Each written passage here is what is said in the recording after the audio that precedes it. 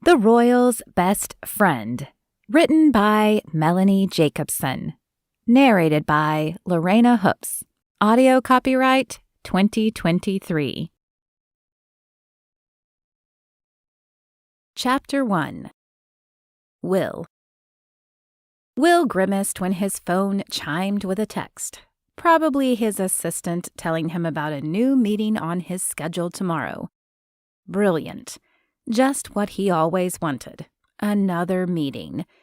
It would be hard to pick what he hated most about being a barrister, but if forced to, he'd rate the wigs he had to wear to appear before the court as the second worst, and the meetings with clients themselves the very worst.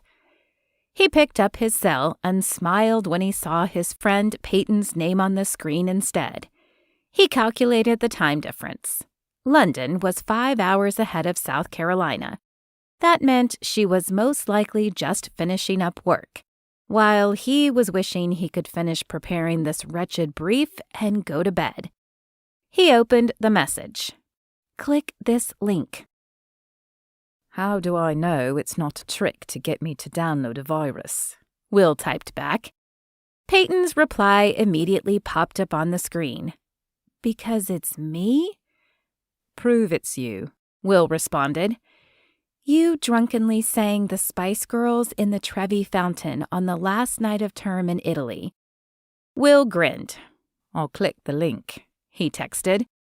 He laughed when it led him to a news story about a hurricane named Bianca forming off the American coast.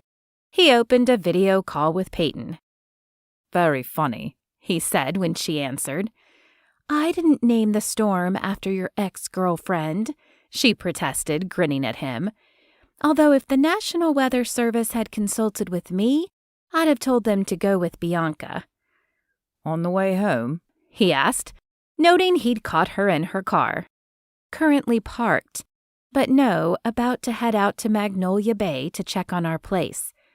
My family has a weekend home, and I want to make sure it's storm-proofed. Our neighbor usually keeps an eye on the place while we're gone, but he's elderly, and I don't want him to have to worry about his place and ours too. He glanced at the link she'd sent him again, only now noticing that the storm was currently off the eastern Atlantic coast. Are you in any danger? He asked. Not currently, she said. It's heading more for the Georgia-Florida line. I'm just taking precautions. I'll head back into Charleston once I've got our place secured. How far is it? He asked. Can you get in and out quickly? It's only a half hour from here, she said. There's no rain yet, and the roads are pretty clear. Folks already wiped out the grocery shelves, and now they're hunkering down. Why aren't you? He asked. Can't one of your brothers check on the place? He winced as soon as he said it. Sexist much? She asked with a laugh. Why is it more their job than mine? You're right. Apologies. Let me rephrase. How did hurricane proofing fall to you? Because they think I'm overreacting, she admitted. They think the house will be fine and I should just go home. That's got my vote. He'd heard Peyton mention weathering hurricanes before, as a South Carolina native, but they were an utterly foreign phenomenon to him as a Londoner. He regarded them almost as mythical. I'm going to be very cross if you're downplaying this. Who else is going to listen to me whinge about my love life if you get blown away in a hurricane? It's fine, Will, I promise, but I do need to get out there if I want to get the boards nailed up before dark. What are you? Bye, Will. She gave him a cheeky wave before winking out of digital existence. Goodbye, he said with a scowl she wouldn't see. He set the phone down. Hurricanes sounded dreadful. How could she be so flippant about one spinning toward her? He checked the link again and discovered it included a live map tracking the storm's progress. Currently, it appeared she was right. It would be landing well south of her. But he refreshed for the next couple of hours just in case. If he'd found it difficult to concentrate on probate law before, It was nearly impossible now. Finally, at midnight, he went to bed. Worry for Peyton still gnawed at him, but he clung to her promise that she was in no danger and the storm would stay on its course. But he didn't sleep easily. The thing about Bianca's is that they never behaved as they ought. When his alarm sounded in the morning, he grabbed his phone from the nightstand and checked the storm tracker straight away, bolting upright when it confirmed his worst fears. Wily Bianca had picked up speed in the warm waters off the Florida coast and used it to barrel further north, making landfall in, he squinted, Charleston. He called Peyton immediately, but it went directly to voicemail. Cursing, he tapped out a text, asking her to confirm she was all right, even as he raced for his laptop so he could pull up a few news sites. He tried the telly too, but the London networks hadn't concerned themselves in the least with America's weather doings. So he scoured American websites instead, his distress growing with each new click. No. This was not good. Every call he made to Peyton's phone continued to go directly to voicemail, and she didn't answer his texts either. By mid-morning, he stepped out of a consultation with the unbearable Lady Smythe Whittington, a friend of his mother's who'd come on a matter concerning her father's will, to check on Peyton again. He even went so far as to check her Facebook page for one of those absurd marked safe flags. But she hadn't posted anything in a few days. By lunch, he was nearly frantic as he scrolled through more news reports. Granted, he knew American news sites skewed toward hyperbole over fact, but the reports were still grim.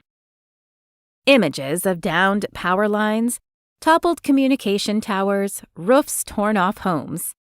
It appeared the bulk of the damage had been from the Category 4 winds, not flooding. He wasn't sure if this was better or worse. The downed utility towers might explain why Peyton had no phone service, but he was nearly climbing out of his skin with worry. Couldn't she at least find some way to let him know she was fine? She'd led him to believe that Charleston was a bustling municipality. Surely they would restore electricity and cell communication to the city soon. But what if she wasn't in Charleston? She'd mentioned going to Magnolia Bay. What if she hadn't made it back home?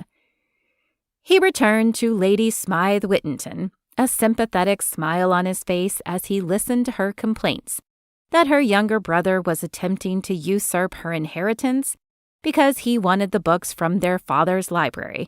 But they were hers, weren't they? Nothing could interest him less at the moment, and as the untitled younger son of an earl with no chance of inheriting, he found himself rather in sympathy with the bookish brother who had asked for nothing else from the estate. Where was Peyton? Had she made it back to Charleston? She wasn't one of his oldest friends. That would be Theo and Henry. But she was certainly one of his dearest. Had been since their semester abroad in Italy. The nagging worry grew until it pushed everything else from his head. And as the first of the partners began to pack up for the day and leave for wine-soaked dinners with top-flight clients, he couldn't take it any longer. He opened his laptop again and made his first impulsive decision since he'd been sewn up neatly in the offices of Clifford, Derringer, and May as a barrister. Perhaps since the time he'd sung Spice Girls drunk in the Trevi Fountain. He sighed as he tapped out his new search. Come to think of it, Bianca, the real one, had precipitated that madness too. He turned his attention back to his search. That disaster was in the past. Time to deal strictly with the disaster in the present. Chapter 2. Peyton. The calm after the storm was distinctly spooky, Peyton decided, as she stood in the front yard of her home and surveyed the damage. It was the family vacation home, to be precise, They called it the beach house, but it felt as much like home to her as her parents' place in town did. Town being the city of Charleston. She hoped they were still tucked safely away in their large and sturdy house. She'd always thought of the beach house as sturdy, too.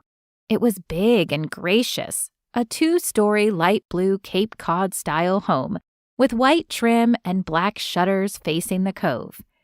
Their grounds, her mother's pride and joy, extended a half-acre toward the beach, where a private wooden boardwalk led through the low grassy dunes to the wide-open white sands lapped by the Atlantic.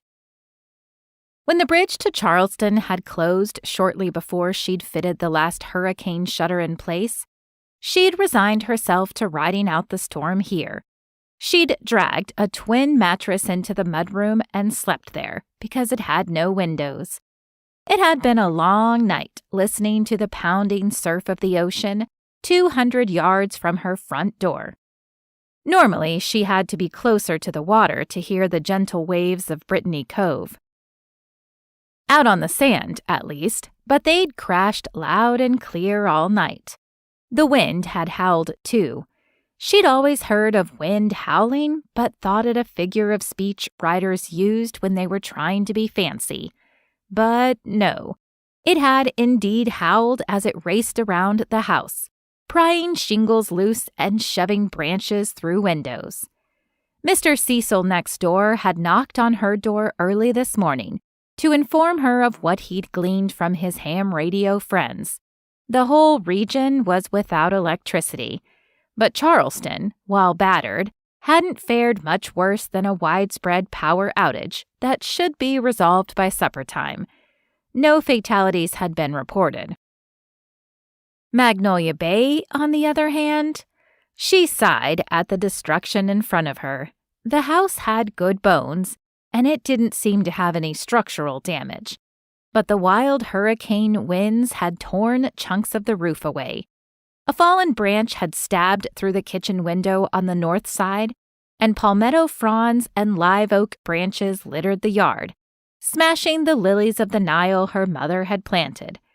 The low white picket fence her brothers had spent one summer building and painting was more flat than standing, but worst of all was old Cherry.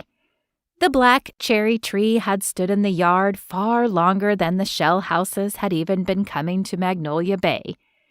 Mr. Cecil once told her that he figured it was at least 100 years old. And now it lay cracked in half, the branches bent toward the earth in the bow of a drunken butler.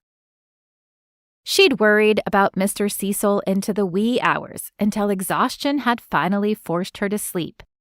He'd weathered several hurricanes from inside his small hotel next door. He and his wife had owned the Wayfarer for 50 years, but when Coral had died 5 years before, part of Mr. Cecil had faded with her. His spry step became more of a shuffle, the twinkle in his eye gone. He was lost in memories as often as not anymore, and Peyton worried he wouldn't remember to take all the precautions he needed to. His knock on her door earlier had been the single most welcome sound she'd heard in days. Well, besides Will's voice yesterday. She sighed. It figured that a hurricane named Bianca would be the one to wreak havoc in Peyton's favorite safe space. No Bianca had ever done anyone any good. A low rumble of distant thunder made her glance up at the sky. Overhead it was blue, but above the Atlantic, gray clouds gathered on the horizon. She pulled out her phone to check the weather report and groaned when she saw the no service warning where her bars should be. She'd forgotten the cell tower was down. Time to check in with Magnolia Bay's unofficial weatherman. Mr. Cecil could tell her the 3-day forecast with a single sniff of the air. "Morning again," he said when she stepped into the lobby. "What is that?" She stopped short and breathed in a deep whiff. "That's coffee perking." "What sorcery is this?" she demanded. "That's a Predator 3500 generator is what," he said. "Bet your folks have one too. Can't run it too long or you'll use up the gas, but it should hold you over for the important things a couple of hours a day until we get back to land for easy refueling." "Mr. Cecil, I will sell you my soul for a cup of that coffee." "Oh, stop," he said. "I was fixin' to bring some over anyway. Looks like y'all took a bit of damage. Thought you could use a cup before you tackle the job." "Trying to figure out where to start first. That's why I'm here. Do I need to worry about those clouds out there?" "Yep. Best to take care of the roof first before more rain comes and makes worse problems for you inside. Storm probably won't hit until mid-morning tomorrow. You got tarps?" "A couple, at least, but I have more than 2 holes." "Best thing you can do right now is just move the boards from your windows to the worst spots on the roof and nail them down. That new storm coming in won't do worse than rattle your glass, but it'll dump a sight more water than you want inside if you don't patch them openings. Do it early before the winds blow you off the roof." "Planning on getting right to it." "Wish I could help you, but my hip, it won't cooperate." "I wouldn't let you up there even if it did." When a flash of aggravation chased over his face, she hurried to add, "You need to stay grounded so you can monitor that radio and answer questions for all the Bay folk you know are going to come by, asking you how to fix all their stuff." "True enough," he said, appearing mollified. "Let me get you some coffee." He sent her with one of the Wayfarer mugs, and she finished the coffee while she poked through the storage room, opening cabinets and rifling through bins to see what she would have to work with. Shortly after noon, she climbed to the roof to investigate the damage more closely. The drips inside were enough to tell her they had problems. She was straddling the roof ridge and patching one of the holes made by missing shingles when she heard her name shouted from the yard. "Peyton!" It was her oldest brother Jake hollering up at her. "Up here," she answered. "Like a dang fool," he shouted back. "Get down here. What is wrong with you?" "I'll come down when I get this last bit hammered in place," she answered, delivering an extra loud thwack. "I need a break anyway." 15 minutes later, she climbed down Mr. Cecil's long ladder to greet her oldest brother, whom she was both pleased and annoyed to see, a common reaction to Jake Shellhouse. He was an excellent brother, except when he took the bossing too far, which was often with his only sister. "Hey, Jake." She stepped into his waiting hug and returned his tight squeeze. "Had us scared to death," he said. "I texted everyone last night that I got caught when the bridge closed. Guess it's open now?" "I must have been one of the first 10 cars across it," he said. "Drove right down and waited for it to open when I realized cell service was out." "I'm fine. Drive back and tell everyone else. Then send Caleb and Matt back to help me." Matt was her next oldest brother, and Caleb was the baby, even at 25.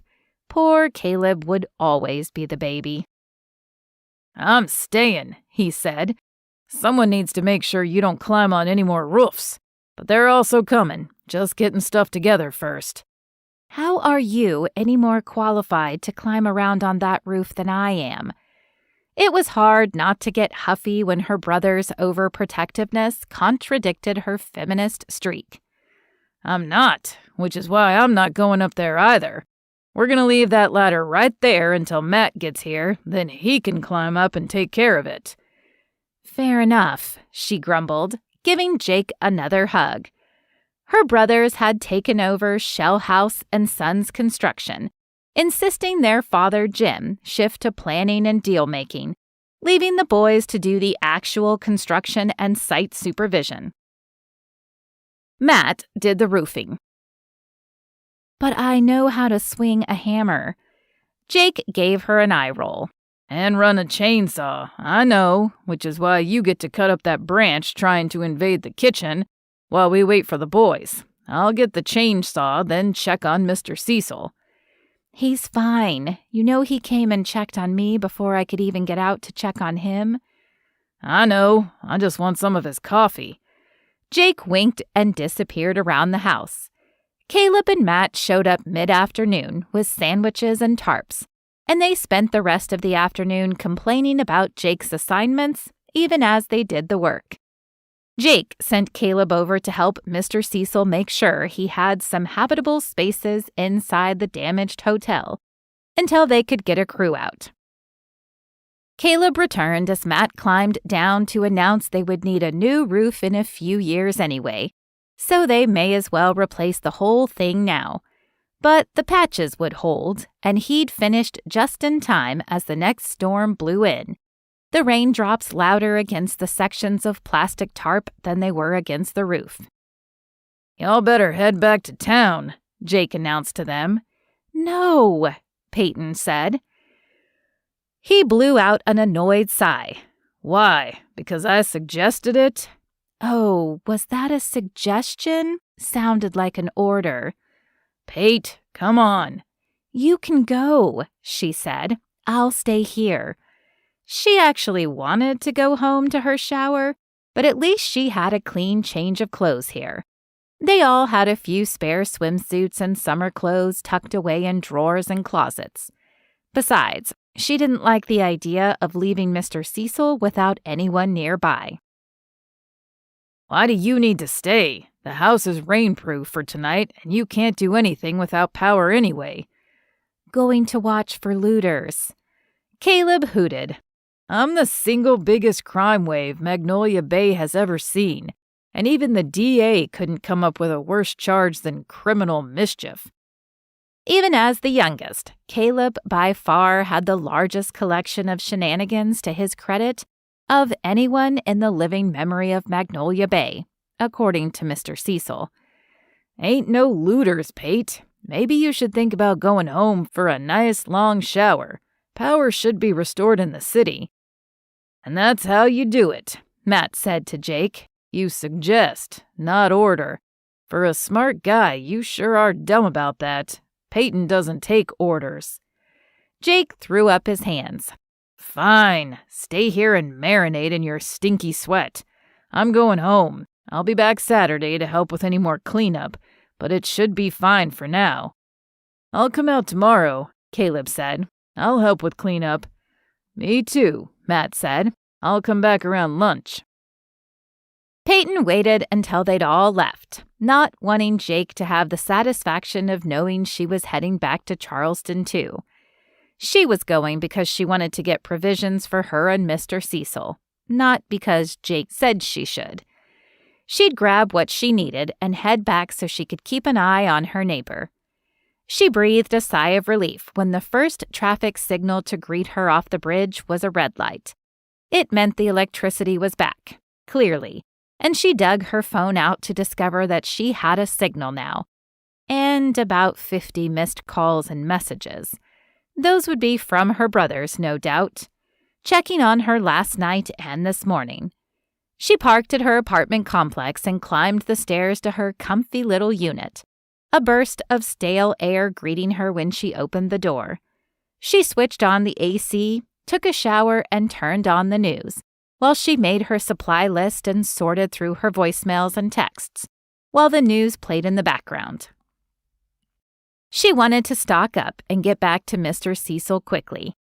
Her eyes widened when she realized no less than half her messages were from Will. The first one started with, "The news shows the storm turned. You okay?" From there, they escalated, growing from concerned to anxious to downright panicked by the last one. "I'm contacting Charleston PD to do a wellness check. Please call." She texted, even though it would be past midnight in London. At least Will would wake to a reassurance she was okay. "Sorry to worry you. I'm fine. House, not so much. But just got back cell service. We'll call in AM. Time to load up her car and head back to Mr. Cecil. She'd just packed 3 bags of non-perishables from her pantry when the news anchor announced all the Sea Island bridges were closing as a precaution, not to reopen until dawn. Oh, great. Now she couldn't get back tonight, and there was no way to call and check on Mr. Cecil. She could only hope he'd use his ham radio if anything bad happened. But she tried to comfort herself with Mr. Cecil's prediction that the new storm wouldn't roll in until mid-morning. Then she spent another hour calling her parents, returning texts from other worried friends and checking on other friends through Facebook, sending texts to anyone who hadn't yet marked themselves safe. At last, she collapsed into bed and fell into the kind of sleep only total exhaustion grants. In the morning, she called Mr. Cecil, but there was no answer. Electricity must not be restored on Sweetgrass Island yet. Mr. Cecil always answered, carrying around his cordless phone like it was a cell phone, if ever he wandered over to chat with any shell houses and residents next door. A few friends had texted back to assure her they were also fine. No message from Will. She tried him on FaceTime, but he didn't answer. Very probably he had donned his powdered wig to go argue inheritance law before the court. She turned on the morning news and listened as she dressed for a day of hard work in yoga pants and a tank top. It sounded as if Charleston and its immediate suburbs all had power restored, but the islands would take a couple more days. The anchor woman also informed viewers that the eastern coasts of all the islands had borne the brunt of the damage. "Lucky us to have a house on the cove," Peyton grumbled. Though, in fact, it usually was lucky. Magnolia Bay lay tranquil most of the year, lapped by mellow waves along its 10 miles of eastern shore, until it opened into the rougher Atlantic. And tucked within that was the small enclave of Brittany Cove, built around a gentle crescent of white sand. It made for a beautiful view of sunrises, cheerful beach umbrellas in the summer, and always the serene blue of the bay. Normally, the cove offered residents additional protection against the storms that sometimes rolled in, but Bianca's winds had been vicious, reaching into their quiet haven to wreak havoc. The images on the news made Peyton's head hurt. The more southerly the island along the Carolina coast, the worse it had fared. Sweetgrass Island had landed somewhere in the middle, damage-wise, by the looks of things. It would take at least a week to get everything put right at the beach house, and that was with a family who did construction for a living. Well, she'd have to inform her web design clients that their projects would be delayed by a week. That was the blessing and curse of freelancing. She could set her own hours and spend time cleaning up the storm aftermath, instead of finishing the 2 websites she had due. She just wouldn't get paid. She dashed off the emails and hurriedly loaded the non-perishables for Mr. Cecil, gas for the generator, and a propane camping stove for her own coffee. She needed to beat the storm that Mr. Cecil had predicted. The news was now confirming it. When she exited the bridge onto the island and took the throughway to the northeast side, she braced herself for the debris-strewn yard and tarp-patched roof. But it wasn't the shock of seeing them anew that made her hit the brakes and sent her jolting against her seatbelt when she pulled into the driveway. It was the handsome man at the head of the driveway. Taller than her by a good 6 inches, deceptively serious features that turned boyish with the flash of his smile, warm brown eyes that had convinced her they should be friends all those years ago. There was no mistaking him, standing with a duffel beside him, hands tucked into his pockets, looking a bit lost. What in the world was the Honorable William Charles Maxwell, second son of the Earl of Highbury, doing at her beach house? Chapter 3. Will. Will almost sagged in relief when Peyton's small SUV turned into the driveway and he recognized her behind the wheel. She gawped at the sight of him, quickly cut the engine, and flew from the car. "Will!" She ran at him with a look of confusion and delight, her straight, dark blonde hair flying behind her, her blue eyes shining, and he scooped her up. This was one of his favorite things about Peyton, her easy smiles and the generous hugs. And somehow every hug of hers made him feel special. Even if she hugged everyone else in sight, which she usually did. "What are you doing here?" she demanded. The slight trace of her southern accent sounded a touch thicker here than it had in Italy when they'd met in their pension on the first day of their semester abroad in Rome. "I was worried," he said, "when I woke yesterday morning to discover Bianca had, in fact, turned and raced right toward you. I had a bad feeling. I should have expected it." "But that doesn't explain why you're here," she prompted him. "Oh, well..." He felt the tips of his ears heat. "It sounds rather stupid to say it now that I see you're fine, but I got a bit worried when I couldn't make contact with you all day yesterday." "Sorry about that. I was out here and there's still no cell service or electricity. I didn't get any texts or voicemails until I went back to the mainland last night. I texted you immediately, though." His ears felt even warmer. He cleared his throat. "Yes, well, by then I was already on a red-eye. Caught a flight out of Atlanta into Charleston early this morning." He paused to wince, underscoring how early it had been. "Then I took an Uber here." She grabbed him and hugged him again. "I'm doing this so you don't lose sight of how tickled I am to see you. But I'm still confused," she said, stepping back. "How did you know this was our beach house?" "I've heard you talk about Magnolia Bay often enough. I knew you were on the cove, and you lived next to a hotel. I matched your house to some of the pictures you have on Instagram, and..." He trailed off, shoving his hands deeper into his pockets. "I sound like a stalker." She took his face in her hands and tilted his head down so she could look him in the eyes.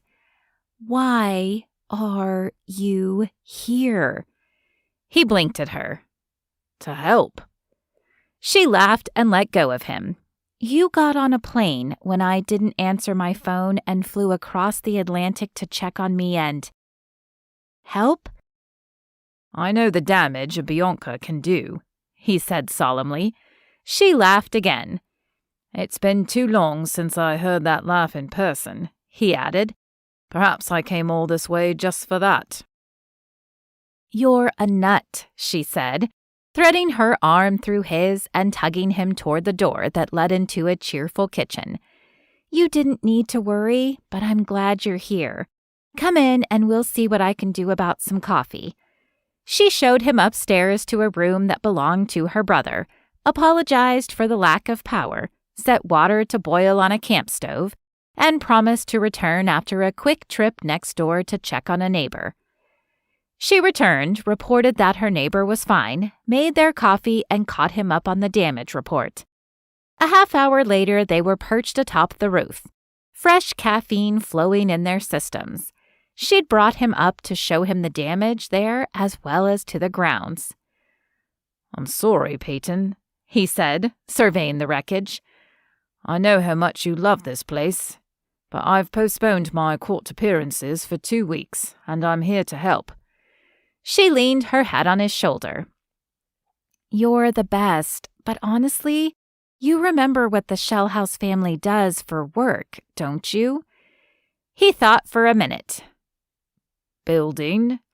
"Quite right," she said, in an imitation of his plummy London tones. "My brothers will have this place whipped into shape in no time. However..." He drew back to see where she was going with her wheedling tone. "Mr. Cecil next door, he doesn't have any kids, and he's definitely going to need some help too. Would you be willing to work over there until the boys can line up a crew for him? Most of our people are tied up for the next few days trying to take care of their own homes first. We'll get to Mr. Cecil as soon as we can, but it'll still take a minute." "Of course," he said. "You're the best." They sat in companionable silence for a bit, her head on his shoulder as they gazed out at the bay. This was another of his favorite things about Peyton. It had always been this easy with her, ever since they'd bumped into each other that day in the hallway at the pension. He'd done his Italy study abroad because, according to Lady Highbury, every English aristocrat needed seasoning on the continent. He sometimes wondered if his mother didn't half live in an Austen fantasy, made real in her own life when she'd married an earl. The continent, indeed. But whilst his elder brother George found France sufficient for his seasoning, Will had been drawn to the sun-soaked Mediterranean delights of Italy. He and Peyton had spent a rousing spring and summer exploring the country, all while she enjoyed a summer romance with a handsome Roman university scholar. And he'd spent many a long train ride pining over Bianca, who blew as fickle and as fierce as her namesake hurricane. He soaked in the gentle morning sun and soft breeze blowing off the bay. He was glad Bianca was gone, the storm and the woman. At length, Peyton straightened and stretched beside him, reaching her hands up toward the sky, then dropping them and giving her whole body a shimmy. "Time to get to work," she said. "I'll introduce you to Mr. Cecil." They took the weathered boardwalk that ran behind all the beachfront properties like a sidewalk, turning up the one to a hotel. They found the old man on the veranda, leaning on his cane and surveying the wreckage. She kept her voice low as they approached him, stepping from the boardwalk to a stone walkway. "My brother Caleb cleared this so Mr. Cecil won't have to pick his way over any more fallen branches," she said. "And that sign was all the way over in our yard yesterday." It leaned against the porch railing now. But while the sign may have been returned, not much else was in order. The cushions from the veranda rockers were strewn all over the property, which was considerably larger than Peyton's, and the rocking chairs themselves all lay on their sides, with the exception of one which had somehow been turned upside down, its curved rockers stabbing through the picture window that showed a dining room beyond its broken panes. "Mr. Cecil, this is the Honorable William Maxwell of Highbury, a dear friend of mine from college, and Mr. Cecil here is the proprietor of the sweetest little hotel in all of the Sea Islands." "Just Will." "A Brit, huh?" Mr. Cecil said, shaking it. "Right brave of you to show your face here after what your people did round these parts." Mr. Cecil scowled at him, but Will caught the twinkle in his eye. "I'm sure Will's people had nothing to do with that," Peyton said. "He's one of the good ones." "Actually," Will muttered, "the Honourable Philip Archibald Maxwell, third son of the Earl of Highbury, served as a major in the British regiment. He helped Cornwallis capture Charleston." When Peyton and Mr. Cecil both looked flummoxed by this confession, Will gave them a shrug and a smile. "I suppose it's the long practice of the younger sons of Highbury earls to spend time in South Carolina trying to be useful. I hope I've picked the right side this time." "That's why he's here," Peyton said. "The boys will make sure we dispatch our first crew to you for repairs, but Will is here to help you in the meantime." "Mighty nice of you, Will," Mr. Cecil said. "They teach sons of earls how to swing a hammer these days?" "He can help with the cleanup," Peyton said, before Will could answer. "I'll send Caleb over to do the most pressing repairs when he gets here later. Sounds like he'll have his hands full trying to handle his job site, though. The winds took down half of their new framing." Will tried not to bristle at her assumption that he was only good at picking up trash.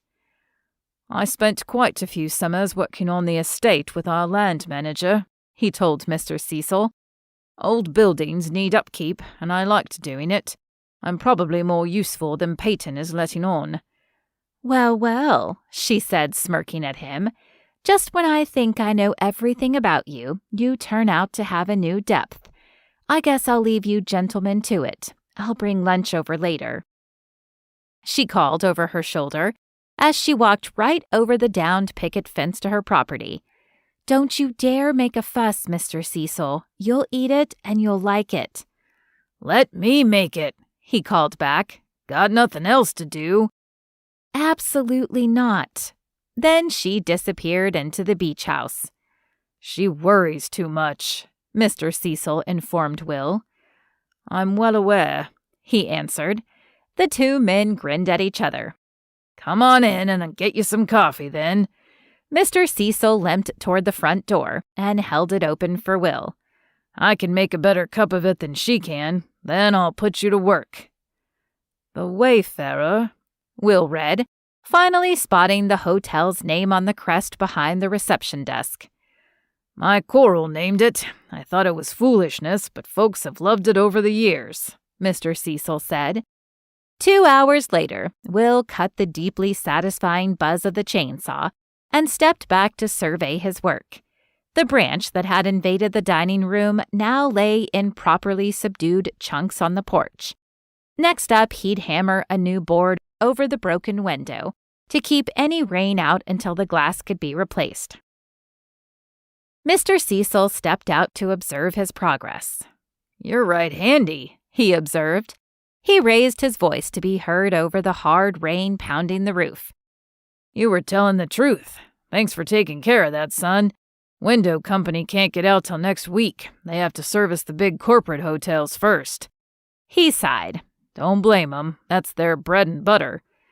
Will hopped down from the porch and backed up to examine the now boarded picture window. "Have you considered replacing it with French doors? You could leave them open during dining hours. Inviting the outside in is all the rage at European coastal resorts these days. No more boundaries between indoors and outdoors." Mr. Cecil made a sour face. "Invite in the mosquitoes, more likely. You just wait. They'll be out in full force shortly, and you won't have any more questions about boundaries." His expression turned sad. "Don't matter anyway. That's for the next owner to decide." "You're selling this place?" Mr. Cecil settled himself into one of the rocking chairs Will had righted. "Coral and I rebuilt 4 times after hurricanes, but this is the first one that's come through since she passed, and He shook his head. "I can't imagine rebuilding without her. My heart isn't in it. She was the heart and soul of this place." Will didn't know what to say, but he took the seat beside the old man. "I'm sorry, sir. How long have you owned the Wayfarer?" Mr. Cecil smiled, but his gaze had grown distant, looking beyond the clouded horizon and into the past, Will suspected. 50 years we ran this place. Bought it from the original owner after 10 years of running it for her when it was still a bed and breakfast. Then over time, we bought the old Cooper place next to us and expanded to 40 rooms. We've maintained a 75% occupancy ever since, and we're completely booked over the summers." His gaze cleared, and he looked at Will again. "When hurricanes don't chase our guests away." "Sounds like you've done a magnificent job with it. Are you sure you want to let it go?" "I'm sure." The old man's voice was tired but firm. "It ain't the same without Coral. My only regret is that the buyers will likely be one of those soulless chains with their cookie-cutter rooms and corporate logos over everything. They've been hungry to get a foothold in Magnolia Bay, but most of these families have owned their places for generations. They're mighty stubborn about family land." "Brits know a bit about that," Will said, smiling. "I guess you do." He sighed. "It's a shame, but if I want to get a fair price, those corporate outfits are the only ones who can come up with that kind of moolah." They sat in silence, listening to the sharp tattoo of raindrops overhead. Will guessed Mr. Cecil was lost in his memories again. Will wasn't thinking much at all. He was simply being, absorbing the moment in a way the hustle and dash of London rarely allowed him to. At length he rose, reluctant to leave Mr. Cecil's company, and took up the tool belt he'd found in the property shed. The groundskeeper, Danny, wouldn't mind him using it, Mr. Cecil had assured him, but Danny would want it back tomorrow when he returned to the island to oversee cleanup and repair.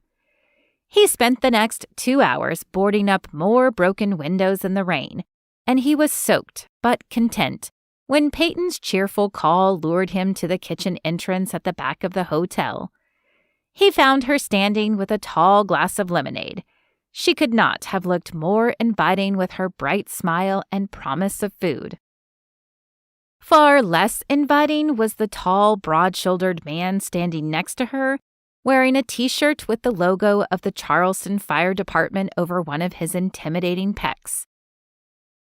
From the hand he rested possessively at the small of Peyton's back, Will would wager €100 that this was not one of the Shell House brothers.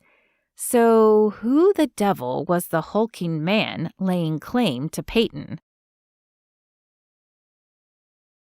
Chapter 4. Peyton. "Will," Peyton called again, "I brought you some lunch. Take a break and come meet Connor." Will tucked his hammer into a loop on the tool belt and strode over. "Looks like you're making great progress," she said, handing over his lemonade as he approached. "Yeah, it's coming along." "Will, this is my boyfriend Connor," she said. Connor gave a polite smile and stretched his hand out for a shake. "So you're the guy she's always chatting with when she's not talking to me." Peyton looked at him, startled by the slightly possessive tone in his voice. She'd explained her friendship with Will to Connor more than once, and he'd seemed to understand. Why did men devolve to apes when a new male entered the scene? She'd watched her brothers all do this often enough to recognize this for what it was. She wasn't having it. Wasn't it so great of him to fly over to help? It wasn't a question as much as a firm communication of how she expected Connor to treat the situation. "So great," Connor said, his voice still polite. "You have much experience in hurricane cleanup there in London?" "I'm more of a specialist in Bianca aftermath," Will answered with a grin she could only describe as cheeky. "His girlfriend," Peyton explained to Connor with an eye roll, "or will be when they reconcile. Again." "Ex-girlfriend, but no, not a hurricane expert. I came because I worried a bit when I saw the storm had changed paths and then couldn't reach Peyton," Will explained. Connor's brows furrowed. "So you hopped on a plane and flew across the ocean just to see for yourself?" Will shrugged. "She's done the same for me. Time to return the favor." Connor only looked more confused. "She's helped you clean up after a storm?" "Metaphorically, yes," Peyton interrupted, "but I'm glad he's here to help out Mr. Cecil until Danny can make it back. So you see, nothing to worry about here. The boys will be along to help with our place. Mr. Cecil's fine, and you can go back to your gran and let her order you around. You know that will do her more good than anything." A reluctant smile tugged at Connor's lips. "True enough. I guess I was hoping you'd get me off the hook over there." Peyton scoffed, "As if you'd let anyone else take care of her." Connor's endearing boyish grin emerged in full force.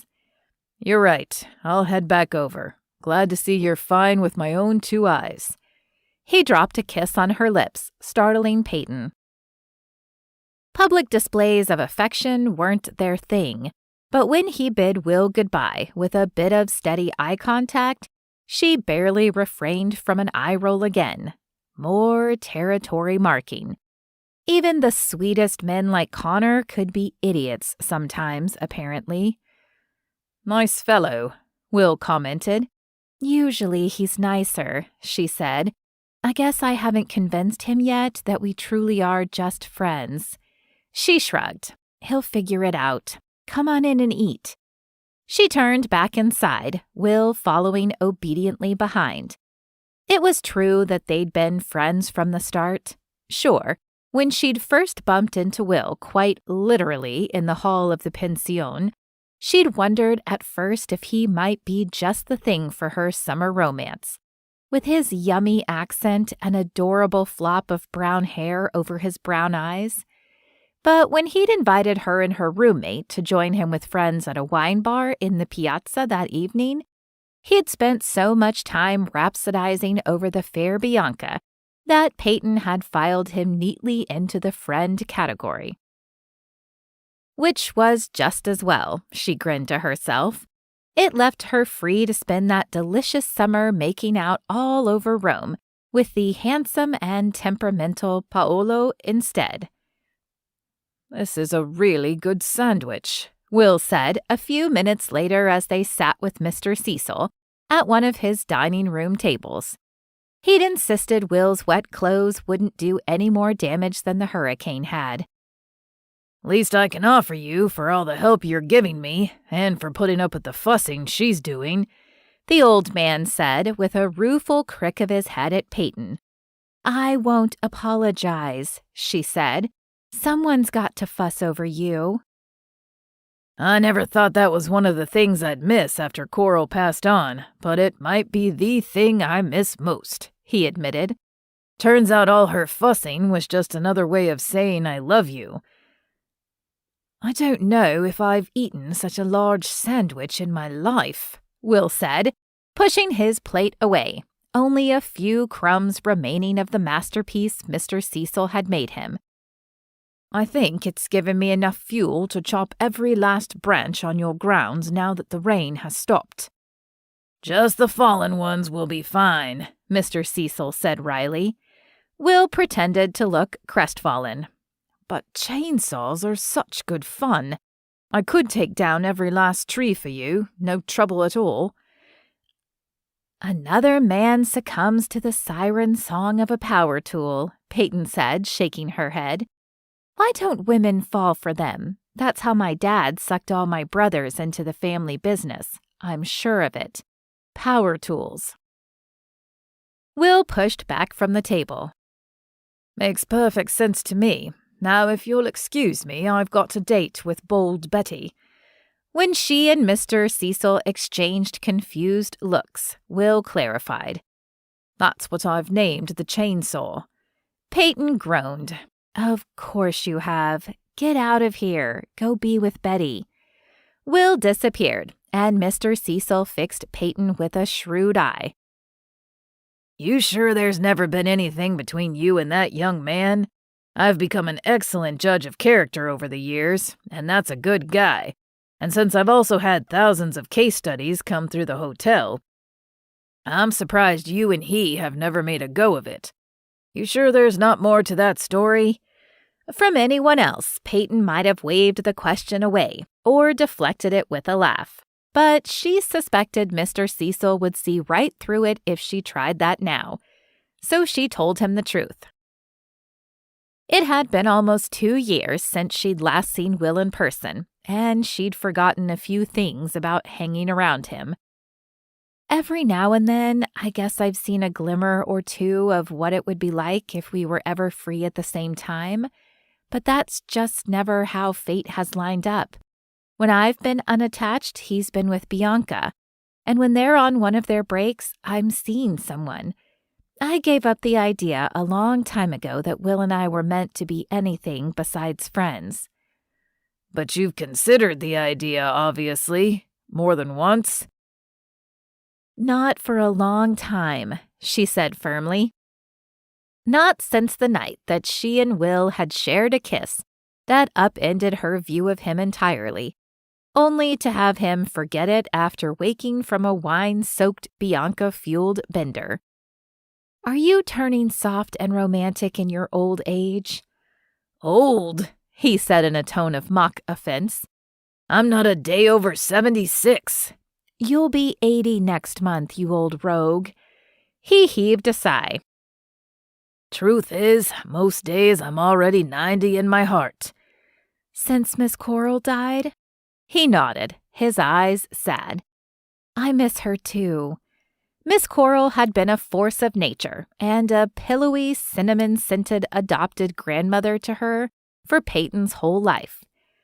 "It's why I'm leaving Brittany Cove," he said with a sideways glance at her.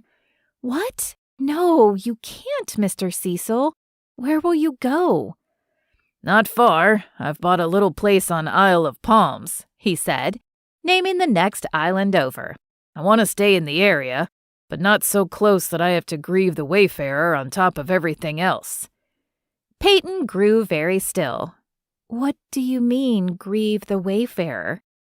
He kept his eyes glued to the tabletop and spoke his next words slowly. I hate to do it, but it's time I let the wayfarer go. I've got no one to pass it to, and I don't have the heart to rebuild without coral. I've held on to it the last few years because I wasn't quite ready. I am now, but I'm sorry for it, he said, finally meeting her eyes. I know it's likely to be snapped up by a corporate chain, and I wish I could avoid that, but I need the money from the sale to live comfortably for however many years I have left. A slew of protests rushed to her lips, but she held them all back. Mr. Cecil was clearly feeling defeated in the hurricane aftermath. He'd feel differently once Danny came back and got the repairs underway. For now, she would simply commiserate with him. When the last of the lemonade was gone, and Peyton was sure Mr. Cecil was in good spirits, Peyton returned to the beach house, intent on clearing away more debris. But the skies had a different idea. She'd no sooner pulled on her work gloves than the next squall blew in, drumming a high rat-a-tat-tat against the roof tarps. With a sigh, she pulled off the gloves and went in to make sure any leaks from the ceiling had a pot to catch them. Peyton, Will's voice floated up the stairs a few minutes later. Hey, she said, popping her head over the railing. Up here watching for leaks. Mind if I sit out the rain with you? Of course not. Can I help? No, just one more bowl to put under a leak in the master bath, and I'll be right down. Make yourself comfortable. A few minutes later, she found he'd taken her at her word and settled in at the kitchen table. She smiled at the sight of him. Is something funny? He asked, catching her expression. My mother would be appalled to know that a proper English gentleman, son of an earl, is sitting at this beaten-up old table she's wanted to replace for years. But we wouldn't let her. He ran a hand over the surface. Seems sturdy enough. It is. I don't know how many summer breakfasts I've eaten here with my brothers, or how many fights we've had over the last piece of bacon. We told her we wouldn't fight her if she wanted to replace the dining room table with something less embarrassing for company, but she couldn't touch the kitchen one. This seems like a fine place to have spent your summers, he said, glancing around the warm kitchen. Her mother had painted it soft tones of sand and coral with little pops of blue. I love it here, she said. I grew up here as much as I did in Charleston. In some ways, this island has shaped me more. Is Connor the man you've been seeing the past bit? Will asked. The past bit, but also my whole life, she confirmed. His family's place is about a half-mile down the beach. We grew up together, and over the spring I found myself spending more time here at the beach house than at my apartment. He lives here year-round, and, I don't know, we just make sense. Seems kind of boring, Will said. The 1 minute you were around him was enough to assess that, This was old territory for them, teasing each other over their romantic choices. I could have not met him at all and reached the same conclusion. It's your M.O., he said. Nice and boring. It's as though you've never recovered from Paolo. Paolo, who'd wept beneath her tiny balcony at the Pension on her last night in Rome. It had been a loud performance of his love for her, but if there was anything Peyton had learned about the literature scholar, it was that he was far more addicted to the drama of romance than he was to Peyton. It's true, I've tried to avoid the dramatic type since, she said. You didn't need to land on thoroughly boring. This from the guy who had dated Bianca for 5 years? She knew he was only teasing, but the barb stung a little. Just because her relationship with Connor was steady and mature, it didn't mean boring. Touché. Will's answering smile held a heavy trace of regret. Those are 5 years I'll never get back. Oh, cheer up. Bianca will come around soon enough and you'll get to ride the whirlwind again. No. His voice was firm. We are utterly and thoroughly done. I haven't spoken to her in nearly a year. This was a surprise. I thought you were too embarrassed to tell me you'd been in touch. You really cut ties? I really have. She's not good for me. Never has been. Life has been quieter, but I'm finding I prefer that. Better than the constant shouting and dramatics. She searched his face carefully. He'd sworn off Bianca many times before, but usually in a fit of anger. There was a calmness to this pronouncement. She hoped for Will's sake it was true, but she'd never seen anyone with their fingers so thoroughly sunk into someone as Bianca's were into Will. But if it were true, she thought of Mr. Cecil's question. You've considered the idea, obviously. Of course, but even if she hadn't closed that door between them long ago, she was with Connor now. The timing was off, as it always had been and always would be. She was happy with Connor, and eventually Will would either succumb to Bianca once and for all, or he'd find another woman who made him happy for real. Why are you smiling? Will asked. You don't believe me about Bianca? No, she confessed, although I hope you're right this time.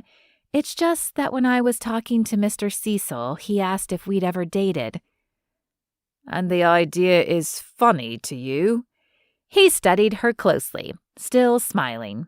Isn't it funny to you? I guess it is. Funny that no one ever believes two wildly attractive 27-year-olds can simply be friends. But here we are, proving them all wrong. I wish I had a cold beer to toast that. Maybe tomorrow if the power is back on, she said. Sounds good.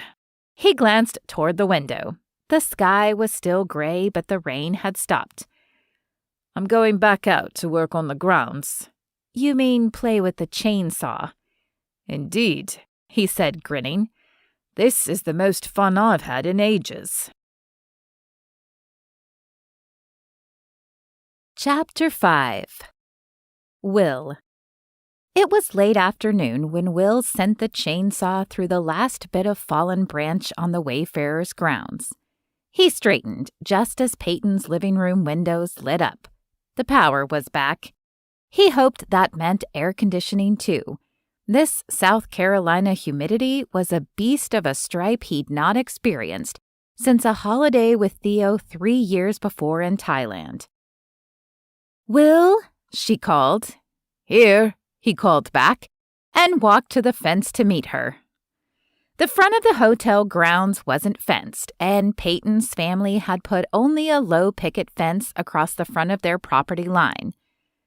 But the property lines running back to the street were separated by a mix of wooden privacy fences and hedges.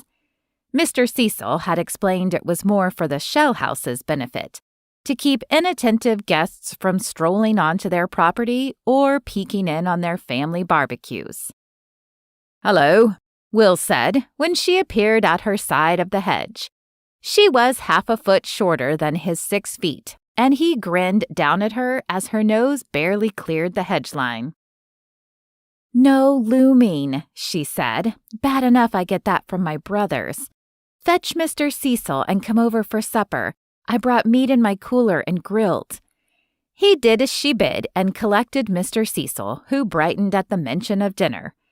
That girl cooks a mean burger, he said, happy to join Will, who took care not to outpace the older man's slight limp as they presented themselves at Peyton's for dinner.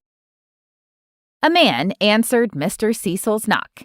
A man with Peyton's same blue eyes, and Mr. Cecil introduced him as her brother Matt. Caleb will be around here too, I assume, Mr. Cecil asked. He is, Matt confirmed, getting in Peyton's way while she grills.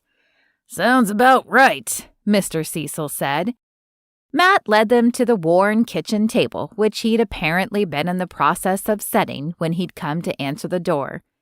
Within a few minutes, another shell house walked in from the side deck, bearing a platter of burger patties, Peyton trailing after him.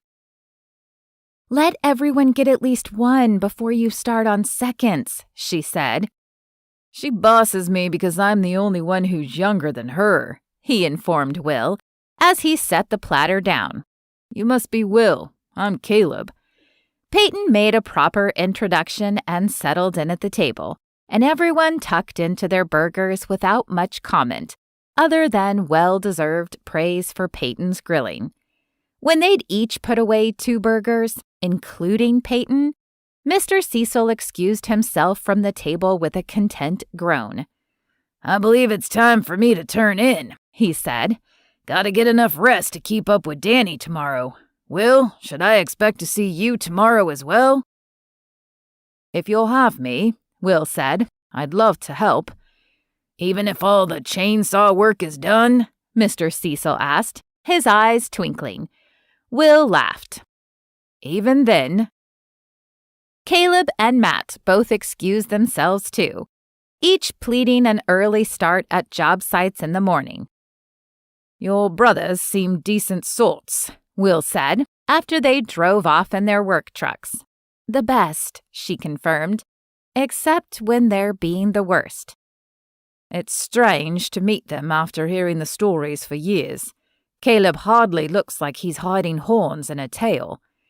Then he's got you fooled, too, because the boy has the devil in him.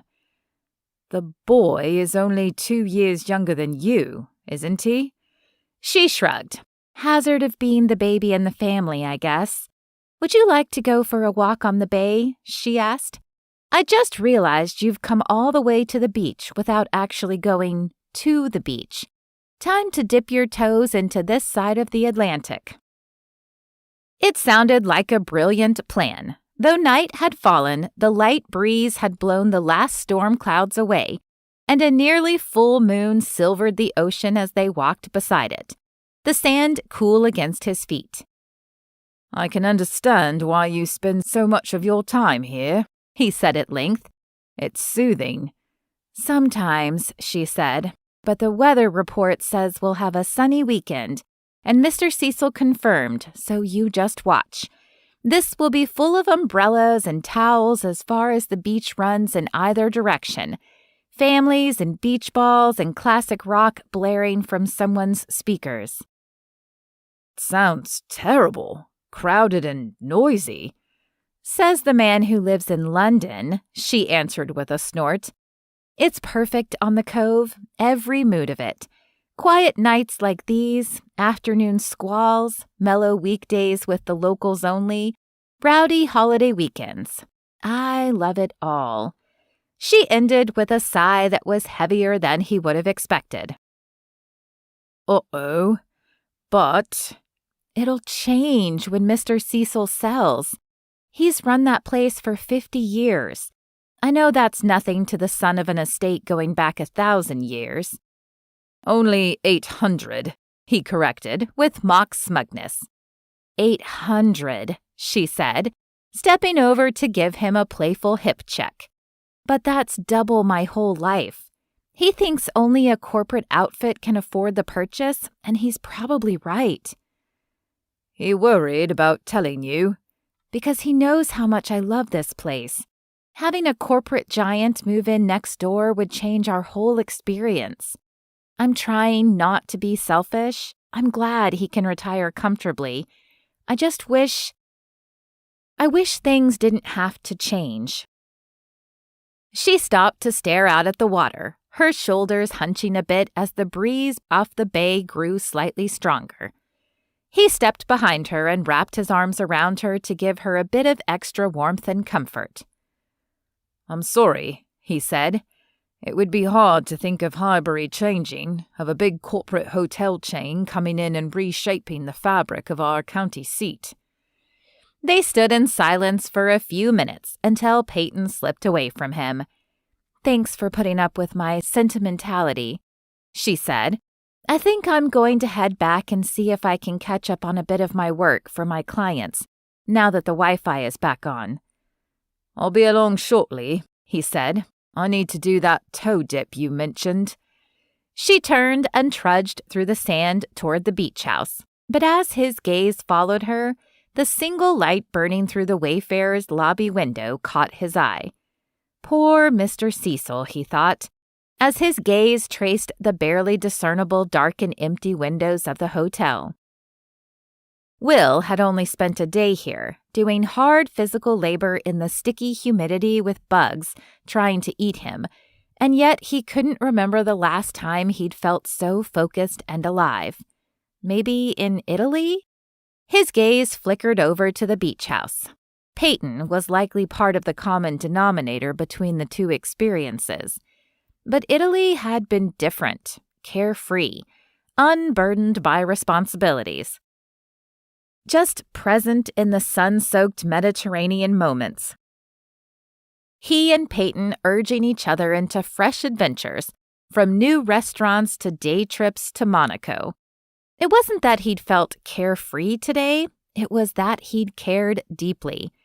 That had been missing from his life the last couple of years as he'd earned the marks he needed, read for the law, and assumed his guaranteed place at London's most prestigious firm. And he'd been thoroughly bored ever since. Well, he had 10 days left before he had to return, and he would soak in each one of them, making them last, before the chilly damp of London and his life could press in on him again. Chapter 6.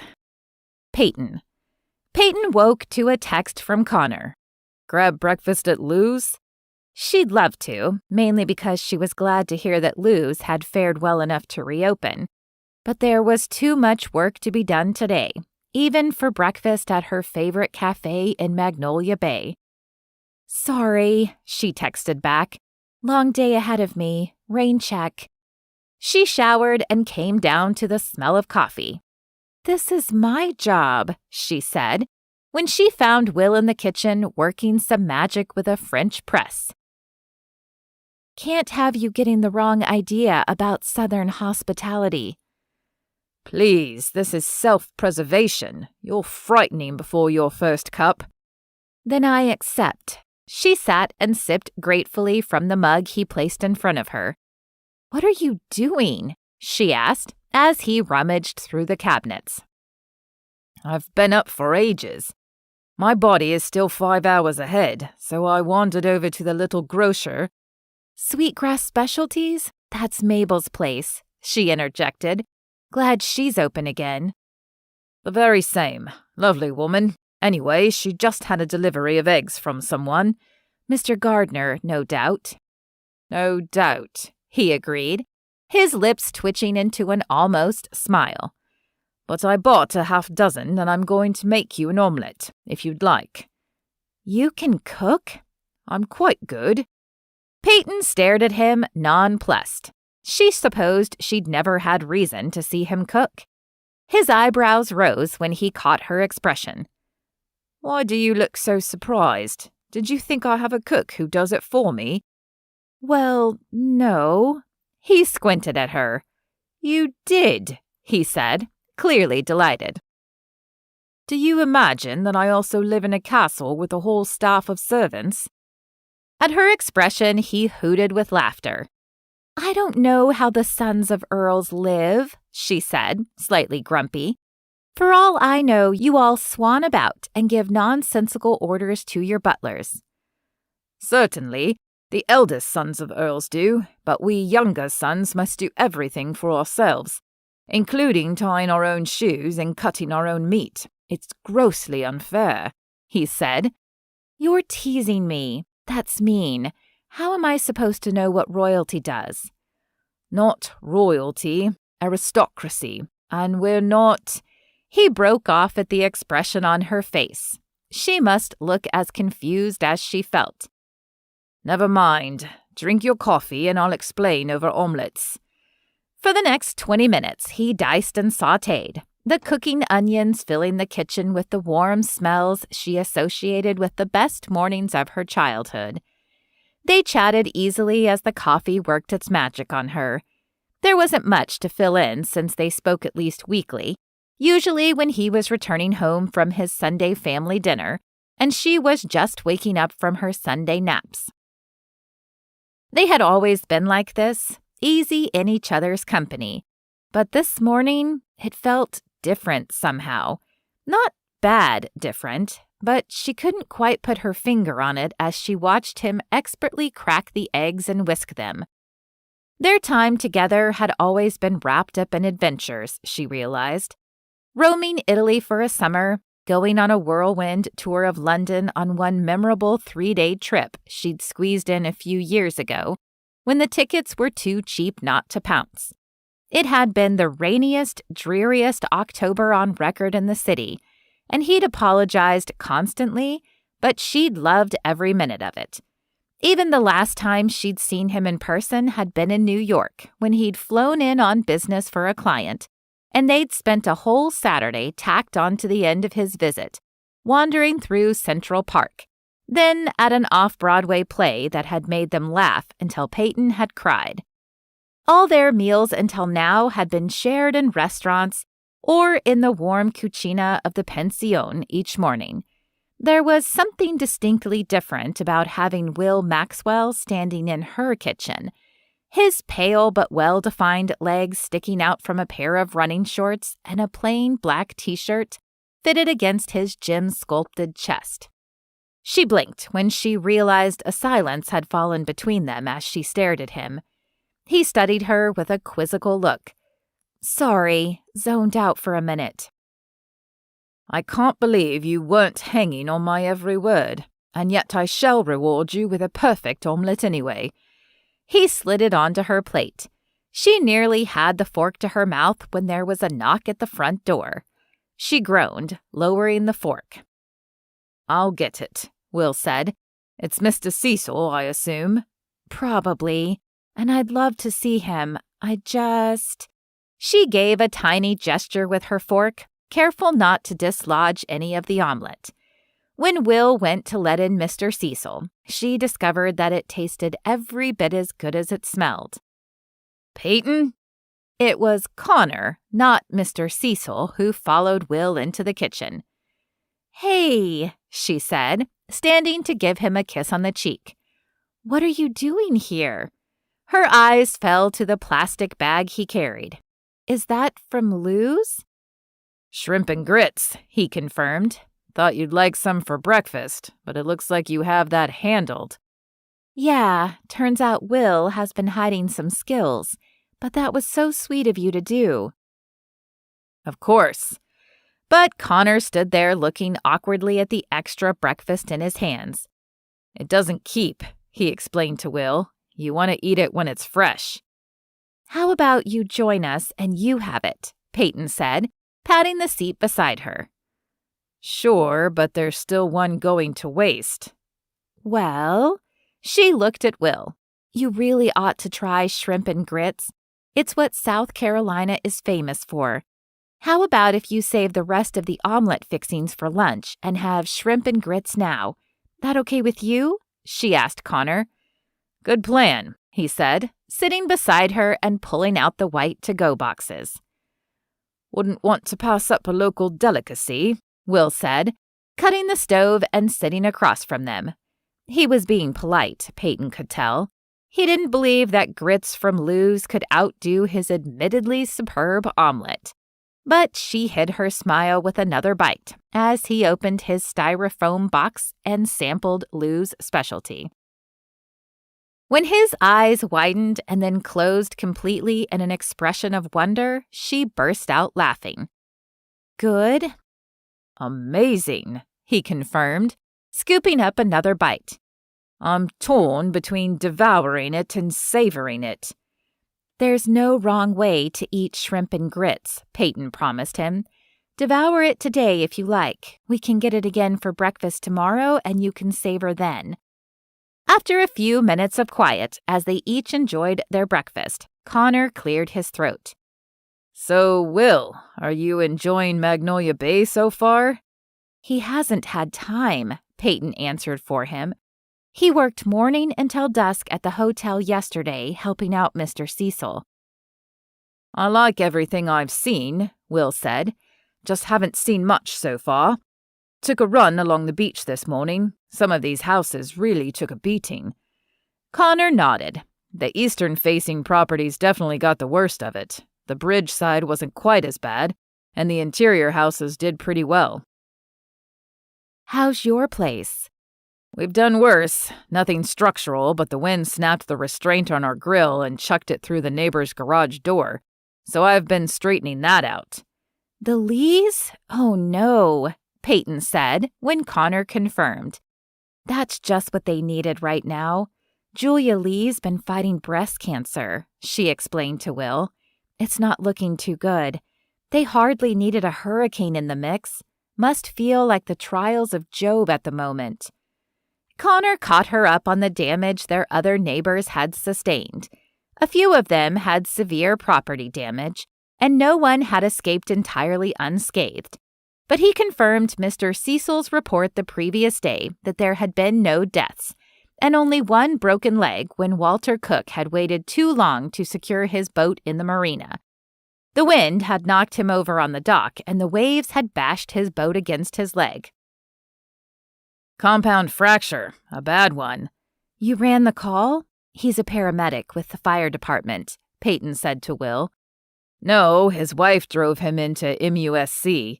He went into surgery today, but if all goes well, they'll release him tomorrow afternoon, Connor said. He'll be all right, I think. He wiped his mouth with his napkin and rose to clear his place. I best be going. Need to help Dave Lee replace his garage door. Walk me out? He asked her. Nice to see you again, Will. Peyton followed him out to the porch. Thanks for bringing breakfast by. That was really sweet of you. Sure. He ducked his head. Hey, Pate, this Will guy, did he stay here last night? Yeah, she frowned. It's not a big deal, Connor. We've been friends forever. He stayed in Caleb's room. He hesitated. It's odd to be welcomed to your home by a barefooted guy who's cooking you an omelet. Peyton supposed if the situation were reversed, and she was greeted by a woman at his home on any given day, she might have questions too. Except she'd mentioned Will to Connor before. He'd even been in the same room with her when she'd taken one of Will's calls. Had heard how innocuous it was. His insinuation bothered her. She crossed her arms and pinned him with a look that all her brothers knew meant, do not cross. Are you trying to suggest something when I just told you there's nothing to worry about? He held up his hands in a placating gesture. See it from my point of view. I did, and in that point of view, your girlfriend told you there's nothing to worry about, and you realized she was right and you dropped it. When a frustrated expression crossed his face, she sighed and reached out to take his hands. Stop worrying. Will's just a friend. Always has been. Mostly. All right. With a quick glance behind her, he leaned down and pressed a hard, fast kiss to her mouth. Call you later. She touched her lips as he strode off. What was that? It was nowhere near as gentle as his usual goodbyes. She turned to discover Will on the porch looking awkward. Sorry, he said. Didn't mean to intrude. I finished the dishes and meant to head next door to help Mr. Cecil. She'd planned to spend some time rebuilding part of the front fence, but she'd never done well with following orders. And while Connor hadn't exactly issued an order not to spend time with Will, even his concern was enough to irritate her into doing the opposite. I'll come with, she said to Will. The most pressing things are fixed or under control here, and I'm sure Danny will have more than he can do on his own. Will held up his hands, studied them front and back, then looked at her. I thought I'd proven these weren't utterly useless. "You have," she said, grinning. "Maybe I'm just in the mood to do some more bossing, and there's not enough opportunity when it's just me over here." "Oh, lovely. Just what I was hoping for." An hour later, they took a break from hauling and stacking the wood Will had cut up the previous day. Or at least Peyton did. The heat index was climbing, hovering up in the low 80s with no breeze to move the humidity around. She went into the hotel kitchen for a glass of water and brought another for Will. "Seriously, hydrate," she called to him. But he wiped his face against his shoulder and waved her off, before hauling another piece of tree trunk to the woodpile. She sat on one of the broken chairs beside the door, chairs she'd dragged over from the guest patio near the fire pit. But Will kept working. It was hypnotic watching his steady rhythm. Lift, haul, stack. It was like watching a pendulum or a paddleboarder. Lift, haul, stack. Lift, haul, stack. Will had vibrated with both exhaustion and restlessness since the minute she'd spotted him in her driveway. She'd thought it was tiredness from the red-eye, but even after a full night's sleep, the restlessness still clung to him. She suspected it was what drove him to do the relentless chopping yesterday and the stacking today. Why? She could get him to tell her eventually, but it would help if she started with a good guess. He'd only hinted at dissatisfaction at work, but she wondered if that might be it. The dissatisfaction had carried a distinct hint of boredom, and Will didn't tolerate boredom well. It was one of her favorite qualities about him, since it had led him to agree to any and every adventure in Rome, and plenty outside of it, too. A half-smile tugged at her lips as Connor's concerned hint came back to her, as if there was anything remotely noteworthy about Will bunking in Caleb's room. And yet, her smile slipped. She'd been dating Connor for 5 months, longer than she and Will had spent together in Rome, and she'd known Connor her whole life. But somehow it was still far easier for her to read Will's moods than Connor's. She hadn't noticed it until Will had shown up, and she shifted uneasily in her chair as the realization sunk in. Why was it harder to read Connor? Maybe it was because he wasn't as prone to as many different moods as Will. Connor was mellow, easy to get along with, accommodating. This morning might be the first time she'd ever seen anything like annoyance from him. Or maybe the idea of 10 more days with Will under her roof stretched before her, and she was already attuning to him the way she had so easily in Rome. And that had very nearly ended in humiliation and hurt for her, before Will's total lack of recall the next morning had saved her from it. "Stop it," she told herself firmly. The thought never would have crossed your mind if Connor hadn't put it there. She and Will were just friends, had always been just friends, would always be just friends. Chapter 7. Will. Will dropped the last bit of felled tree onto the stack and stepped back to wipe away the sweat stinging his eyes. "It's a masterpiece," Peyton decreed. She'd worked right alongside him, except when she had insisted it was time for him to drink or eat. With the late afternoon sun setting behind them, he was grateful for her bossing.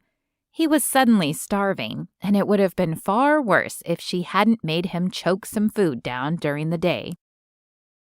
"It was deeply satisfying," he said, looking over the neatly stacked wood. It wasn't glamorous work, but it was work that had needed doing. It felt good to look at the long, high wall of wood he and Peyton had made. Now I won't have to worry about Mr. Cecil tripping over any of this when he's out here. She wiped the back of her hand across her forehead and sighed. Sorry hurricane cleanup is such tedious work.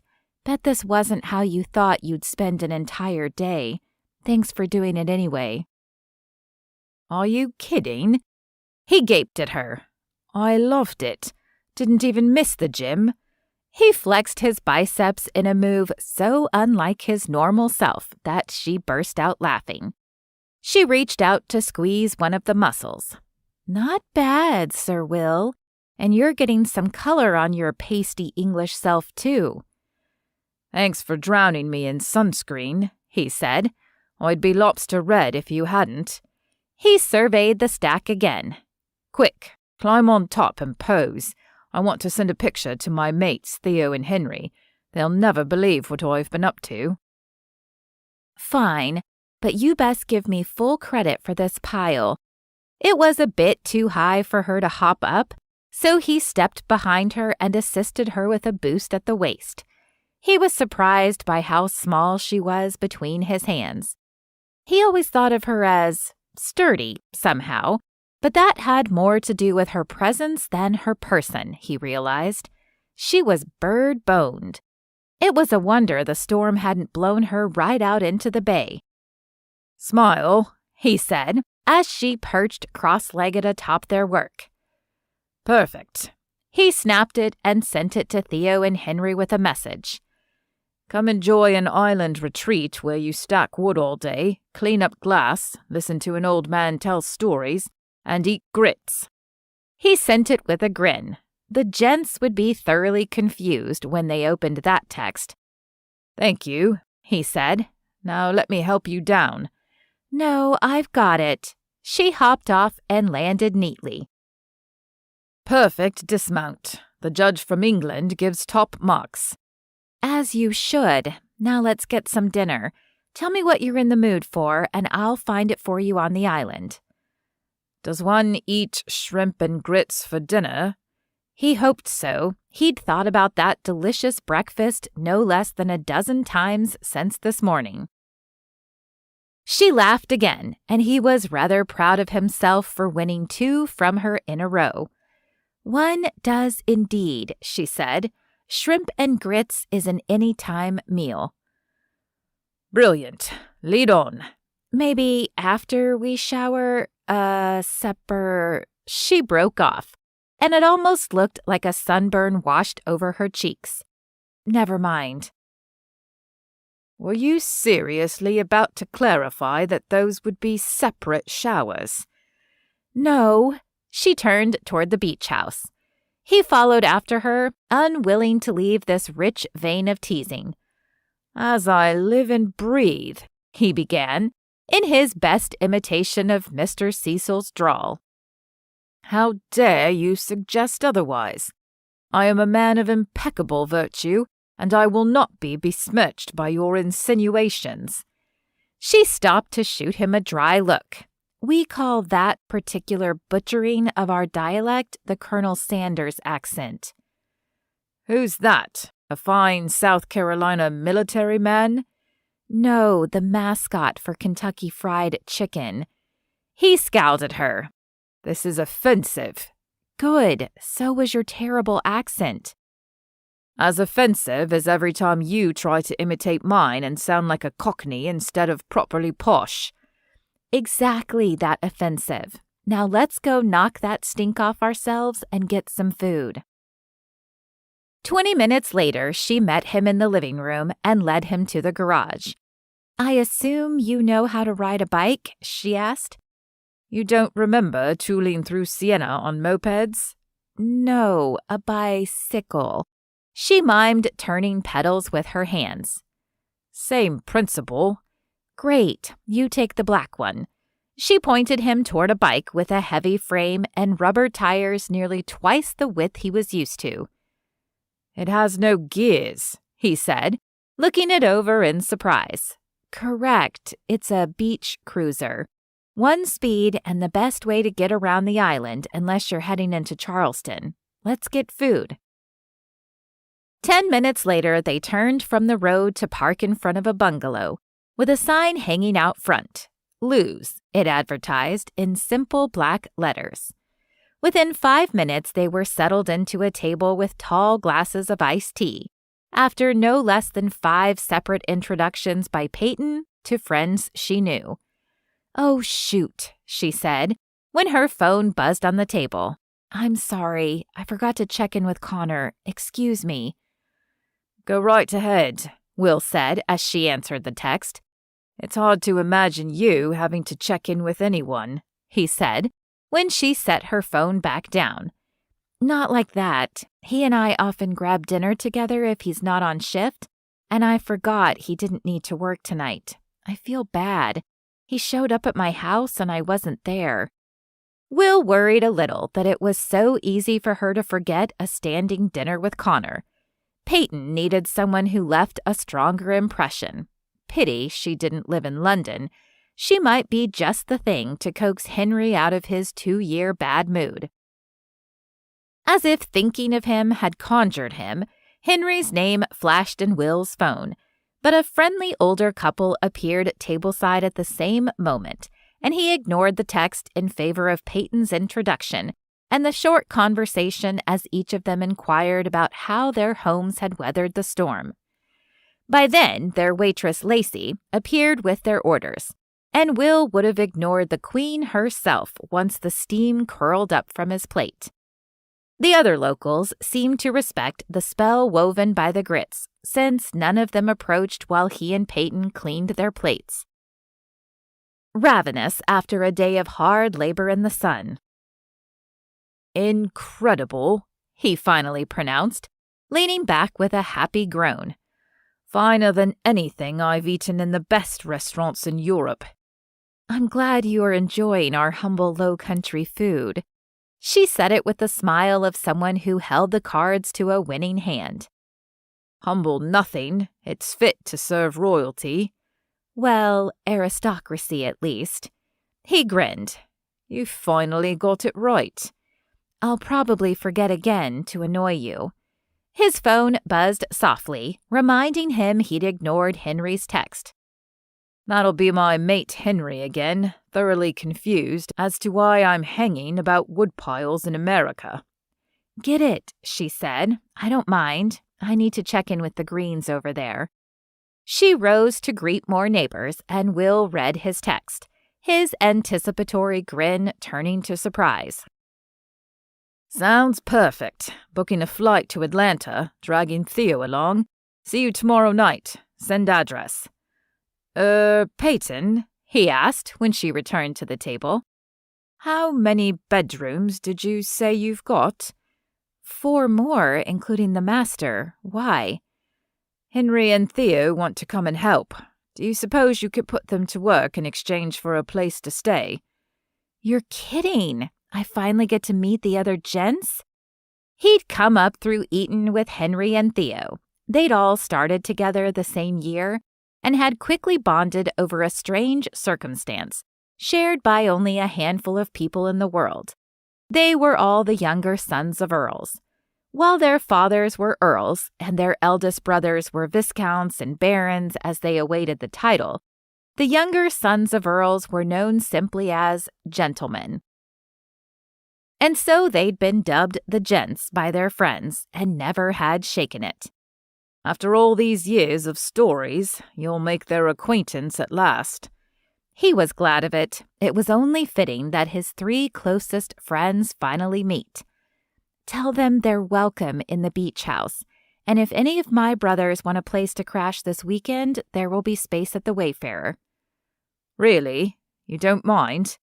Not in the least. It would feel normal to have 3 big, brutish men clanging around the house anyway.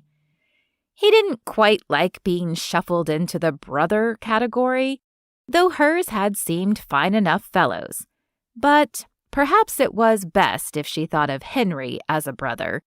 Will hadn't meant that Peyton specifically would be a good fit for Henry, just someone like her. He was pondering exactly how one ended up in her brother category when Connor turned up again for breakfast next morning. Perhaps not turned up exactly. Peyton had warned Will her boyfriend was coming when he'd offered to make omelets again, and she'd asked if he minded cooking for Connor. Of course not, he'd told her, but now that he was busy sautéing the onions they'd both requested while they talked over coffee, he found himself rather more irritated than he'd expected to be. Connor was so boring, so unutterably wrong for his happy, vibrant friend. He wasn't sure who was right for her, exactly, but this was now the second of her boyfriends he'd met who most definitely was not.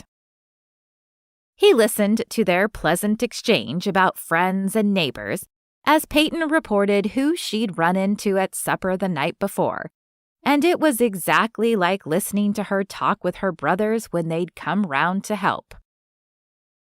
"Oh, Peyton, please want more for yourself than this," he silently urged her. Connor's plate landed with a startling clatter when Will set it down in front of him, and the other man's eyebrow rose in surprise. "Sorry," Will said. "Plate slipped a bit there." He whipped up Peyton's and his own omelets in quick succession, then joined them, taking the seat opposite them. Connor was seated beside her, and Will was tempted to roll his eyes at this transparent display of territory staking, as if Peyton were a possession in need of guarding. Will much preferred to sit across from the women he dated, able to watch their expressions and meet their eyes. When Connor draped his arm across the back of Peyton's chair, Will almost laughed. He was sorely tempted to toy with Connor's jealousies, but Peyton would kill him. He chose to behave, instead smiling at Connor. "So how goes it in emergency medical?" "Quiet day," Connor said. "The storm casualties have been low, thank goodness. We ran our usual calls, 1 heart attack." He perked up. "Got to do some CPR, and the man is doing fine. Don't have to deal with that too much in law, I guess, huh, Will?" Was he in earnest with this? "I guess not," he agreed. "More likely causing heart attacks, to be honest. It's a hazard when dealing with staggeringly large piles of money." Peyton shot him a sharp look, but he ignored it. It was certainly a vulgar comeback, but he didn't really like this Connor's borderline Tarzan routine. "So you're working swing shift today?" she asked Connor. "Yeah, should be more interesting than the morning shift." "More life-saving, I suppose?" Will asked politely. "Yeah." Brilliant conversationalist, this guy was. Connor turned to Peyton. Will tried not to feel smug at the awkward angle it forced Connor into. "I saw the Zacharys this morning," he said. "Lindsay is coming to town this weekend to help them with cleanup." "I haven't seen her in at least a year," Peyton said. "Yeah, she—" And then Connor was off on a story about people Will didn't know that led to another story about other people he didn't know. He couldn't help but admire Connor's deftness in cutting him out of the conversation. He was almost a worthy courtroom adversary with that kind of maneuvering. He'd managed to capture Peyton's total attention while appearing benign, but Will knew when another man had marked him for battle. Honestly, he wouldn't even care, except he didn't much feel like losing to a Yank. Almost lazily, he slid into the conversation between Connor's breaths to do some hijacking. "Speaking of old friends, did Peyton tell you we've got company of our own coming tonight?" Connor's eyes flicked at the "we," but Peyton didn't notice because the idiot had sat beside her. She hadn't mentioned it. "The gents are coming," she said, as if that explained everything. "What are the gents? That sounds like a male stripper group," Connor said. "You've guessed it in one," Will said. "We dress as paramedics with those clever breakaway pants." "Knock it off, Will," Peyton said, balling up her napkin and throwing it at him. "They're Will's old friends. Apparently, he's convinced them that they'd really like to be on a small South Carolina island during hurricane cleanup instead of in London." "Is disaster tourism the new trend with the royal crowd?" Connor asked. "I wouldn't know. I'm just an aristocrat." Peyton shot him a puzzled look before turning to Connor. "I wish you weren't working tonight or you could meet them." "A shame, that," Will agreed, with a smile that showed all his teeth. Connor wiped his mouth with his napkin and rose. Sorry to miss it. Will rather thought he didn't mean it. I need to help Dave Lee with a downed tree, so I better head over there before my shift. Walk me out? He asked Peyton. Of course. Will watched them go, grinning when Connor cleared his spot at the table, then escorted Peyton out of the kitchen, with a hand possessively placed at the small of her back. He almost wished Connor could come round to meet the gents tonight, but it was definitely in Connor's best interest that he couldn't. The poor fellow had barely kept up with Will. Henry and Theo would have flattened him like Peyton's poor black cherry tree. What did she see in that guy anyway? Chapter 8. Peyton. What on earth was that? Peyton asked Connor when they reached the low gate at the beginning of the Shell House's boardwalk. Disaster tourism? Is Magnolia Bay in such good shape that we can't use 2 more pairs of helping hands if they show up to work? Connor sighed and studied his toes for a minute. Sorry, that Will guy rubs me the wrong way. This is so unlike you. He met her eye. To be fair, I don't usually have to deal with a dude staying in a house with my girlfriend, who he clearly has a thing for. Peyton's jaw dropped a tiny bit. You're kidding, right? She finally said. It's not like that. Isn't it? I just said it isn't. He glanced down at his watch. I really do need to go help Dave, but I don't report to work until 2. Do you want to meet for lunch, maybe at my house, to talk this out? No, she didn't want to do that. One of the things she liked best about Connor was that they'd never once had to talk anything out. They'd never even had a conversation about being exclusive.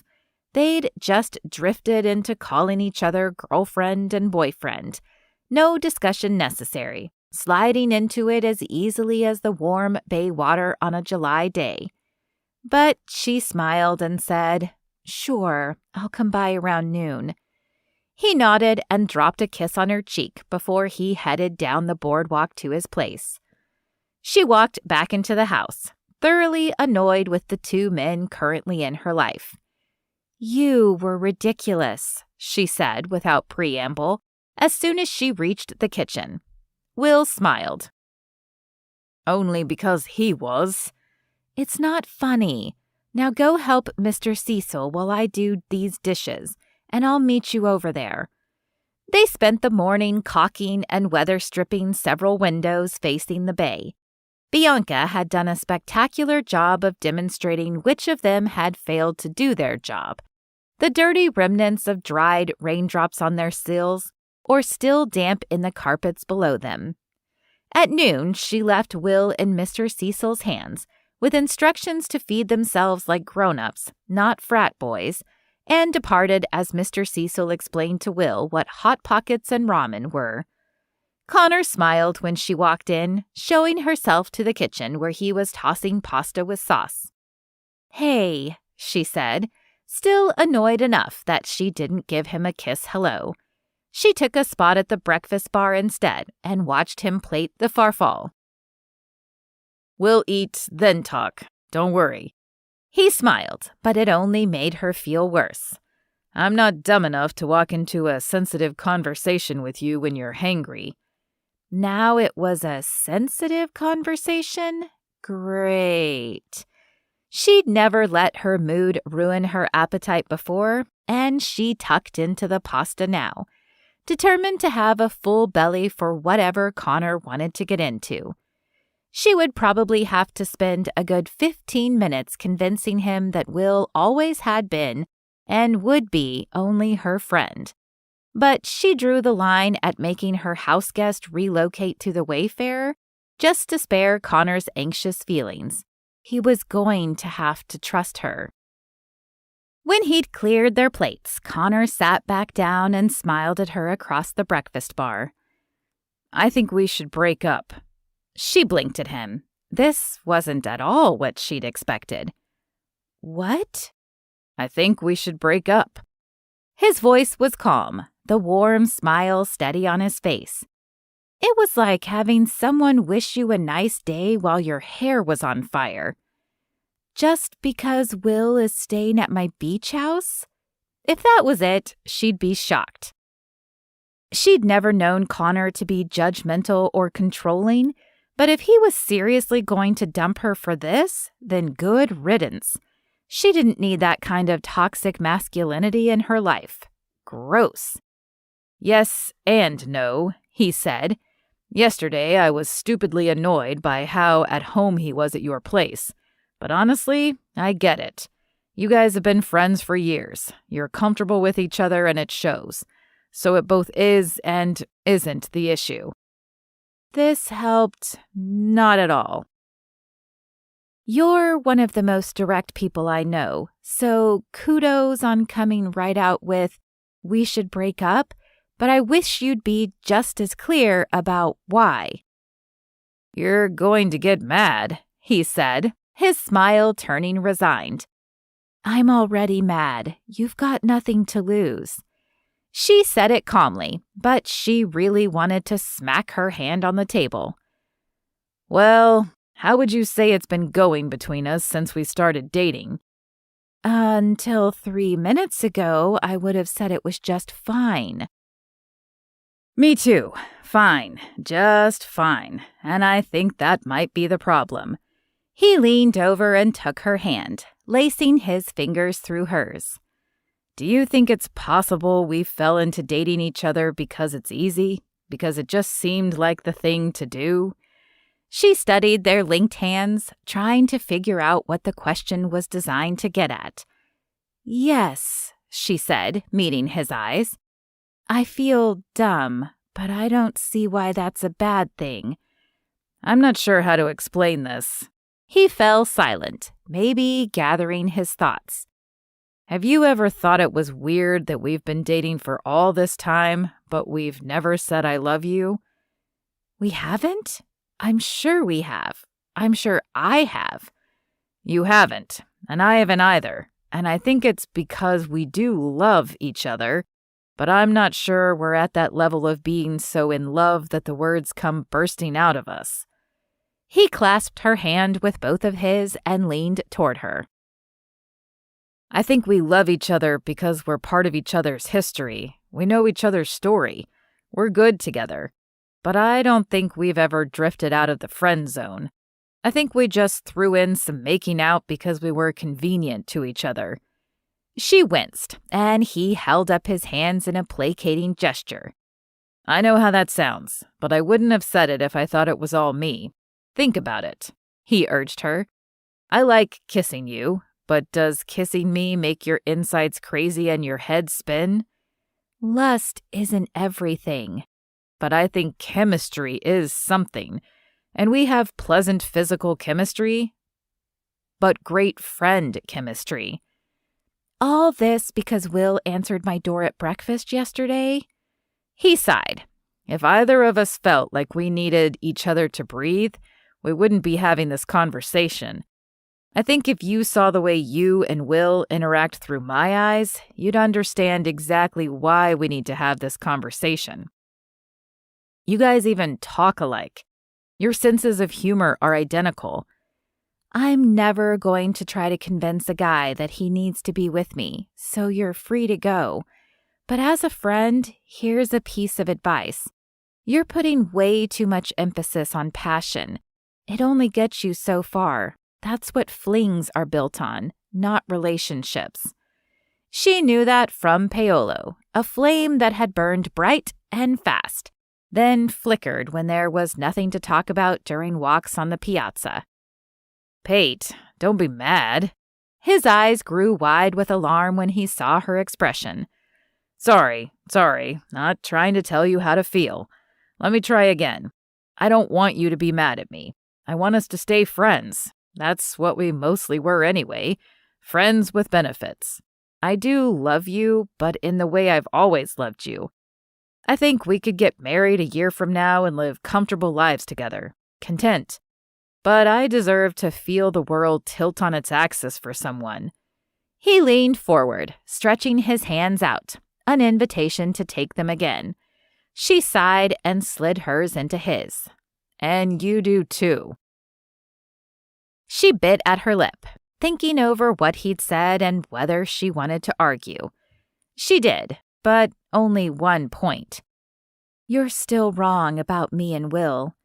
The corners of his eyes creased ever so slightly, a smile that started there but which he wisely kept off his lips. How do you know? I haven't even told you what I think. Then quit talking around it and say your piece, she huffed, pulling her hands back. He settled his chin on his fists and studied her for a minute. You two are sitting on a pile of dynamite, and you don't even know it. It's unnerving watching you both tromp all over it, unaware that it's about to go off. Connor, she warned, almost a growl. She was tired of him speaking in riddles. No more metaphors, he said with a small laugh. There's a tension between you. I know you well enough to know what I see. Your eyes track him wherever he goes. You're always half smiling when you watch him and think he isn't looking. You do all kinds of little things for him, like the way you filled his glass with juice before he asked because you knew it was his favorite. I would have given you juice if I'd known you wanted it, she protested. That's my point. You didn't. And I'm not upset. But Pate, come on. I know you too well to be imagining what I saw. His words made her skin itch in a way that no amount of squirming or scratching would fix. It was the discomfort she'd always felt as a kid in church when Sister Evelyn caught her eye, and Peyton had just known she could see every bad thing she'd done that week. But Peyton hadn't done anything bad with Will, hadn't even entertained a thought worthy of confession. She didn't like sitting here feeling so transparent. As if to prove how well he knew her, Connor added, Don't stress. Your secret is safe. I don't have a secret. I think it might be even secret from yourself. Don't worry. He doesn't know. I'm not sure anyone else would notice. Maybe your mom. She always knows what's up, but that's it. Will doesn't have a clue. He looked sympathetic, and she wanted to punch him, a quick one, to make it stop. His gaze dropped to her hand, which she realized she'd curled into a fist. Am I mansplaining you? Yes, 100%. Would you like to tell me anything else about the feelings I apparently have? Sorry, he said, but his smile showed no repentance. Do me a favor and give me the satisfaction of telling me I was right when you figure it out for yourself. She pushed back from the table. I'm going home. He rose and followed her to the door. Love you, he said, grinning when she turned sharply to glare at him from the bottom of his porch step. Just not the way we probably need to. Connor? She didn't even know what to say. Finally, she flew up the 3 steps to give him a hug and whispered, You're an idiot, into his ear, which only made him hug her harder. Maybe, he said when she reached the gate, but not a blind one. Good luck with everything. Chapter 9. Will. How was lunch? Will asked, when Peyton stepped through the French doors leading from the hotel into what Mr. Cecil called the guest grounds. Since guests booked the hotel for its access to the beach, the grounds weren't expansive, Mr. Cecil had explained to him, but sometimes people still wanted to unwind away from the sand. He'd created a 1/4-acre garden with lush landscaping, areas for horseshoes and cornhole, and Adirondack chairs surrounding a fire pit, and separated it all from the guest parking lot with a tall hedge of holly. Will had spent the morning cleaning the grounds, picking up small branches and raking up leafy debris. Awesome morning, Peyton said. Got dumped. Did Mr. Cecil disobey and feed you a Hot Pocket? It was quite good. Then her words sunk in. I'm sorry, Did you say you got dumped? Yep. Well, that was excellent news. Connor had not been the bloke for her. He frowned. But with Henry and Theo due in a few hours, he'd have to make sure Henry knew not to flirt with her. He'd smell an easy target, and if he toyed with a newly dumped Peyton, Will would have to pummel him, and that was always a bother. "I'm fine, no big deal," Peyton said, waving her hand as if to wipe away his frown. "I didn't know you were having problems." She mumbled something that sounded like, "I didn't either," but she didn't look like she wanted to talk about it.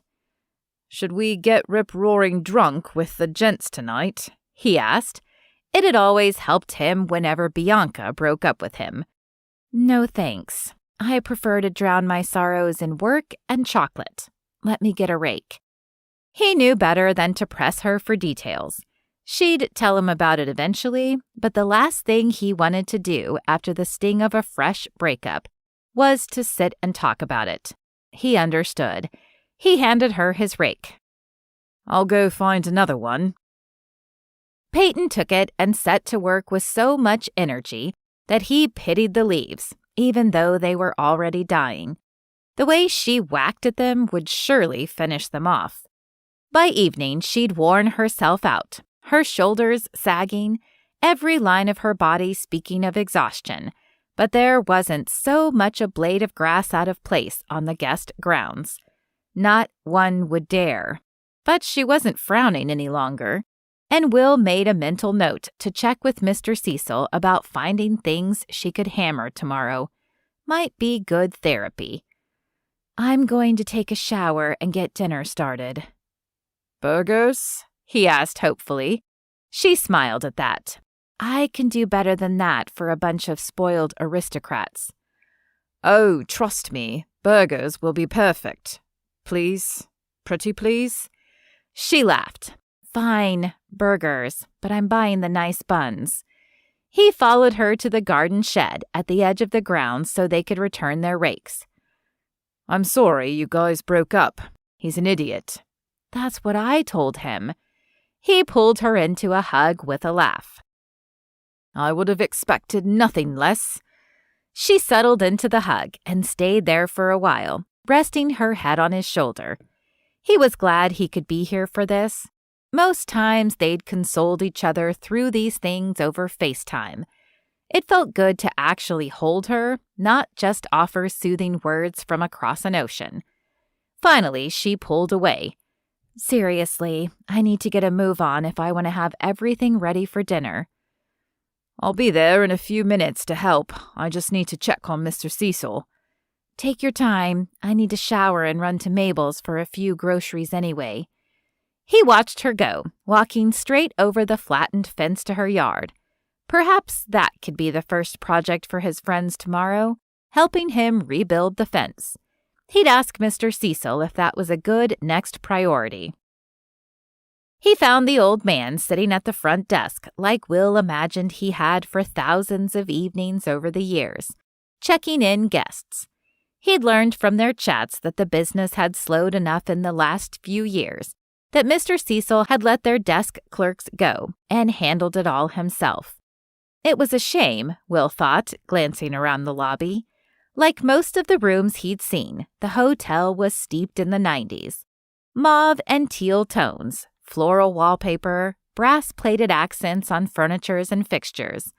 But the bones of the place were excellent, and the location was as good as any resort Will had ever visited on the Maxwell annual seaside holidays. If Mr. Cecil only had a bit of capital, he could renovate it into an absolute gem. But as he watched the elderly man stare blankly down at the reception desk in front of him, his mind clearly somewhere else, Will realized it wasn't money that Mr. Cecil lacked. It was desire. His wife had been the animating force in the little hotel, and Mr. Cecil's will to run it had died with her. How would it be to love someone that way? For 5 years, he'd mistaken his love for Bianca as that kind of love, the kind that would drive him to slay dragons for her. But after their last breakup the year before, he'd come to realize he didn't miss the wild ups and downs. He'd outgrown them and her. "The guest grounds are groomed to perfection," he informed Mr. Cecil. "Thank you, son. Wish there was someone more than a real estate agent to enjoy them, but I appreciate it mightily." "You can thank Peyton," Will said. "She and Connor broke up today, and she raked that garden like it was the idiot's head." "They broke up," Mr. Cecil repeated. "Why?" "She wasn't in the mood to talk about it, but you don't sound surprised." Mr. Cecil shrugged. "They would have been fine together. Wouldn't have surprised me either way." "That's an interesting take. Seems odd to see them together as easily as apart." "Not really. They understand each other. Their roots, their history, their most comfortable parts fit each other well. They don't necessarily bring out the good in each other, because each of them is good to start. Their good complements each other." "Then why do you think they broke up? Too boring?" Mr. Cecil scoffed. "No, they're both delightful. I think they just didn't make each other laugh enough." "Laugh? Not swoon or moon over each other?" "Maybe not enough of the swooning either, but the laughing, you need that. They'll be fine. They'll each find someone to do more than drift with." Will realized he probably shouldn't be gossiping about his best friend with her neighbor, and excused himself with an apology. "I've got friends coming to town, and I better help Peyton get ready for them. Thought we'd start on your fence tomorrow."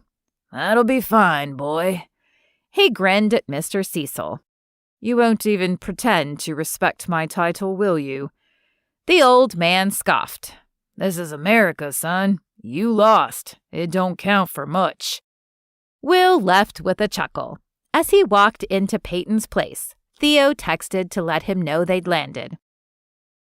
"Peyton." "In here," she called from the kitchen.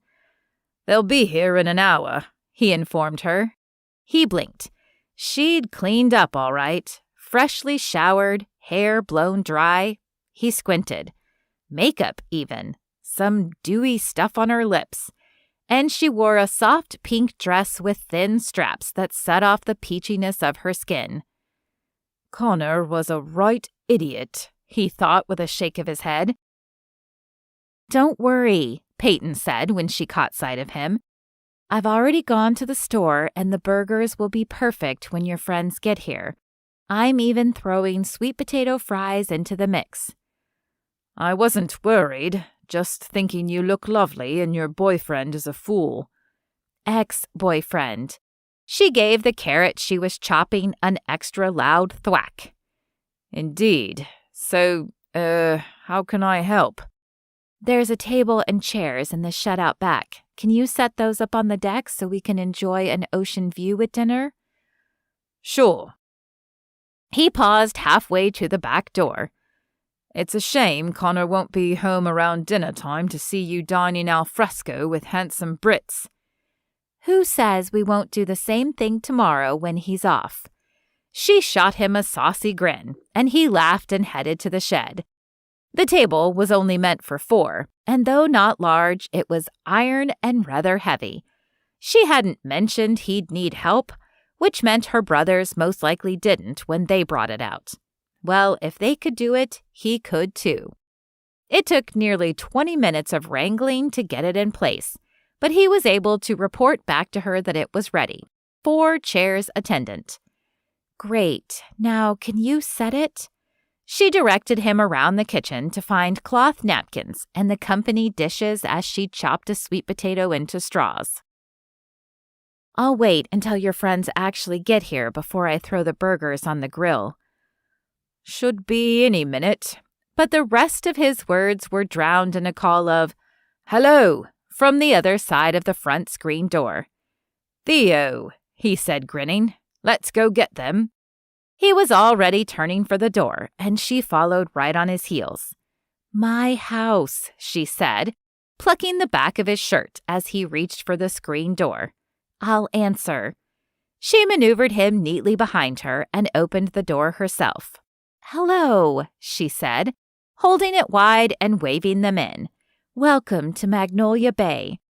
His two friends clattered in with suitcases rattling over the threshold, and polite greetings and hugs for Peyton. She returned them with a smile, offering warm welcomes as Will introduced his friends, looking completely unruffled by having the British aristocracy descend on her home. It was because of her brothers, he reckoned. She was well used to the kind of foolishness and noise that came with the gents. "All right, gentlemen, Will can show you to your rooms. Get yourselves unpacked and comfortable, and I'll serve dinner in 20 minutes. "Hamburgers," Will announced, delighted. "We're doing an American cookout." "Prime," Henry declared. "We'd need at least 3 times as many people to count it as a real cookout," Peyton said. "But it's true about the burgers. Will insisted that's what you'd want." "It is, and wait until you try shrimp and grits in the morning," he said, leading them toward the stairs. "Grits?" Henry drawled. "Trust me," Will said. 20 minutes later, they reported prompt leave for dinner. The sun had nearly set, and they settled into the warmth of the early evening, exclaiming when Peyton came around the side of the house bearing a platter of hamburgers grilled to perfection. "Marry me," Theo said after his first bite. "No, me," Henry insisted, after sampling her homemade sweet potato fries. "I'll make you a queen." "You're not even in line for the earldom," Will said. "Don't ruin it," Henry scowled. "I'm playing the only card I've got." Peyton only laughed. "Best save your proposals for Lou in the morning when you try her shrimp and grits." After dinner and a cold beer each, Theo and Henry took themselves off to bed. "Sorry," Theo said. "We'll be far better company tomorrow. We've just had a long day of travel, and my body thinks it's 3 in the morning. "Go to sleep," she said, shooing them each up the stairs. "You were great company. I almost worry how I'll handle you both when you're not tired." Henry flashed her what Will could only describe as a wicked grin. "We promised to be a handful." "They're idiots," Will said when they disappeared. "But they'll gladly pitch in with storm repair tomorrow. I promised to move them over to the Wayfarer if they get obnoxious." She rolled her eyes. "You've met my brothers. They'd have to give it everything they've got just to be half as bad as Caleb." He helped her clear and clean, and when they each finally collapsed into their own beds to sleep, Will stared up at the ceiling. A feeling of contentment such as he hadn't felt in a long time creeping over him. He was underneath the same roof with all his best mates in the world for the first time, and it felt like coming home. In the morning, Lou's shrimp and grits won new converts in Theo and Henry. Once their stomachs were full, Will dragged them back to the Wayfarer and introduced them to Danny and the garden shed. Danny showed them how to drive the posts and when to determine if one needed replacing altogether, then turned them loose beneath Will's supervision to get the fence rebuilt. About an hour later, Peyton called down a hello from somewhere above them. They all looked up to discover her waving from her roof. "Hello, Peyton. What are you doing up there?" Henry called, as pleasantly as he might ask about the weather. Her answer was to send several shingles sailing to the ground. "We won't get any rain for a few days, so I'm taking off the shingles to get it ready for Matt when he comes on Saturday." She sent a few more shingles down. "How's it going with the fence?" "We're spectacular fence builders," Theo announced. "Look at what we've done so far." She made a big show of oohing and awing at the 4 feet they'd managed to rebuild. "It's so good, I need a picture. Pose, boys." They did, Theo flexing and Henry holding his hammer in front of him with all the solemnity of Thor. Refusing to be outdone, Will hoisted a fence post over his head. "Perfect," she said. "Y'all should do a calendar." A second later, his phone vibrated with a text of the picture. He showed it to Theo and Henry, and they all laughed at their faux machismo. I'm posting this, he said. Pippa will have a good laugh. His sister always laughed at their antics. He put it on Instagram and they went back to work. Satisfying, isn't it? He asked Henry around noon as they surveyed the 9 feet of fence they'd built so far. Weirdly, yes. Who knew? It's been a grand morning, but I want to eat some more American food and take a dip in the bay, Theo announced. Then more fence this afternoon? Will asked. Then more fence, Theo agreed. They wandered into the hotel lobby to get a suggestion of where to eat from Mr. Cecil, but he shook his head. Right here in my dining room, he told them. Let me get Danny and then I'll feed you all the best pastrami sandwiches of your lives.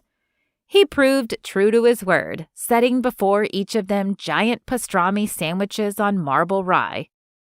Poor sandwich, Theo mumbled before picking his up. Poor sandwich, Henry and Will echoed before doing the same. You're not vegetarians, are you? Mr. Cecil asked. No, Henry shook his head. But can you imagine being the Earl of Sandwich? We always pause for respect every time we eat one.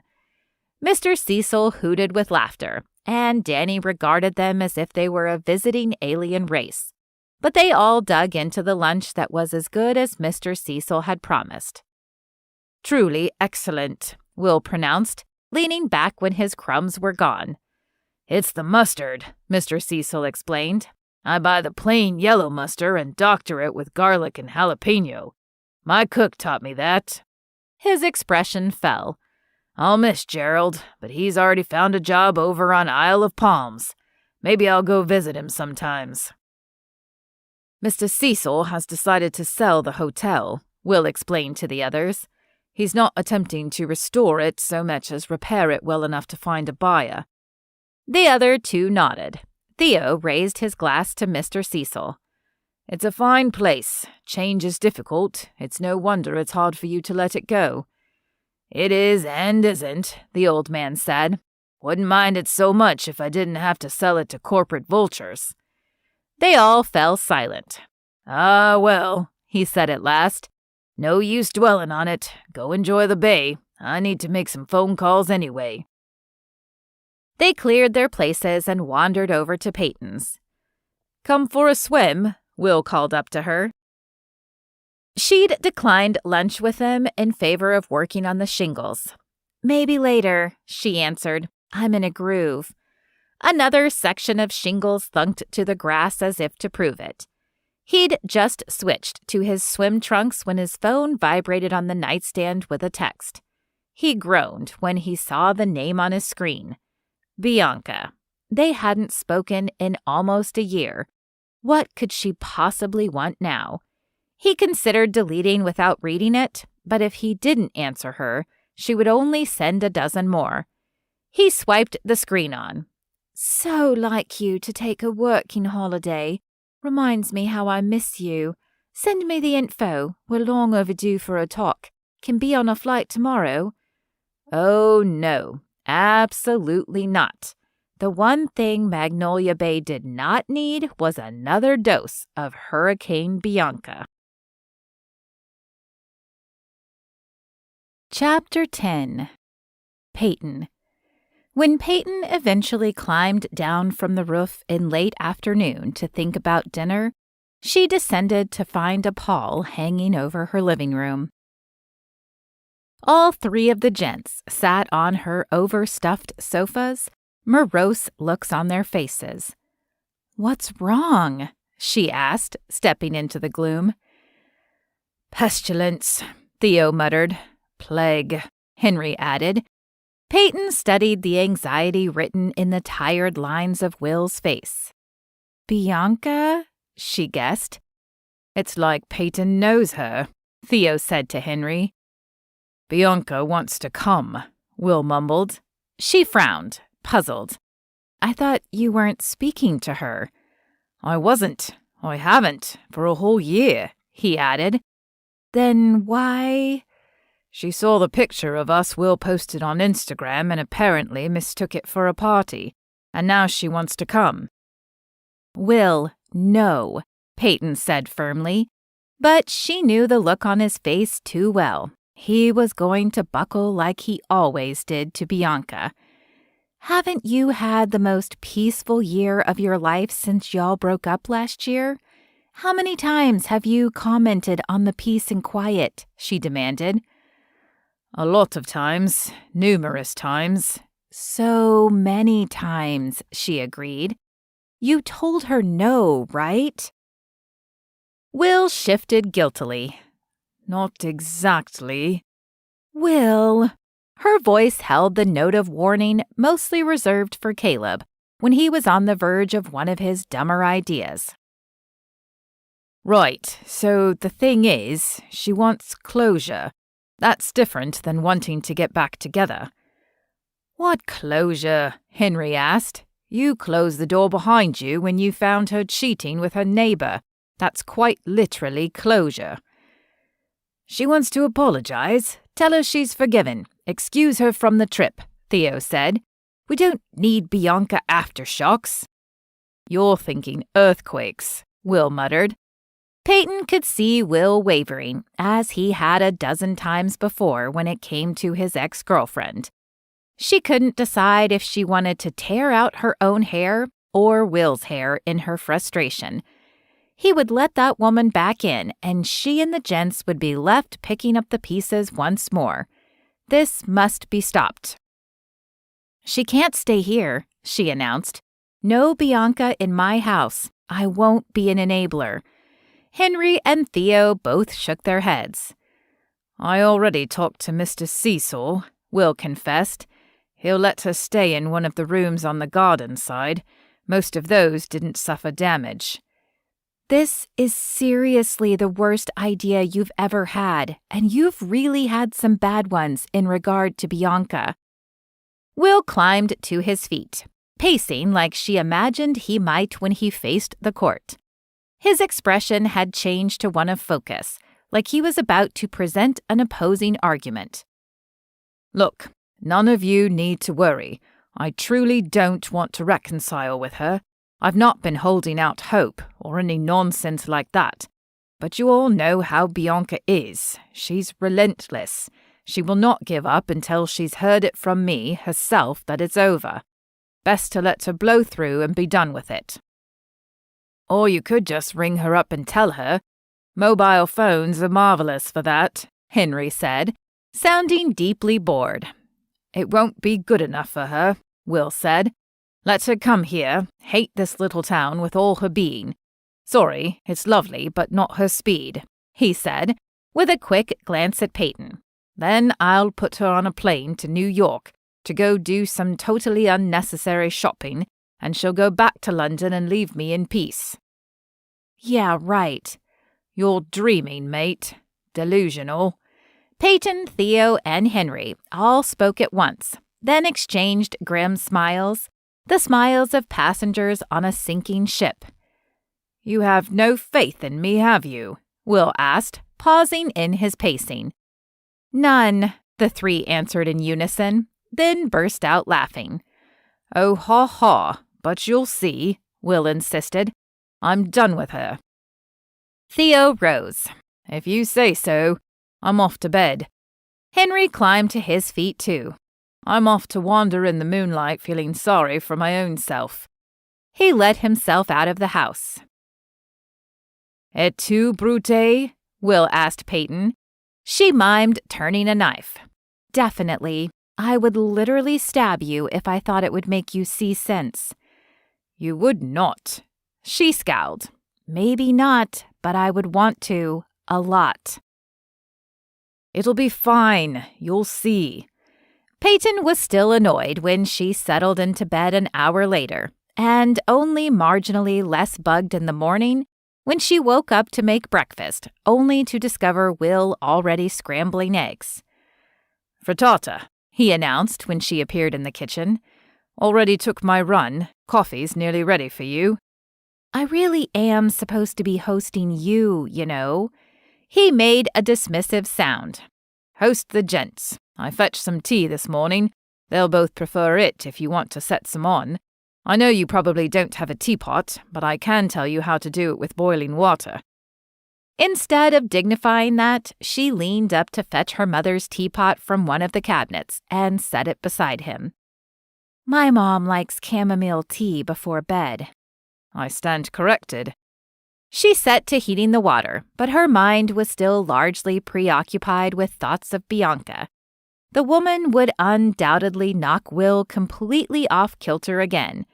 They'd broken up at least 8 times over the 5 years they'd dated, and each time Will had descended deeper into his post-breakup funk than the time before. Peyton would need a plan to keep Bianca from getting her hooks into him. And failing that, a plan for catching him when he fell. Again. She sighed. Realistically, she better prep for the second scenario. "Well, that was a deeply dramatic sigh. Please tell me you're worried about the roof shingles and not me," Will said. Definitely not the roof. He set down his fork. "Seriously, don't worry, Peyton. I'm not going back to Bianca. There's a point at which a man must draw the line." She gave him a skeptical look from beneath raised eyebrows. "All right, yes, that point was probably after the 3rd time we broke up," he conceded. "But it's different this time." "Like it was the last 5 times?" "Different than all of those times, too," he insisted. But Peyton didn't believe him for a second. Well, she'd have nothing but time while she was up on her roof. More than enough to come up with a put Will back together plan. Chapter 11. Will. Will found it rather annoying that the 3 people who supposedly knew him best in the world had so little faith in him. He pounded the post Theo held, turning loose his frustration on the thing. "That's enough," Theo said. "We're not trying to get to China through Mr. Cecil's garden. You both think I'm going to buckle for Bianca. Easy as that," he demanded. "Yes," Theo and Henry said. Will truly was beginning to find this choral response thing annoying too. "You're wrong." The other 2 didn't bother arguing. Somehow that was worse. "I'm going to go move the new slats into place for the rear fence," he announced. He didn't want to look at their smug, pitying faces a moment longer. They hadn't been there.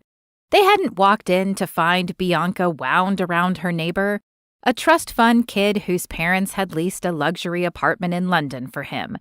A guy years Bianca's junior, sprawled on her sofa, beneath her. One didn't simply forget things like that. There was no other interpretation for what he'd seen, and no explanations or excuses that would ever purge it. Will and Bianca's previous breakups had all been about the other issues in their relationship. Her resentment of the time he'd given to his schooling, then his career, his frustration with her ongoing tantrums and histrionics when she wanted more attention. The thing was, no amount of attention was enough for her. Even if she had every bit of his, she still sought more from the people around her, always finding ways to draw it to her, whether it was through the sparkle of her wit or the burn of her drama. Bianca Forsythe would not be ignored. Until finally, he had ignored her. So thoroughly and completely after his visit to her flat that she might nearly have never existed. No, he wasn't falling into her trap again. But the call. The call from her yesterday after he'd texted her not to come had been so different. She'd been subdued, even humble.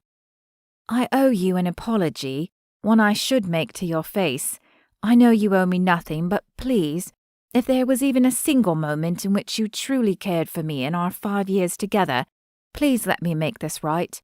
I know it's over, but I've been doing all kinds of work on myself, and as one of the people I've damaged most in my self-absorbed spiral, I'd love a chance to say I'm sorry directly to your face." As he moved the fence slats from the garden shed to the next section of fence line, an uneasy feeling sloshed about in Will's stomach. He wasn't going to let the insane highs of their 5 years together overshadow all the dark and lonely lows. He would never go back to that place again, no matter how much Bianca had changed. But if his 3 closest friends all believed he was deluding himself, was he? No, of course not. He'd rediscovered his self-respect in the last year. It was too hard won to sacrifice again.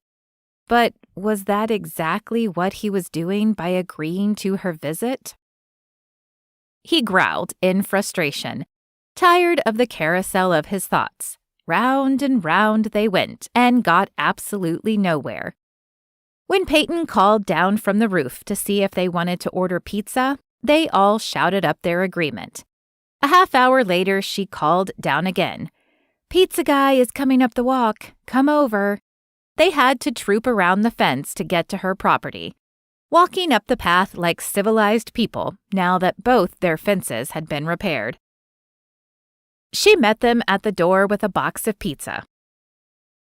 "Can one of you boys take this to Mr. Cecil and Danny?" "I'll do it," Theo said, taking the box and heading back to the Wayfarer. "I confess I'm more jet-lagged than I expected," Henry said. "Would you think me horribly rude if I used my lunch break for some shut-eye?" "Would I think the man who flew across the Atlantic to help a stranger is rude? No, I would not." Peyton smiled at him and shooed him toward the stairs. "I'll save it for you in the fridge. Just crisp it in the toaster oven, not the microwave, when you're awake, and it will be almost as good as fresh." Henry trudged up the stairs with a tired word of thanks, and she and Will sat in the cool air conditioning of the kitchen to enjoy their pizza. "Is Henry okay?" she asked Will. "He will be. He's more emotionally exhausted than he thinks, having a difficult time at work with his father and brother. That's why I thought a week of hard work and distraction might do him some good. Give him a solvable problem and all that." "Good thinking," she said. She picked up her pizza for a bite, chewing it with a thoughtful look on her face. "On the subject of bad thinking—" "If you're about to bring up Bianca, please don't." "It's just that—" She trailed off when he dropped his head on his arms with a groan. "All right, never mind. Eat your pizza in peace." He did, feeling churlish. It was insulting, their doubt, and Peyton's most of all. He didn't talk out his feelings with Theo and Henry much, maybe ever, but Peyton had talked him through some rough patches, the roughest of patches. He set his pizza down. "You really think I'd go back to her?" "I only know what I saw the last 8 times. "That's cold." Peyton looked unmoved by this accusation. "It's different this time." She mused. "We keep having this conversation. Would you like me to tell you what comes next? Usually, you'll bring up her terrible qualities. Then you—" "I mean it this time," he insisted. He feared he probably sounded like a sulky schoolboy. It's how he sounded in his own ears. They ate in silence, Peyton completely unperturbed as his snit deepened. When his phone vibrated, he was glad for the distraction, and gladder still when it was Bianca's name, but not for the reasons Peyton might accuse him of. Rather, it was his chance to make his point. He flashed the screen at Peyton with a smug smile and answered, "Hello, Bianca." "Will, I booked a long layover, overnight really, in New York, so I'll be in tomorrow around lunchtime." "You already told me that." There. Let Peyton drink in the polite detachment of his tone. "Oh, you sound so cold, Will. Aren't you looking forward to our reconciliation?" Her voice had turned into the Bianca specialty of pouty and suggestive. "There's no reconciliation, Bianca. I made that clear." He shot Peyton a look. "See, I told you." Peyton shrugged. "I misspoke. I meant it like reunion." Bianca purred again. "It's been too long, hasn't it?" About a year since I walked in on you with your neighbor. If anything, this feels too soon. Take that, Peyton. She yawned. It's felt like an eternity, Bianca said. He could imagine the pout of her lips, the big eyes she would make begging him to forgive her. Really? Because the time has flown for me. Guess that's what happens when you're having fun. Oh, Will, you're still angry. But that's exactly why I'm coming to you. I owe you the deepest of apologies. I'm truly so sorry. You have no idea, and you deserve to hear it from me in person. Sorry wasn't a word Bianca had much practice with, and for the first time he wondered if she actually got it, truly felt regret for the damage she had done. He could believe she was sorry for having been caught, but not even sure about that. But this sounded like she meant it. Sorry for having cheated. I'm glad to hear you say that, he conceded. I'm thankful you're giving me the opportunity. What's happening here? He asked. You sound almost humble. You have no idea. I've learned and changed, truly. You'll see. Was it possible? Had Bianca really? The look on Peyton's face stopped his train of thought in its tracks. She looked resigned.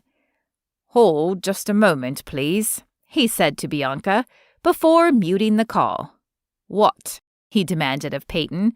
She's apologizing. She's never done that before. New trick, same dog.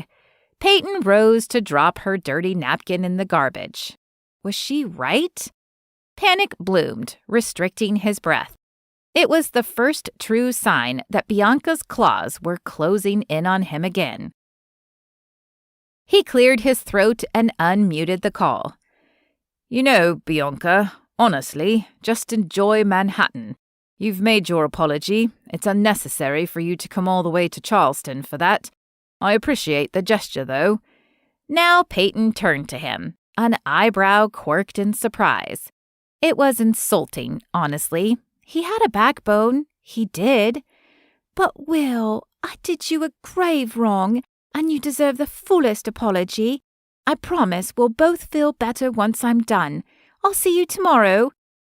Wait, he burst out in a fit of desperation. If you're thinking you're going to come to say you're sorry, and then we'll magically get back together, it's useless. I'm seeing someone. This announcement was met by a short pause, and a look from Peyton that clearly asked what the heck he thought he was doing. She knew Will hadn't dated anyone seriously in the past year. He'd been too married to his work. I hadn't heard, Bianca said. Usually those things get back to me quickly. How well he knew it. The same whisper network was always quick to let him know when Bianca had moved on to someone new, no matter how much he protested that he wasn't interested in her dating life any longer. But Bianca sounded confused, which meant she believed him. He leaned into the lie, determined to sell it and Bianca-proof his life. Yes, I'm seeing Peyton. You remember her? Peyton's expression turned as stormy as he imagined Hurricane Bianca must have looked before rolling in. Peyton, your study abroad friend, the American? Yes, the one whose house I'm staying in. That's not just because it's convenient. It's... Oh, Peyton would kill him for what was about to come out of his mouth. She and I, well, we've fallen in love. Peyton reached for a knife. It was a long time coming, and then I realized what I'd been too blind to see all those years when I was with you. Peyton's exactly who I need. Need? Bianca repeated. How does an American fit with your life as a London barrister and scion of an aristocratic family? She can't possibly understand your life. He could feel Bianca's resolve gathering again. It's more than needing Peyton. I want her. I love her. She's more than I ever dreamed of having. Peyton picked up the knife and mimed stabbing him. I'm going to kill you, she mouthed. He turned his back so he wouldn't have to watch her face. So really, Bianca, come if you must, but please don't think there's room for anything more than the apology you insist on giving. I'll see you tomorrow, then, she said in her silky voice. He didn't know if that familiar tone or the thought of facing Peyton filled him with more dread. He stayed where he was, phone pressed to his ear even after she hung up, as he worked out what to say to Peyton. You're not even talking to her anymore, Peyton said. I can see that your phone screen went dark. He turned around slowly, very slowly. What is wrong with you? Oh, she was definitely going to kill him. I had to, he said. You had to make up the dumbest lie in the world instead of just telling her to stay away? Her knuckles whitened around the knife hilt. You're not going to actually kill me, are you? No, but I'm imagining it. That's all right, then. He hadn't actually thought she would, but he'd never seen her quite so angry before. No, not one thing is all right about any of this. The only way Bianca will truly give up is if she believes she has no chance. I don't think she'll give a rip that you're claiming you're in a relationship. So Peyton was still pretty angry then. Pate, think about it. If I dragged the most beautiful woman in the world here to fake like she was my girlfriend, Bianca wouldn't believe it. She would see right through it, in fact. But she knows we've been friends for years. It's the only thing that has a shot of fooling her, that we've seen the light after all these years, and now we're so in love that there's no way for her into this relationship. Peyton set the knife in the sink and leaned on her hands, her head hanging down. I just want to kill you so much. I understand, Henry said, choosing that moment to walk in. Feel like that regularly. What are we going to kill him for? He's told Bianca that he and I have seen the light and we're madly in love. It's the only thing she'll believe, Will insisted. She won't go away unless she believes she has no shot at all. And you've given Bianca years of believing she always will, Henry said. He rubbed his chin, looking as though he were weighing the merits of the plan. Henry, do not encourage him. This is idiotic. This is dumber than the dumbest things Caleb has ever pulled. It's so high school. Stop it. Caleb? Henry asked Will. My dumbest brother, Peyton said. Please, for the good of civilization, please be smarter than my dumbest brother. Sorry, Henry said, but I think Will is right. It's probably the only move he can make that will convince Bianca. Please, Will asked Peyton. If I can convince her this time, I'll be done with her for good. And it's a foolproof backstory, friends for years who become something more. She'll buy it. Yeah, except for the small issue of it's all a lie and we can't possibly fool her, you idiot. Henry winced, but Will grinned. So you'll do it then?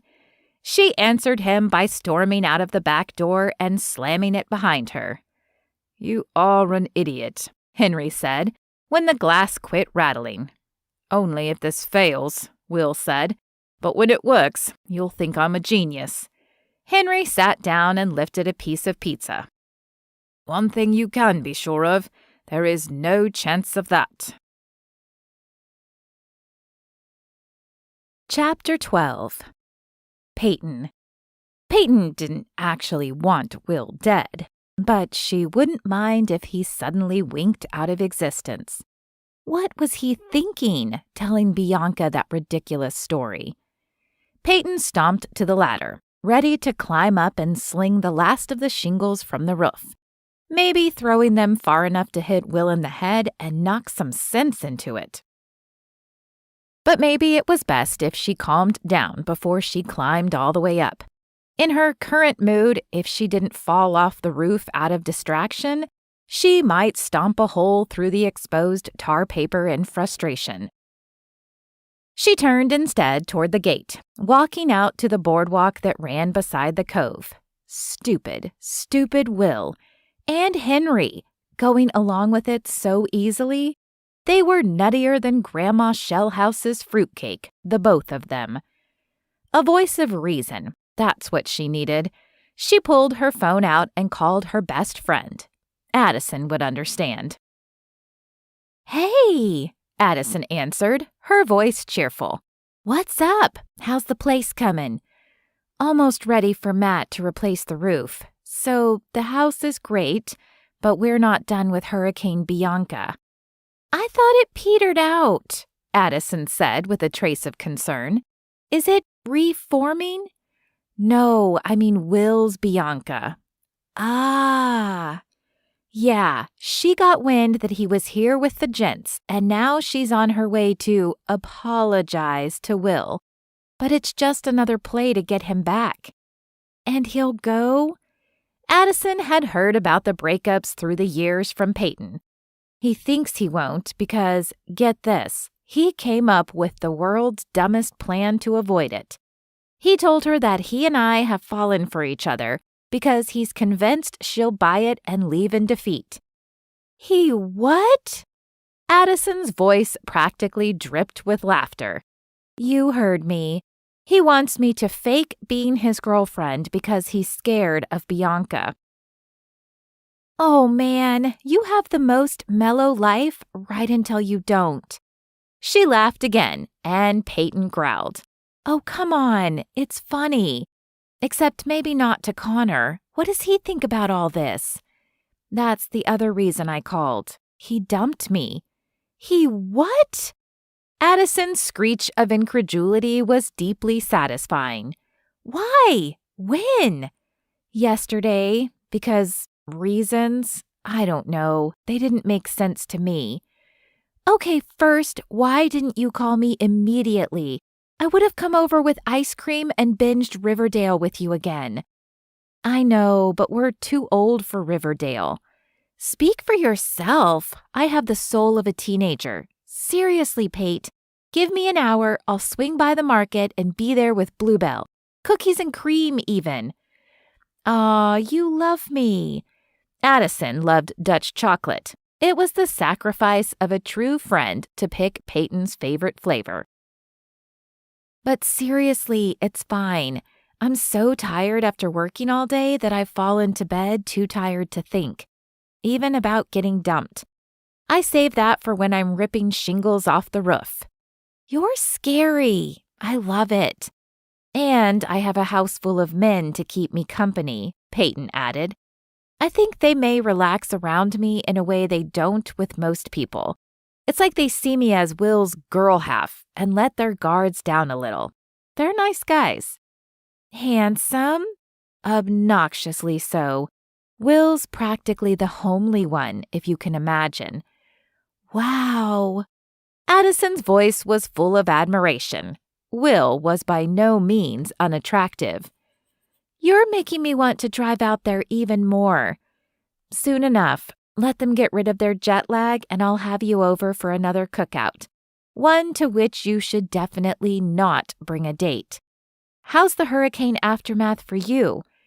Addison worked as an environmental scientist for Sweetgrass Island, and she was married to her job.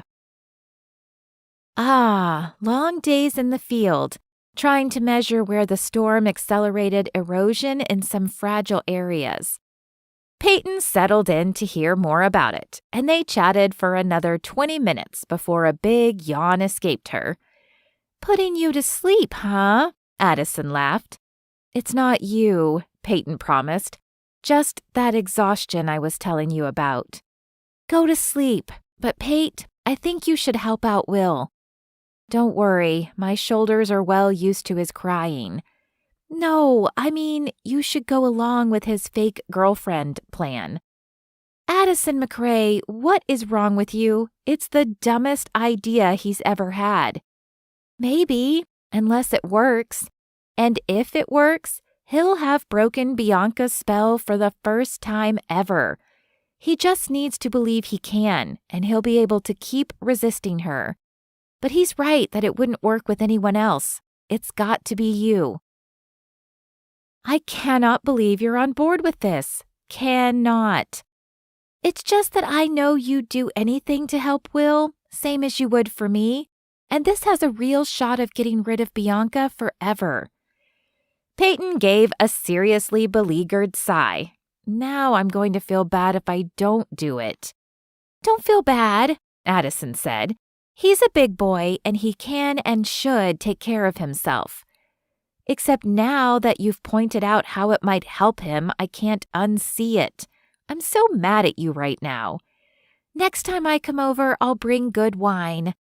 Ugh, fine, you're forgiven. One more thing to consider. Remember the summer of what if? Addison. Peyton loaded her voice with warning, but Addison ignored it as Addison was prone to do. You could find out, that's all I'm saying. You could give yourself the gift of play acting with Will. Get it out of your system and there's no what if left. No, this was an even dumber idea. Love you, Pepe. Bye, Ads. But Addison's words stuck with her. After a wine-soaked night a couple of years ago, Addison had brought up the subject of what-if boys, what she called the relationships she wondered about. What would have happened if she said yes instead of no, or worked it out instead of leaving? And solely because of the wine, Peyton had confessed that after the kiss she and Will shared that one summer night in Italy, she'd sometimes wondered what would happen if he'd been sober, if he'd remembered. What if they had kissed again? She'd tucked away the curiosity long ago. Curiosity was a poor trade for a friendship as deep as hers and Will's had become. It had to be a bad sign that the only time the whole what if came up was when she was fresh off a breakup. Freshly dumped and vulnerable was not the time to take on a fake relationship with someone she had real affection for. Real friend affection. But Addison made a really good point. This scheme might be the thing that finally broke Bianca's grip on Will. Could Peyton really say no to that? Not if she was the good friend she'd always tried to be. Peyton found Will working on the far side of Mr. Cecil's property. "Hello," he said, leaning on his shovel as she approached. "Whose place is that?" He nodded to the sprawling property on the other side of the Wayfarer. "That belongs to the Aikens." She studied it with a frown. They'd sustained far worse damage than the Wayfarer. Shutters missing, chunks of the sunroom missing, broken windows, debris still filling the yard. Will had mentioned checking on it and worrying about the damage, but they'd all been prioritizing occupied properties. "They don't come around much. They're about my parents' age, but their only daughter married into a North Carolina family, and now she's there in Asheville with their only grandkids. They spend most of their free time visiting with her." "It's a gorgeous place."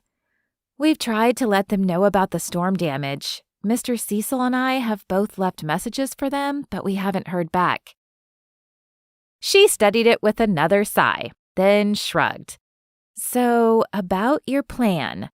Now Theo and Henry stopped their hammering to listen. "I'll do it." She didn't miss the grin Theo and Henry exchanged. "Think that's funny, gents?" "Oh, this is the most amusing thing I've watched go down in ages," Henry said. "You'll play along, won't you, boys?" Will phrased it more as a demand than a question. "Try to stop us," Theo said. "I'm going on record as saying this is the dumbest idea ever. Again. And Bianca is not staying at my house. I don't want to have to keep up the act all day and night." "Of course not," Will promised. "Mr. Cecil said he'd put her up." "We're going to move over too," Theo said. "Makes it seem more cozy with just the two of you there." "Mostly we want to get out of your hair," Henry said. "I have 3 very loud brothers. Y'all are easy," she said. "Challenge accepted," Henry replied. Challenge unaccepted, Will corrected. Definitely stay at the Wayfair. It sells the story better. He rubbed his hands through his hair and gave a dry laugh. How humiliated should I feel that I have to hide from Bianca behind my 3 best friends? I suppose we'd all throw ourselves in front of a speeding train for you too, Theo said. Same thing. Speak for yourself, Henry said. If he's dumb enough to walk in front of a train, let the train have him. Bianca, though, I have some sympathy there. You lot are hilarious, Will said. But his tone didn't suggest he found them hilarious at all. I'm to meet her flight at just after 6. Whoa there! Theo held up his hands like a stern traffic cop. You are not to go pick her up at the airport. Let her take an Uber. But that's not gentlemanly? Henry interrupted Will. Perhaps not, but airport pickups are for best friends, family, and girlfriends. Not toxic ex-girlfriends, Peyton agreed. Uber was good enough for the gents, so it was definitely good enough for her. It'll let her know you're serious about not falling in line again. You're right, he conceded. I'll text her and let her know. Is she in the air yet? Theo asked. Her flight leaves in an hour. Then wait until she's in the air, Theo said. Let that text greet her when she lands. Stop being so considerate. Cold, Peyton said in approval. I like it. Watching Will fall into old habits with Bianca before she even arrived only proved his point. Peyton was his last desperate play to get rid of Bianca forever. But man, cleaning up after 2 Biancas was so not fair. Chapter 13. Will. You know those stupid holiday movies you watch every year where the girl brings home a fake fiancé to fool her family? Will asked Peyton as she checked on the pork roasting in the oven. They're no stupider than your superhero movies. So much stupider, he said, momentarily distracted from his point. It's literally the same story every time. Big city girl returns to small country town, brings a fake fiancé to prove that she's not a loser in love. But they're not wearing tights and fighting people with magic. Not magic, superpowers. Literally the same thing. Well, it ruins it if you say it like that. He shot her a baleful look as he tore lettuce for the salad. Like you're trying to ruin my Christmas movies by boiling them down to a formula? Anyway, he said, you and I won't have the same problem all those women in your movies do. They always do that thing where they pick someone who's barely an acquaintance, and then there are some awkward comedic bits where they don't know the answers to simple questions about each other. But we don't have that problem. True, we don't. But seriously, leave my Christmas movies alone. Should we practice? Practice what? He wasn't sure. Hugging, maybe? I don't know. We always hug, Peyton said. We don't need to practice. Right. He went back to the salad, but Peyton moved the bowl away from him. If you tear those pieces any smaller, they'll be confetti. She leaned against the counter and studied him. You are so nervous. A bit. She's just a woman, not Superman, not even when she's wearing tights. I know. He sighed and leaned his hands on the counter, supporting his full weight. I should have told her not to come. You tried. She didn't listen. But we'll deal with it. You've got this. We've got this. Now let's get the table set. Peyton was feeding them all, including Mr. Cecil at the more formal dining room table. She doesn't deserve the kitchen table, Peyton had told Will, and it made him even gladder that she felt the gents did. He'd folded the last napkin using the simple triangle Peyton taught him and placed it on the last plate when the headlights of a car pulled into the drive. Don't recognize it, Peyton said. Must be her. She's supposed to go next door to the hotel, he said. like she's going to willingly let you keep her at arm's length. Sure enough, Will watched through the large bay window as Bianca stepped from the car, tall, lithe, her dark hair cascading over her ivory shoulders, bared by her simple black dress. She was as stunning as ever. "That hides a rotten core," Peyton said, as if reading his mind. "Don't fall for it." "I best go help her with her bags. She no doubt has many." Peyton caught his elbow and shook her head. "Let the driver do it, and I'll answer the door. Go wait in the kitchen." He did as she ordered and fussed with the dials on the oven as nerves got the best of him. Seriously, he wasn't a schoolboy any longer, and Bianca was reducing him to one without even crossing the threshold. He ordered himself to lean against the counter and stay still while he waited. A few minutes later, a knock sounded at the door, followed by the soft creak of the hinges opening. Then Peyton's sweet voice welcomed Bianca, and her low, husky voice answered back. He couldn't leave Peyton to deal with Bianca by herself. He texted Theo and Henry, then schooled his face into the cool expression of someone meeting a casual acquaintance and walked out. "Hello, Bianca," he said. "Will, how wonderful to see you again." Bianca dropped the Louis Vuitton carry-on slung over her shoulder and hurried toward him with outstretched arms. He grabbed her hands instead, holding them and offering his cheek for a kiss. "Good to see you too. I trust your flight was good and you enjoyed New York." "Got in a bit of shopping, yes, and it's not such a bad flight from London when it's first class." She turned to Peyton. "This is a cute little place you've got here." "Not so little," Will said, determined to declaw Bianca. "It's a rather generous property, but not to worry, Mr. Cecil is putting you up in a suite next door at the Wayfair." As if on cue, Henry stepped through the door, Theo right behind him. "Hello, Bianca. Lovely to see you. Why don't we take your bags over and we'll introduce you to Mr. Cecil," Theo said. "Oh, don't be silly. I don't want to put you through all the trouble. I don't mind staying here one bit," she said. "I couldn't do that to you," Peyton said, sliding her arm around Will's waist. "Will's right. It would be too crowded. You deserve an entire floor to yourself, because no one else should have to deal with you." Peyton didn't say it, of course, but he knew her too well not to hear the subtext. Will settled his arm around her shoulders to sell the idea of their couple status. "Let Theo and Henry get you settled and then you can all come back with Mr. Cecil for dinner. Peyton cooked." "She's aces in the kitchen," Henry said.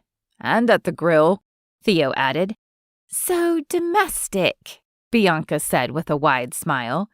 Will wondered if Peyton knew that Bianca was saying it with a heavy dose of irony. "Nothing's too good for my boys," Peyton said. Was that a slight emphasis on my, he heard?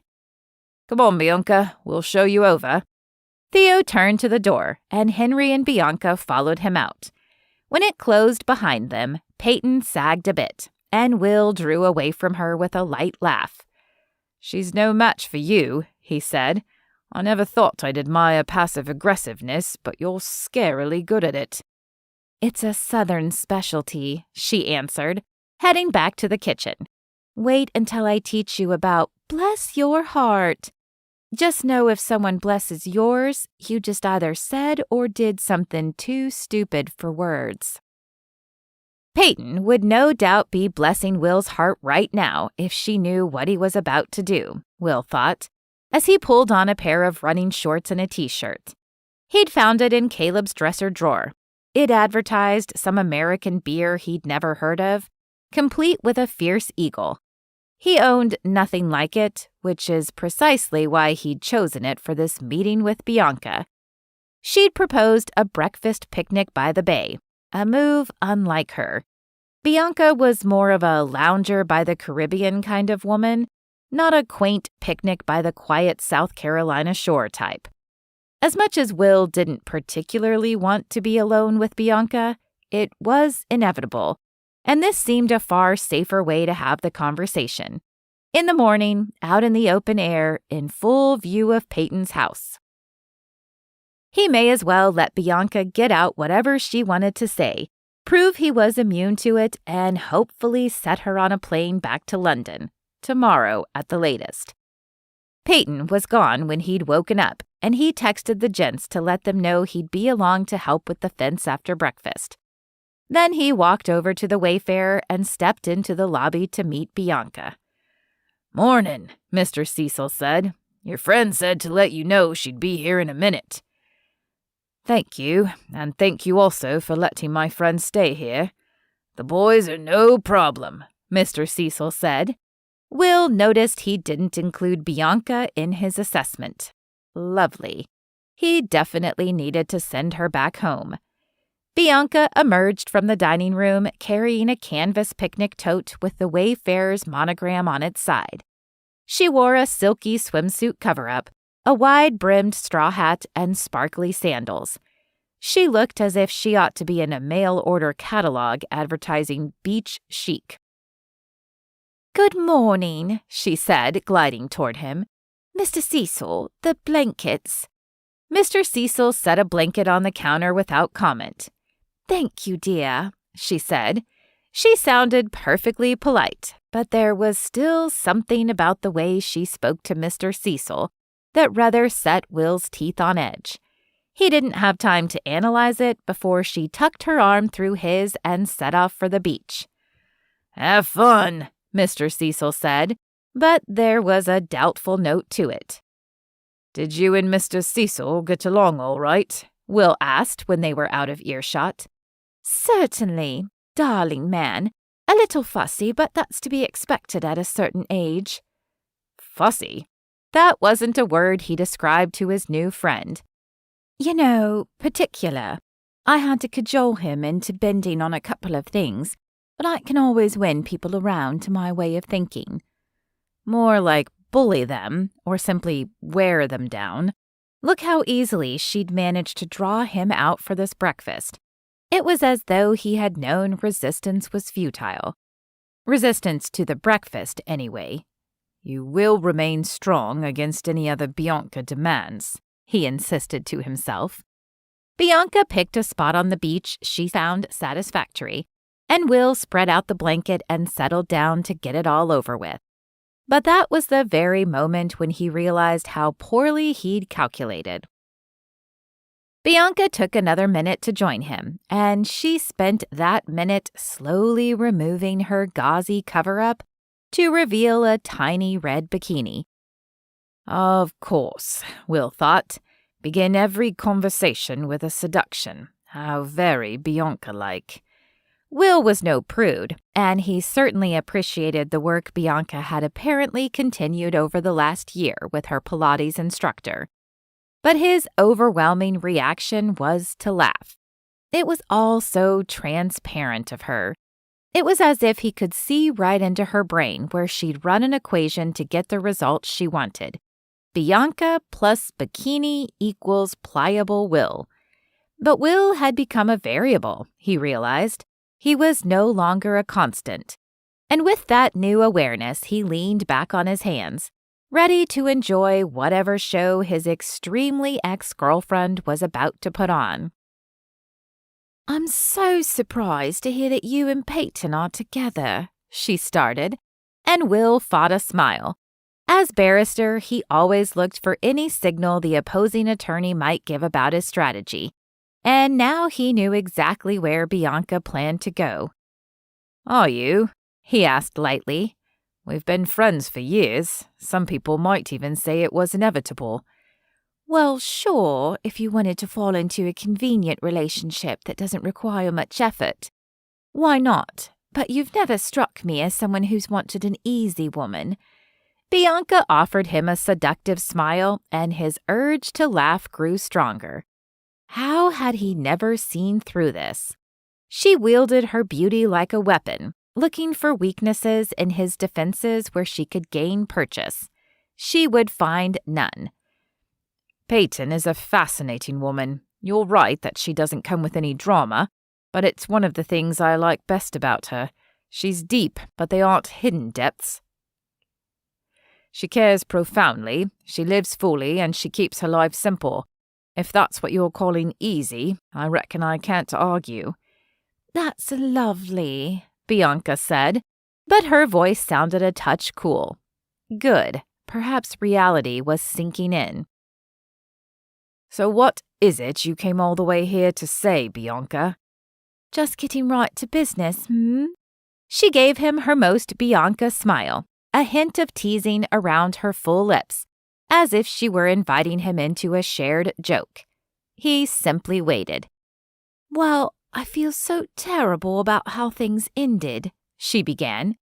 You mean how I saw more of your neighbor than I've ever wanted to see of another man, and on your sofa besides? He asked. It was awful of me, she said. I know it. I'm not here to defend it. It's just that I was seeing so little of you and feeling so neglected, and I sought out the wrong kind of attention. My therapist tells me it's very unhealthy. This was a surprise. You actually visit a therapist? Well, I'm reading her book, and it's what she told another woman who had done a similarly hurtful thing. I've been working hard on forgiving myself. And now you want my forgiveness. I don't deserve it, she said, with a tragic downturn of her lips, no doubt designed to demonstrate to him her fathomless sorrow. I only wanted to apologize. A text would have been fine. Will, you're being rather beastly. He was, and he knew it. It wasn't even that he was angry. He just found her apology so terribly boring. But he fell back on the good manners that had been drilled into him from childhood. You're right. I'm sorry. I'll be more gracious. Thank you, she said, still sounding slightly wounded. Leave it to Bianca to find a way to play the victim here. Anyway, you can't know how much I've felt like utter rubbish since that day, and I even changed flats so I wouldn't run into him again. Sounds like a smart course, Will said politely. Will, she said, leaning forward and stretching out her hands for him to take. He did, only because he wanted the awkward moment over as soon as possible. You can't know how much I've missed you, how much I've regretted my behavior since, but I'm a changed woman, I swear it. She looked as if she were about to sweep his hands against her chest in a dramatic flourish, and he hurriedly slipped them out of her grip. That's kind of you to say. Your apology is accepted. Truly? She asked, pressing her hands over her heart. You mean that? He did, he discovered with some surprise. Yes. I'm so glad, she breathed. I've missed you so much. She swayed toward him slightly, as if she expected they would, as the Americans put it, hug it out. Have you? He asked, leaning away just as slightly. What have you missed? My long hours at work you always complained about. My inability to get away every time you wanted to run off to Spain or Paris. Now she offered him a small pout. I thought you said you've forgiven me. I said I accepted your apology, and I do, but nothing is different in my life. I work as much as I ever did. I have as little time as I ever had. Furthermore, I don't see any of that changing. And yet you're here, she pointed out, lounging beside the waves in a beer t-shirt and playing at being an American. You're right. I guess I can make time for the people who really count. It was a low blow, and the first truly satisfying one he'd landed since their last breakup. Maybe now she would see that he was done. With her. With the drama. With their vicious cycle. But no, he'd underestimated her. You honestly think that your Peyton can fill my place? She doesn't understand you like I do. She doesn't have the faintest idea of the obligations and expectations you were born with. Being an earl means nothing here. She has no comprehension of the history or heritage, or your responsibility to your family and birth? He considered that, eyes scanning the water gently breaking against the shore. It's true she doesn't understand the aristocracy, he conceded. Maybe you don't either. I'm never going to be an earl. Is that why you keep coming round? Best to drop that hope. And for the rest of it, I think Peyton may understand roots and responsibility better than even you or I do. Bianca fell quiet at that, slumping as she too stared out over the water. His stomach growled. Do you mind if I investigate the hamper? How can you eat at a time like this? She demanded. Everything is falling apart. No, he corrected. Everything blew up a year ago, but it had been falling apart for 5 years before that. This time her quiet lasted far longer before she asked, Was it really so bad? Were you so miserable when we were together? He sighed, feeling like a heel for the first time. Not all the time. We had some great moments too. Only some? She asked, grazing his forearm with her finger. Goosebumps rose after it, despite himself. She noticed and offered him a beguiling smile. I remember so many good ones. It breaks my heart to think of them all gone, just like that. Will stifled an impulse to kick the sand in frustration. She was not getting it. Every time he offered a truce, simply to end the conversation, she tried to turn it into an opportunity to rekindle things. How was he supposed to get through to her? As he drew his arm away, he realized he had to find a way to convince her once and for all that they were over. What would it take? Excuse me, he said, climbing to his feet. I need to walk along the water for a bit to clear my head. Please don't wait for me to eat. Go ahead, I'll be back soon. But, really, Bianca, I need a minute. Not to escape her spell, as she probably assumed, but to put together a plan without frustration clouding his mind.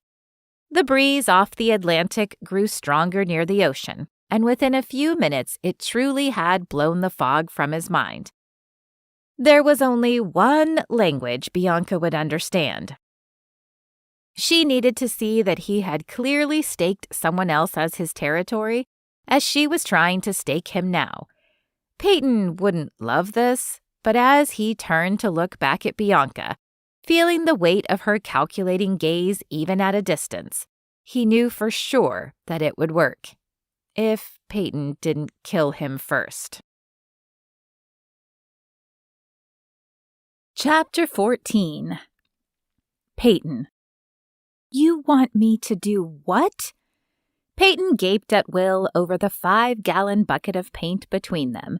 Of all the moronic, harebrained— But it's not, he said. It will work. Let me get this straight. You're too scared to talk straight with your ex, so you want us to put on a fake couple performance at a fancy restaurant, and that will somehow convince her to leave you alone? Bianca has to believe I'm so far gone on you that she'll only humiliate herself if she tries to compete. I did tell her straight to her face that she and I will never get back together again, but so long as she thinks I'm available, she'll believe she has a chance. But she would never compete with another woman if she thinks she'll lose, so she has to believe she will. Peyton turned back to the wall of the Wayfarer. Matt was up working on the beach house roof, so she'd come over to help Will do some of the exterior painting for Mr. Cecil. On her bike ride that morning, Peyton had seen Bianca stripping down to her bikini at her cozy breakfast picnic when Peyton was coming home from a bike ride that morning. She'd kind of expected Will to say he was taking Bianca back after that, so she supposed this was a marginal improvement. A very marginal improvement.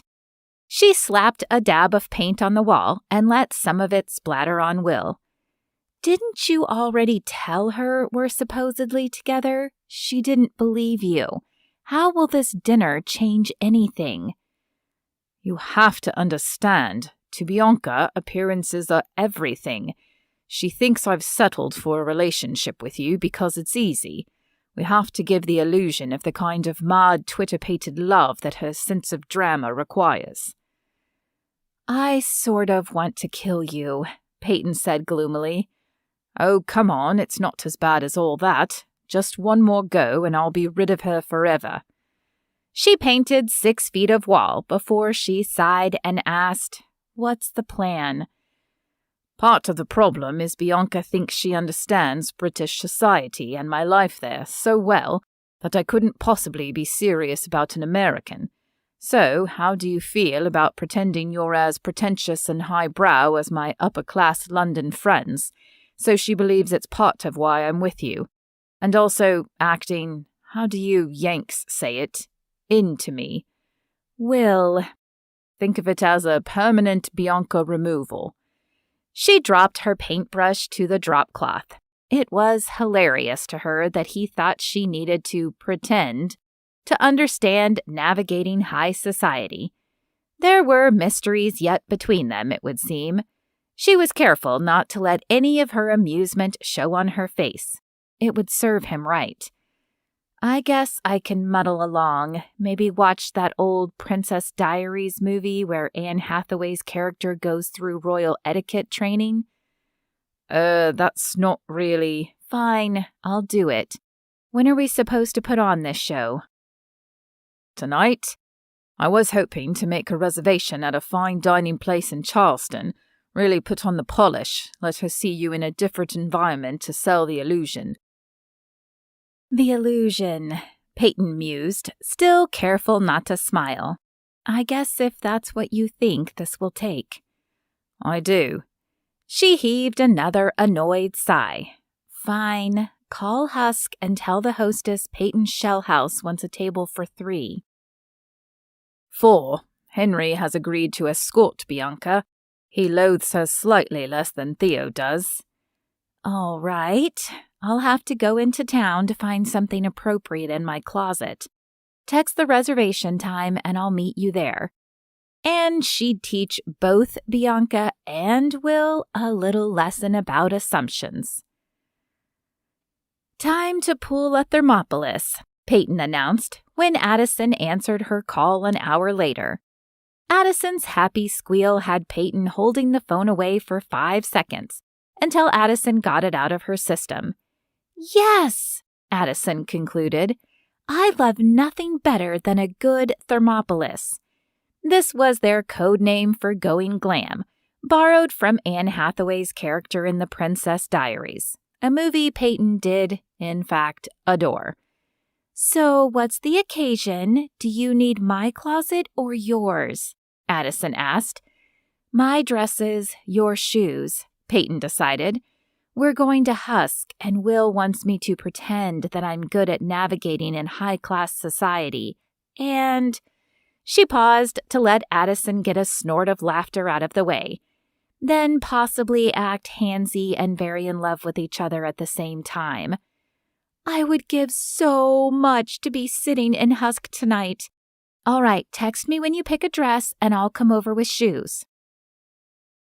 When Peyton arrived at her apartment, she turned to her section of cocktail dresses, the kind she wore when her parents entertained the mayor at their dinner parties, or any of the highly connected old families in Charleston. She immediately disregarded her classic black Chanel dress. Bianca had already done that look when she arrived the night before. Peyton tapped her lips as she studied her options. This would take a deft touch. She needed something slightly sexy but elegant to demonstrate why Will would be attracted to her, but also how she could fit in refined circles. It must be stylish enough for Bianca not to even think the word colonial without a hint of vulgar showiness. Good thing that was her brand. Peyton grinned as she slipped the perfect dress from its hanger.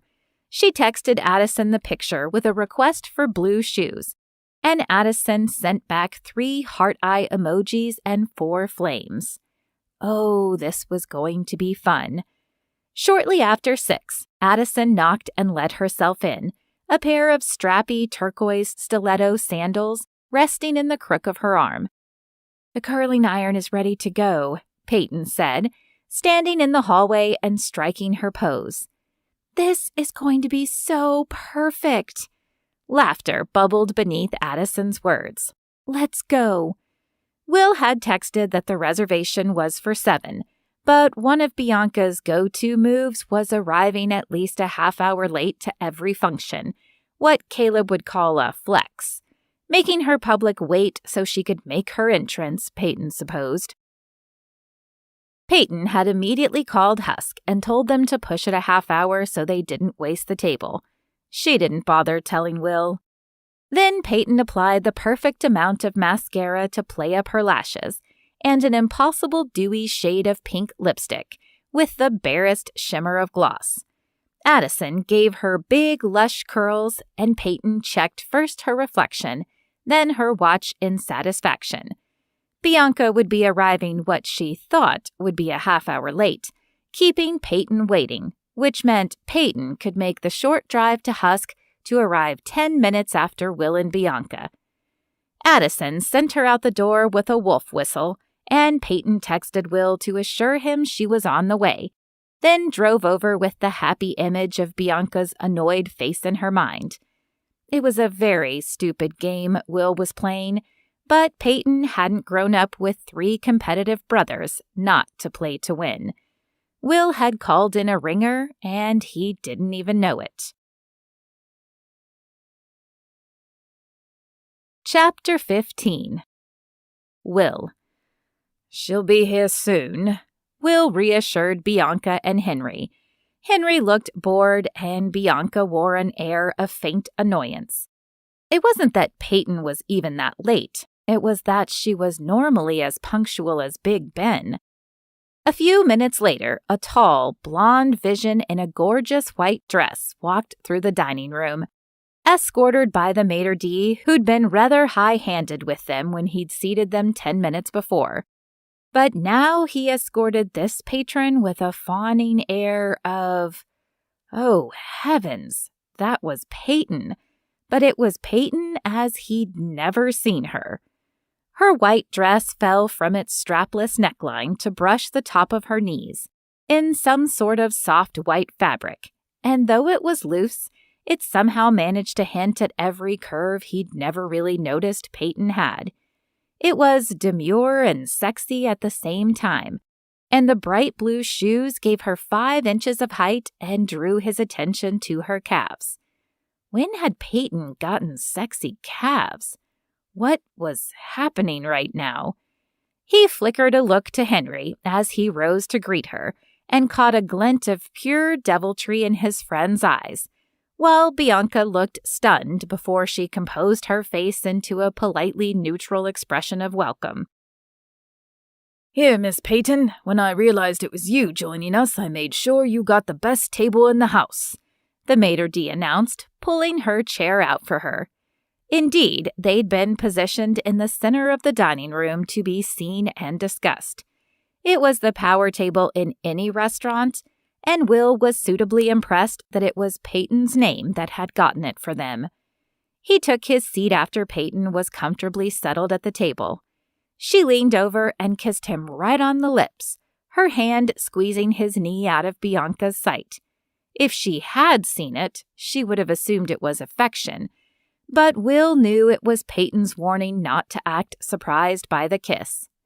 "She's really selling this," he thought, as she lingered a second longer than she needed to.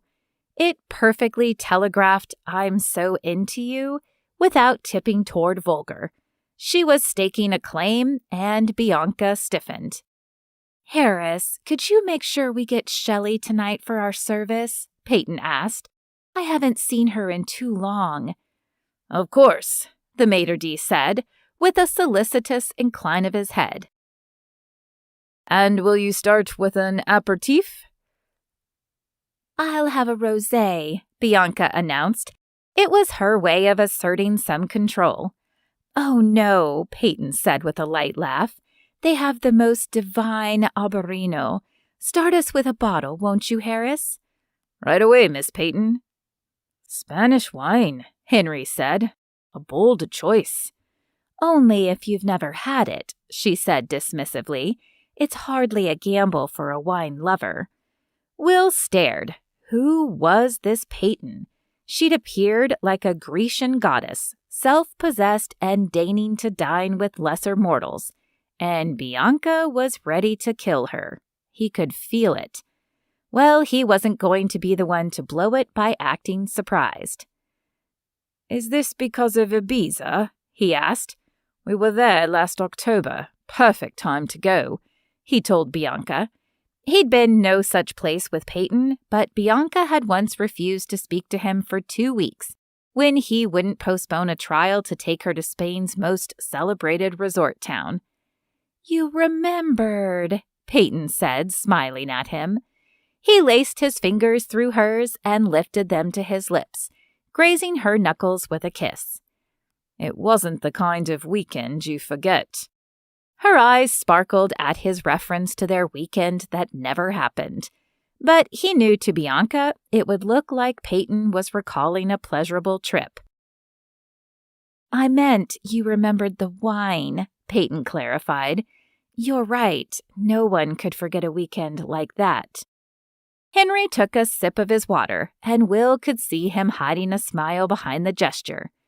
Bianca's mouth had thinned.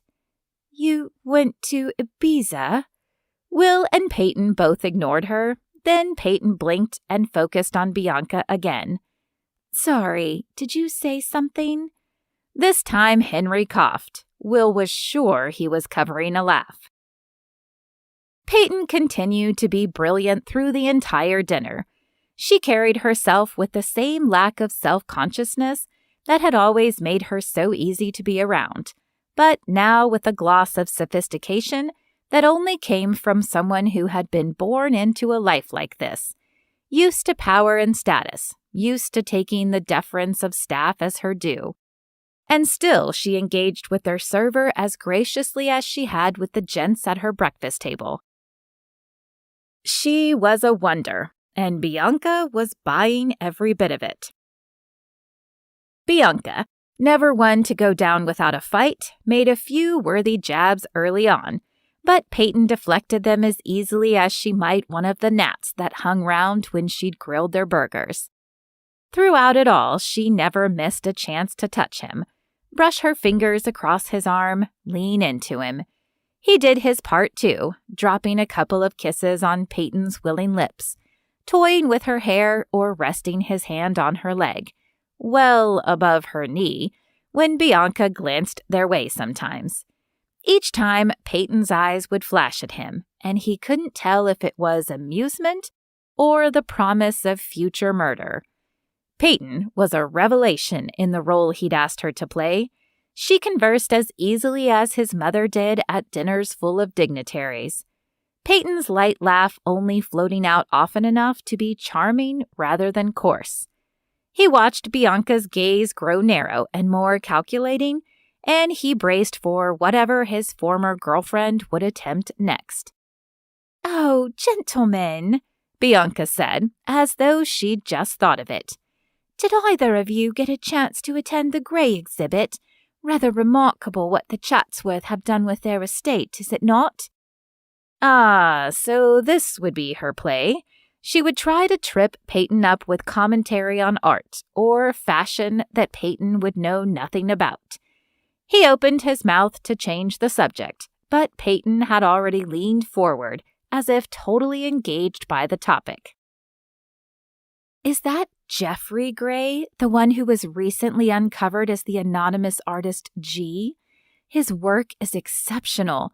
I'd read a bit about it when his last piece was shown at the Fairfax Gallery to lukewarm critical reviews, but it seems like the new curator understood the context for his work far better than the gallery did." Will tried not to laugh. He had no idea how Peyton knew of the splash his friend Geoffrey was making on the British arts scene, but it was deeply satisfying to watch Bianca try to school her expression, not to show shock and then bitterness. But Bianca wasn't done yet. "Yes, his new girlfriend is quite American," she said, as if apologetic that it was the descriptor she must use, as though American were problematic. It's caused some rifts in their relationship from what I hear. Really? Henry said, breaking in for one of his rare contributions. He'd seemed rather content to sit back and watch the farce unfold up to this point. That wasn't the impression I got when I ran into Geoffrey at Third Space lifting weights a couple of weeks ago. He's so taken with his Alice that I almost got a toothache from the sweetness. Some very un-Geoffrey-like gushing, in fact. Good to hear, Will said. Come to London, Peyton, and I'll introduce you to them. You and Alice can bond over your misfortune to have fallen for Brits instead of nice American boys. Why haven't you been to London yet? Bianca asked. I hadn't heard word of Will and any American, and those things tend to get back to me. This relationship is both very new and very old, Will said. He paused to lift Peyton's hand to his lips and press a kiss into her palm. She responded by smiling and digging the very sharp point of her heel into his shoe. We've realized over the last few months that our feelings run deeper than friendship, so when Peyton needed help with the hurricane cleanup, I couldn't resist the urge to don my shining armor. But mostly, it was because I wanted to see for myself if the... Here he pretended to pause delicately and search for words. Chemistry was on par with our emotional connection. I thought you already spent a weekend in Ibiza together, Bianca said. Will froze, cursing himself for already forgetting that lie. Oh, we did, Peyton said without missing a beat. But that's when we were just being friends with benefits, the way we sometimes have been between distractions. She gave Bianca a cool smile. I think Ibiza was my first inkling that this would turn real. How lovely, Bianca said. She probably thought it sounded like a purr, but it was much more akin to a growl. Will hid a smile behind another sip of his wine. It makes sense, Henry said with a thoughtful air. You two even speak alike. Listening to Peyton is like listening to Will. The jokes, all of it. Yes, I imagine you're like that with your brothers, too, Bianca said. Her eyes narrowed as if she'd finally found the crack to exploit. It's just that Peyton and I are so much alike, Will said, running his finger up Peyton's arm. I always thought it was opposites that attracted, but it turns out that falling for someone like you is infinitely richer. It's like they're made especially for you. Peyton smiled and lightly touched her forehead to his, grazing a soft kiss against his cheek before turning to smile at Bianca, redirecting the conversation with a request for Bianca's recommendation on where she should shop when she visited London. The discussion turned to a designer he knew his mother and Pippa favored for their gala gowns. Henry caught his eye and quirked his eyebrow with the faintest lift of his chin toward Peyton, as if to say, "She's killing it." And she was. But Will, while as dazzled by Peyton's ease in this environment as Bianca was annoyed by it, rather missed his Peyton as the night wore on. His laid-back friend with her fresh-scrubbed face and comfortable tees and shorts. By the time Shelley returned to tempt them with dessert, Bianca pleaded jet lag. And defeat, Will hoped. Could this mean she was ready to surrender her claim on him? So sorry to cut the evening short, Bianca said, but I've got a headache brewing and I'd best have the gents take me back to the hotel. Bless your heart, Peyton said, and Will nearly choked. Of course, Henry said smoothly. But let's not make Peyton and Will cut their evening short too. I'll see you home. That's so kind of you, Peyton said. We'll see you in the morning. But she said it with her eyes glued to Will, clearly telegraphing to Bianca what their night would entail. Too bad Bianca couldn't see Peyton's stiletto digging into his foot again. He was going to pay for this the second Bianca was out of earshot, and he fought another urge to laugh. Oh, Peyton, you are priceless. Once Henry had escorted Bianca from the dining room, Will finally let his laughter out. Peyton regarded him with a very annoyed frown, but the longer he laughed, the more her mouth twitched until she broke down laughing too. "You are the literal worst, Will," she said finally, when they'd calmed down enough to speak. "I almost felt sorry for her." You, in contrast, were the absolute best. You could have held your own with an entire drawing room full of my mother's snobbiest friends without breaking a sweat. "Of course I could, because Southern women don't sweat. We glow."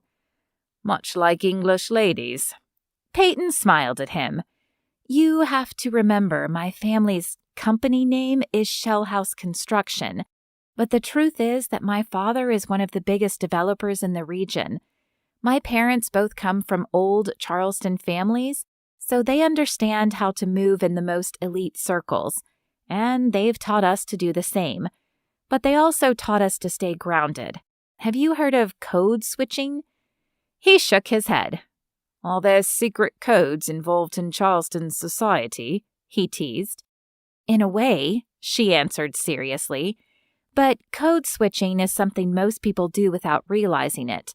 It refers to the way you interact with different people based on the unspoken rules of that group. So it's kind of how you might speak differently with your friends in everything from your posture to your slang. But when you go to your parents' formal events, you put on an entirely different set of manners." "Right, of course. I thought that was called survival." She smiled at him. "Guess it depends on how you feel about being there. For my family, I guess the analogy is that real life is what happens around my mom's kitchen table, but every single one of us knows how to act when company comes. They both feel natural to us. So in other words, we all did cotillion and I had a formal debutante debut. No, stop it," she said, holding up a hand to stem the joke she seemed to sense he was loading. "But we spent way more time eating burgers on the deck in our swimsuits. I can do both. Sometimes I am both. But mostly I like hanging out at the beach house in my cutoffs, even though I have a whole rack of designer dresses." "How is it possible I never knew this about you?" he asked. "I've always seen you as so country," she supplied. "Hick, or what a Brit might say, provincial." "None of those things. Simple, but in the best ways," he hurried to add, when her forehead wrinkled slightly. "Down to earth. Grounded." "I'll take it," she said. "And you can thank my mom for it. She's the reason that you'd never know from talking to him that my oldest brother Jake is rated the most eligible bachelor in the entire state." He considered the last time he'd seen Jake. Slightly shaggy hair like he'd forgotten to get a trim, a gray t-shirt bearing his university mascot, jeans, and a sturdy-looking truck. "True, I wouldn't have guessed." "That's because my parents told us that labels like that are only about what other people make us. But who we are is the kitchen table shell houses." "I'm going to have a deeper respect for that kitchen table from now on." "Good. Now can we talk about how I'm going to kill you?" He grinned at her. "I know that performance was awkward as the dickens, but think about how many favors I'll owe you forever now." "That's true," she conceded. "You can literally never repay me. You've dug yourself in too deep." "But at the same time, perhaps I've dug myself out. With Bianca, I mean. I think it all may have worked. I think she's convinced she'll lose if she plays." "I'm not so sure she'll give up that easily. She's liked having you on a leash for too long." He winced. "That characterization is insulting to my manhood." "Then your masculinity is fragile."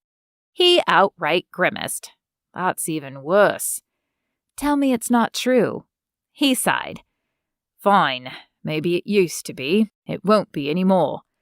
"I guess we'll know when you talk to her tomorrow." "Regardless of which way Bianca's mood blows tomorrow, I'm so grateful you helped me with this." She gave him a look like she was waiting for more. He tried to make it a bigger thank you. And also, you're truly a queen among women? And? He had no idea what he was supposed to add. She helped him out. And now you're ordering me 2 desserts, neither of which I'll have to share with you. He laughed and caught Shelley's eye, indicating with a small nod that he needed her. Peyton, for that BAFTA-level performance, you should have 3. We call them Oscars here, but yes, I'll take 3, and a 4th for Addison, because she loaned me great shoes. And Will paid the staggeringly high check without a complaint. Well, that didn't go according to plan, Will grumbled to Mr. Cecil the next morning, as they watched Bianca sidle out of the hotel lobby toward the beach. What plan is that? Mr. Cecil asked. You're going to think I'm an idiot when I tell, Will said. Then it won't change my current opinion of you in the least, the old man assured him. What have I done to earn your bad opinion of me? Will asked. It's what you haven't done, Mr. Cecil answered, his eyes twinkling. But go on and confess whatever it is that's got you riled this morning. I convinced Peyton to pretend we're an item while Bianca is here. She didn't buy it when she got in 2 nights ago, so we all went out to dinner in Charleston, and Peyton and I put on a big show. She was fantastic, he informed the old man. Proved she understood elite society as well as Bianca does. Dressed the part, acted the part. More like was the part, Mr. Cecil said. You do know who her family is, don't you? I meant in regarding to us. You'd swear you'd never seen 2 people more smitten. I came over this morning expecting Bianca to tell me she was leaving, but instead she just patted my cheek and said Peyton was very sweet. But now Bianca feels responsible to help me see I'm making a mistake. I guess we weren't quite the actors I thought. Mr. Cecil studied him for nearly a full minute, his mouth slightly open. When at last he spoke, it was only to grumble, You're a bigger idiot than I thought. I want her gone. What do I do? Tell her to go. Mr. Cecil said it as if it was as obvious as noting the sky was up. You don't think I tried that? Many times. Then you make her believe you, about you and Peyton. But you should have seen our performance last night. It was foolproof. Apparently not. Try harder. Now I've got some paperwork to do, Mr. Cecil said, and he limped around the corner toward an office door Will hadn't noticed before. Try harder? What more was he supposed to do to get through to Bianca? The way she'd wrapped herself around him this morning for a hug was nothing short of an insult to his imaginary relationship with Peyton. He joined Theo and Henry on the side of the hotel to do more painting, while he considered his options. Henry kept Theo laughing all morning with reenactments of the dinner, portraying his and Peyton's escalating PDA and Bianca's rising fury. I thought it was a ridiculous plan, but it sounds like it worked, Theo said. I sort of wish I'd been a fly on the wall for all of it. Except I'm not so sure it did work, Will complained. This morning, Bianca acted as if she didn't know or care that I have a girlfriend. Fake girlfriend, said Peyton. He spun to find her standing there in the cutoffs she'd mentioned.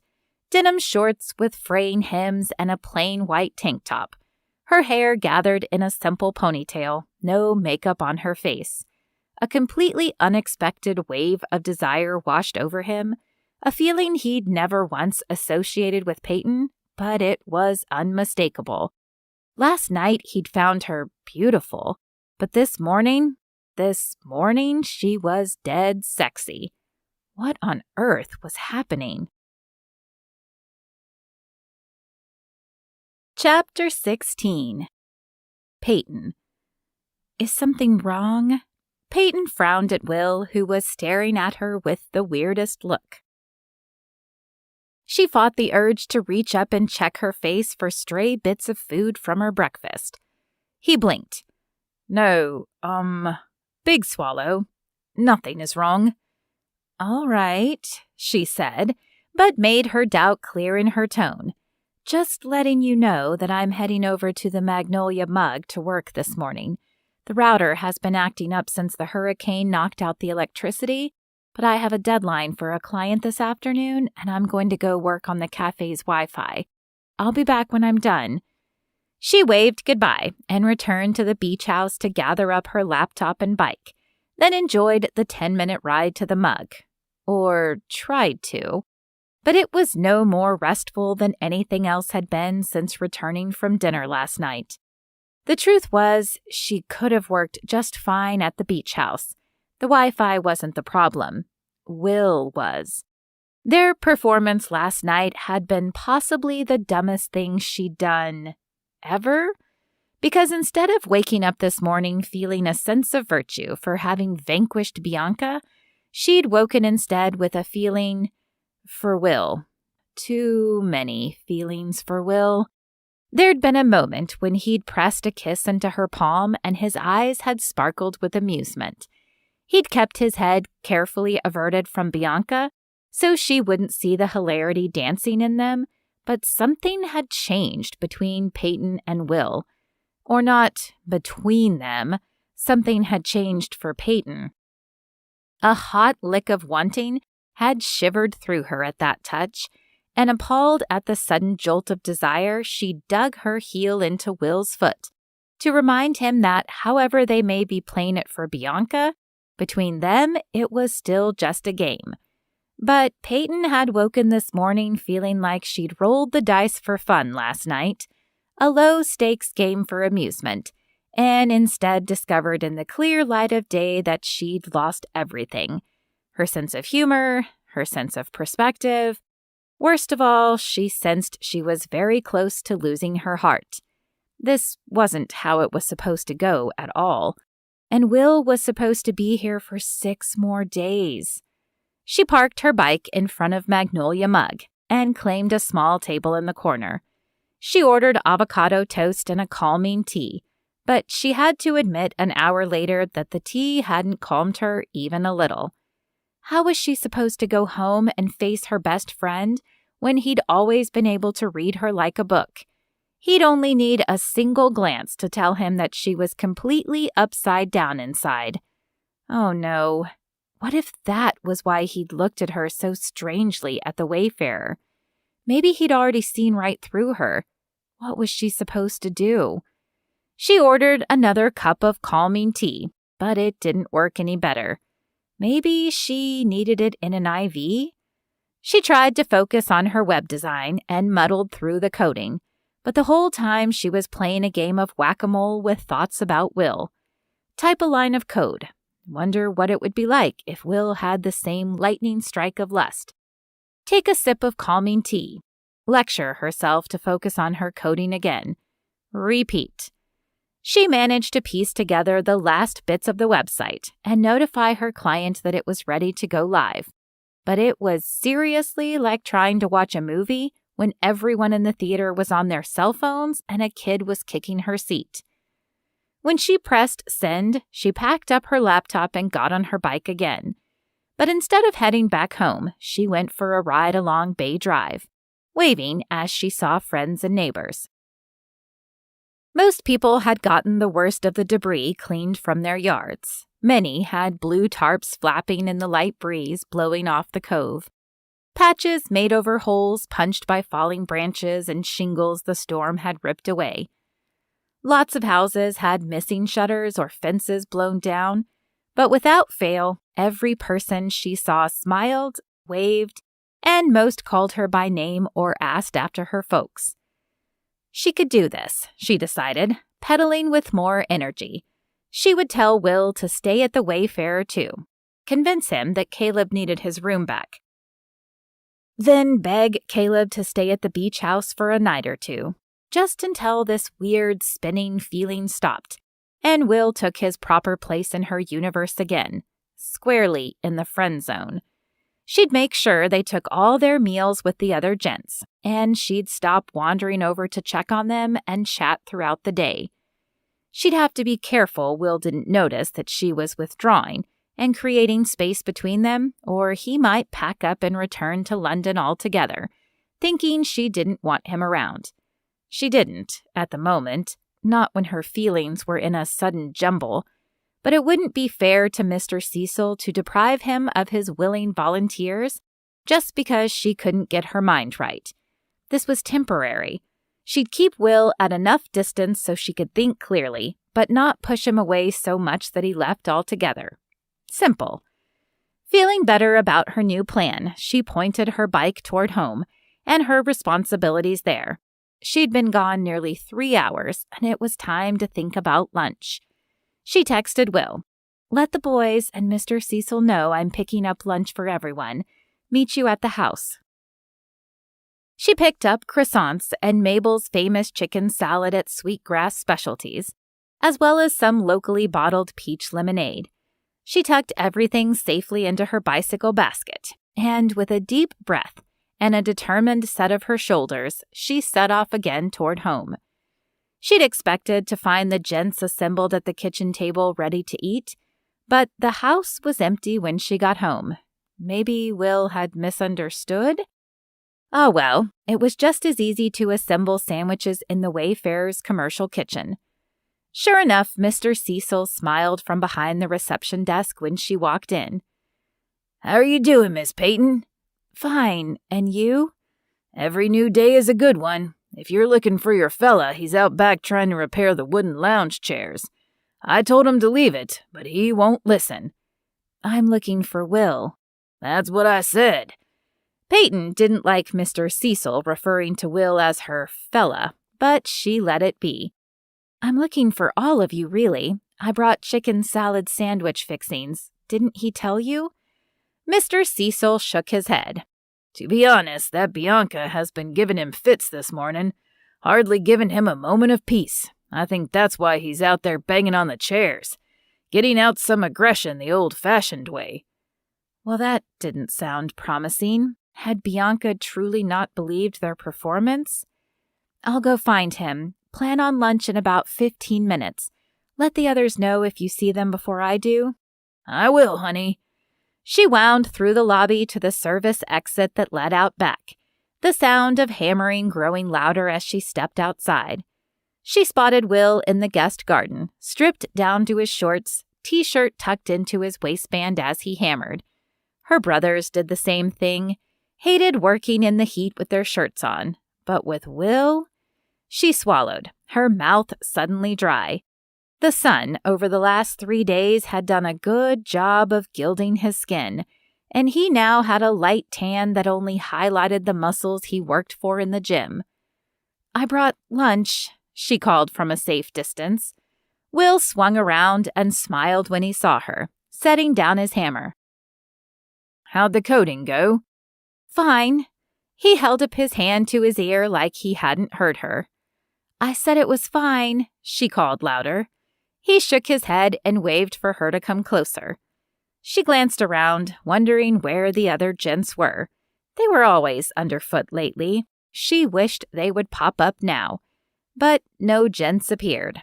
She reluctantly approached Will, better able to see the upturned chair he was hammering at. It was a wooden Adirondack, and it appeared he was trying to repair one of its legs. But Adirondack chairs had very sturdy legs. Her brothers would die laughing if they saw him now. Mr. Cecil was right, she decided. Will was pounding out some frustration, not fixing anything. "Something wrong?" she asked. "No. Why would you think that?" "Probably because you're hammering a chair that really doesn't need fixing." He pulled his t-shirt from his waistband and tugged it over his head, then used the hem to wipe away the sweat on his forehead. Good news, it hid his distracting chest. Bad news, now she had a peek at his abs. This was so stupid. This was Will. He glanced down at the chair and sighed. "I guess not. But Theo and Henry are painting again, and I needed to do something more..." "Violent?" Peyton suggested. She recognized the sign of a male working out romantic frustration. She'd seen her brothers do it often enough. "Active," he corrected. So what's wrong? Bianca. It came out as a growl. She seemed pretty put out last night. I expected to hear reports that she lit out on the first flight home. I wish, he insisted. This morning she insisted that you and I were together only out of convenience, but that when I return to London my head will clear, and I'll see that it's really she and I who belong together. Peyton's eyebrows snapped together as she scowled at Will. Are you telling me that you put me through that miserable show last night for nothing? Come on now, it wasn't so miserable. Speak for yourself. All right, I will. I thought it was rather fun. Of course he did. Will had always been prone to doing things that got a good laugh. He had a practical joker streak. The stress of his career had kept him too busy to get up to too many shenanigans in the last 2 years, but he'd always loved a good prank. No, she corrected. It was rather stupid, especially if Bianca didn't believe it. You're going to have to get rid of her the old-fashioned way. Set a boundary and stick to it. Sure, except that has literally never worked. I have a better idea. What? She asked, eyeing him warily. She didn't trust the speculative glint in his eye. We give her such a thoroughly convincing show that she has no choice but to believe us, and I'm done with the Wicked Witch of the West End forever. You want to double down on the strategy that already failed? She wasn't taking that gamble again. The price had already been too high. Yes, we'll make it more convincing. That's idiotic, she informed him. It's not. Think about it. He walked closer to her as he said it, the mischief still very much in his eyes. He hooked a finger through each of the front belt loops on her cutoffs and drew her towards him. We just need a little practice, that's all, he said, his voice growing husky as she braced her hands against his chest to keep her balance. Will, what are you... She cleared her throat. What are you doing? She's not going to believe us. Bigger show, he repeated. Last night we had to be so mindful of being in public that we couldn't really fully express ourselves, now could we? He slipped his arms around her waist, letting them rest at the small of her back. There, he said, a tiny smile turning up his lips as he gazed down at her. Like this. Much more convincing, don't you think? It was definitely fooling her heart, which pounded so loud it hurt her ears. This was insane. She should step away, slip out of his arms, and walk back inside to make sandwiches. But as she looked up to tell him so, her eyes locked with his, and the playful glint in them was the last straw. Will had never had to carry the memory of the kiss they'd shared in Rome. He'd never had to wonder what if over the last 5 years. If he had, he wouldn't play with all of this so carelessly. He needed to see for himself why he shouldn't open this door. Let him see for himself that this was a game where they would both lose. Let him finally carry the weight of a remembered kiss. Her temper was getting the better of her, and she knew it. But she didn't wait for the whisper of common sense to intrude like it always had. She would teach Will a lesson he'd never forget, and they could be done with this stupid argument once and for all. He could go back to solving the Bianca problem on his own. She slid her hands up his chest to brush through the hair at the nape of his neck. You think we need to be more convincing? She asked, meeting his eyes and letting a small smile of her own play over her lips. Like how? Like this, he said, his voice slightly rough. Exactly what we're doing. This, she said, letting her fingers play through his hair some more. Oh, this doesn't seem like enough.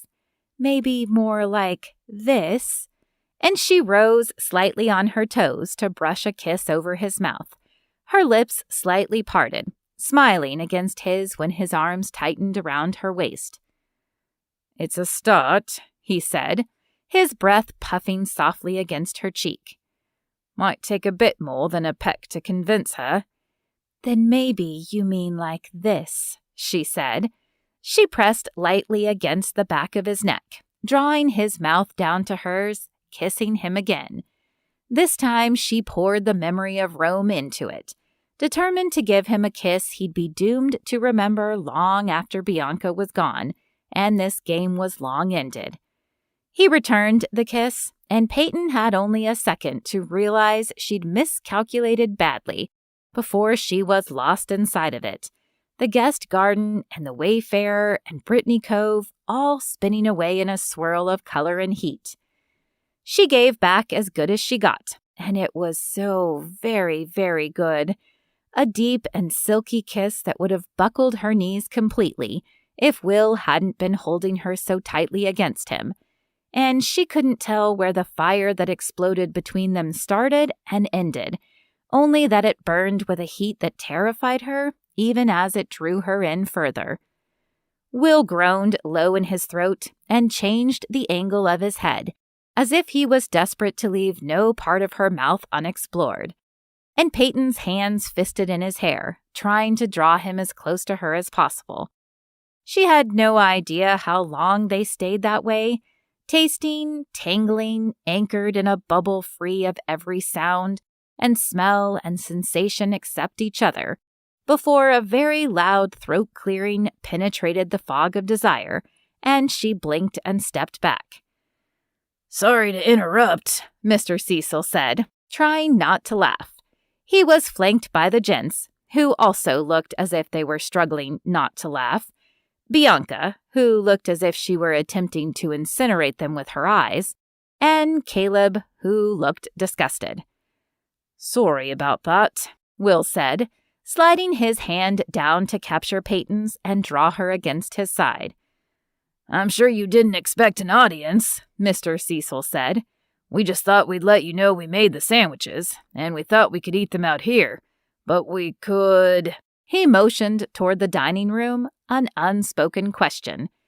Peyton finally found her voice and kept it even, though she was sure her face was flaming between the flush of desire and embarrassment washing over it, with the relentless rhythm of the bay waves. "Out here sounds great," she said. "Actually," Bianca said, "I just came to tell you that I'm flying out tonight, Will. I wondered if you'd be willing to drive me since you're the only one with access to a car." She pinned Peyton with a challenging look. "I have my truck. I'll do it," Caleb said, when Peyton sent him an unspoken plea, and Peyton silently blessed him. He may have no idea what he'd just walked into, but he'd have her back, no matter what.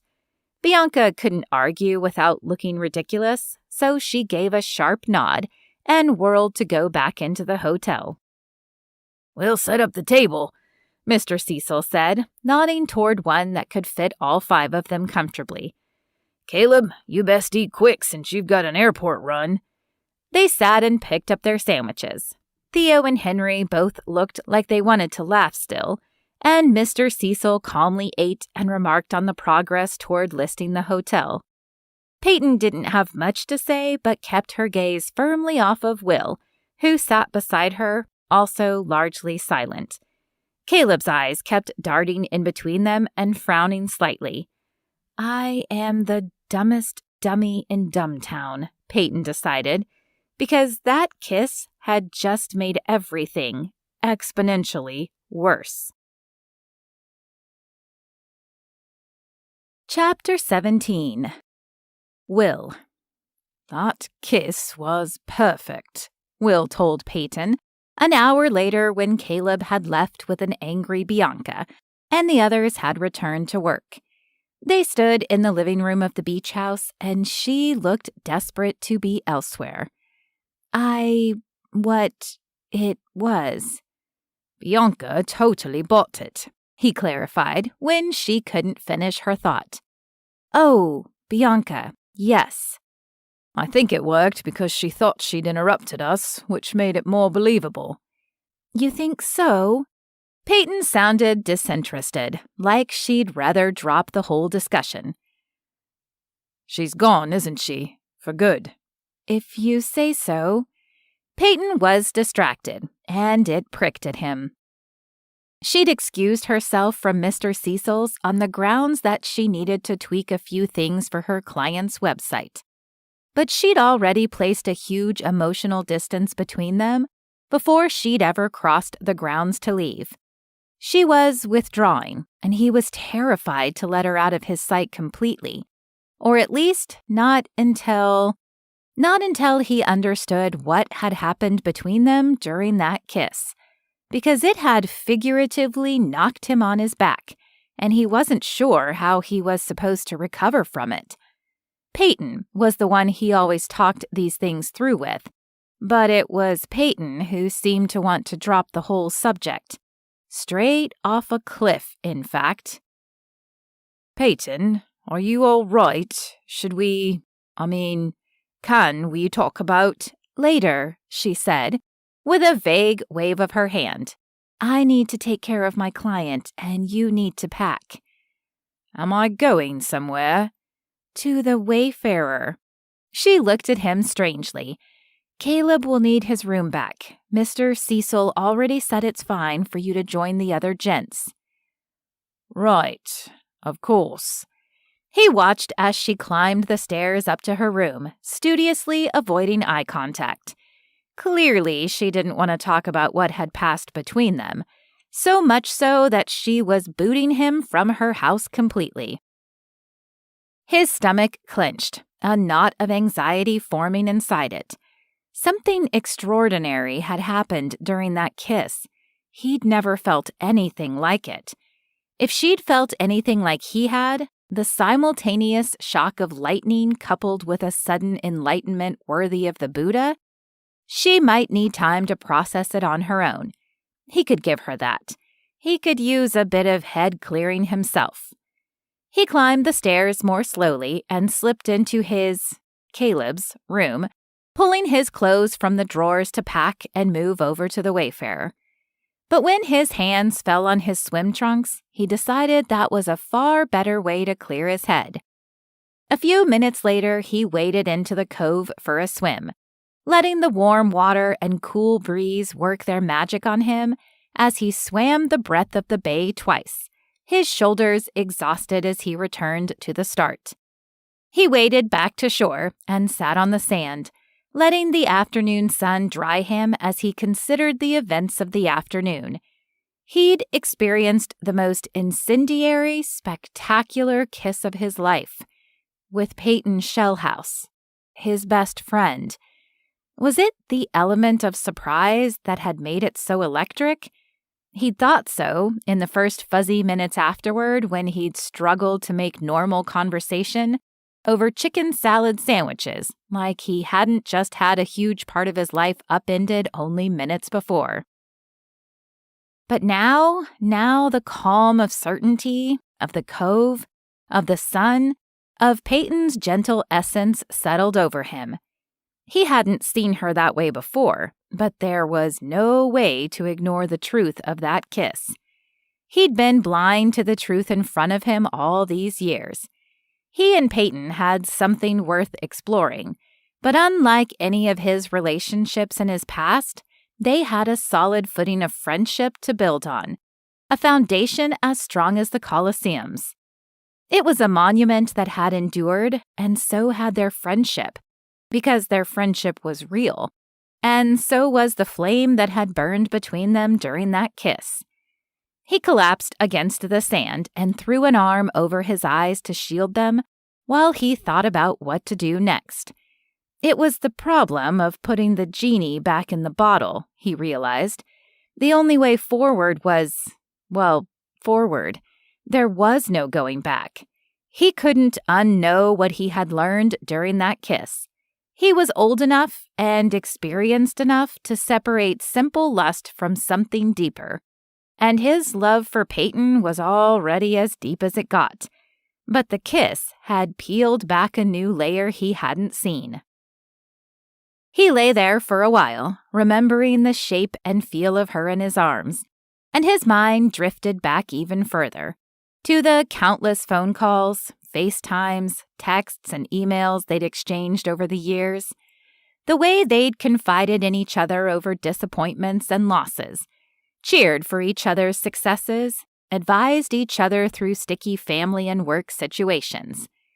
Finally, after lying still so long that a small brown bird had nestled into the sand beside him for a nap, Will sprang up, startling an indignant squawk from the little sandpiper.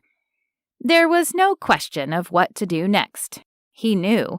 He knew in his bones what to do with the same surety that he knew the sun would greet him over Brittany Cove the next morning. The only real question was how it had taken him so long to realize it. Now to find Peyton. It proved harder than it sounded. She was nowhere in the house. His suitcase was waiting for him inside the door, and when he climbed the stairs to her room, he noticed that Caleb had already tossed a duffel bag on the bed to reclaim it. Fair enough. Will wouldn't be too keen on having a man he'd just caught kissing Pippa with the ardor of a returning war hero staying directly across the hall from her. But Peyton wasn't at the Wayfarer or anywhere on its grounds either. When she didn't return a few texts, it occurred to him to check the garage, and sure enough, her car was there, but her bicycle was gone. Well, at least he knew she was still on the island. That was something. But why wouldn't she answer his texts? He was bursting to tell her what he'd figured out. Peyton wasn't an overthinker. She accepted things as they were, never trying to take them apart and examine every nuance the way he always did. She was grounded, far more than he often was, and if the truth had dawned on him with such clarity, there was no doubt she'd see it too. But where was she? When it neared supper time and no one had heard from her, his worry ratcheted up. He went to find Caleb, who was on the roof, hammering down shingles. Is it unusual for Peyton to be gone so long without a word? No, Caleb said. She likes to roam. But she hasn't returned my texts. You don't worry something has happened to her? In Magnolia Bay? Caleb snorted. You're talking to the only crime spree this town has ever seen. Everyone knows her, and not only would none of them hurt her, they'd be the first to help if there was a problem. Don't worry about it. Will hesitated, not wanting to push his luck with Caleb. He'd rather thought her brothers liked him when they'd all dropped by a few days before, but he'd sensed a distinct cooling from Caleb since he'd stumbled upon their kiss. But Will decided his concern for Peyton outweighed Caleb's protectiveness. It's just that it's not usual for her to ignore my texts. Have you heard from her at all in the last 3 hours? Caleb sighed loud enough that Will could hear him even from the younger man's perch far above him. I'll text her, but... He trailed off and squinted into the distance. Never mind. She's coming. I see her on her bike. She'll be here soon enough. Thank you, Will said. Caleb grumbled something in response, then disappeared to the other slope of the roof. Will walked to the gate to meet Peyton, brimming with so much energy that he had to divert it into pacing, or he'd turn into one giant twitch. At last, he saw her coming down the street, still in her cutoffs and tank top. How was that even sexier than the designer dress she'd worn the night before?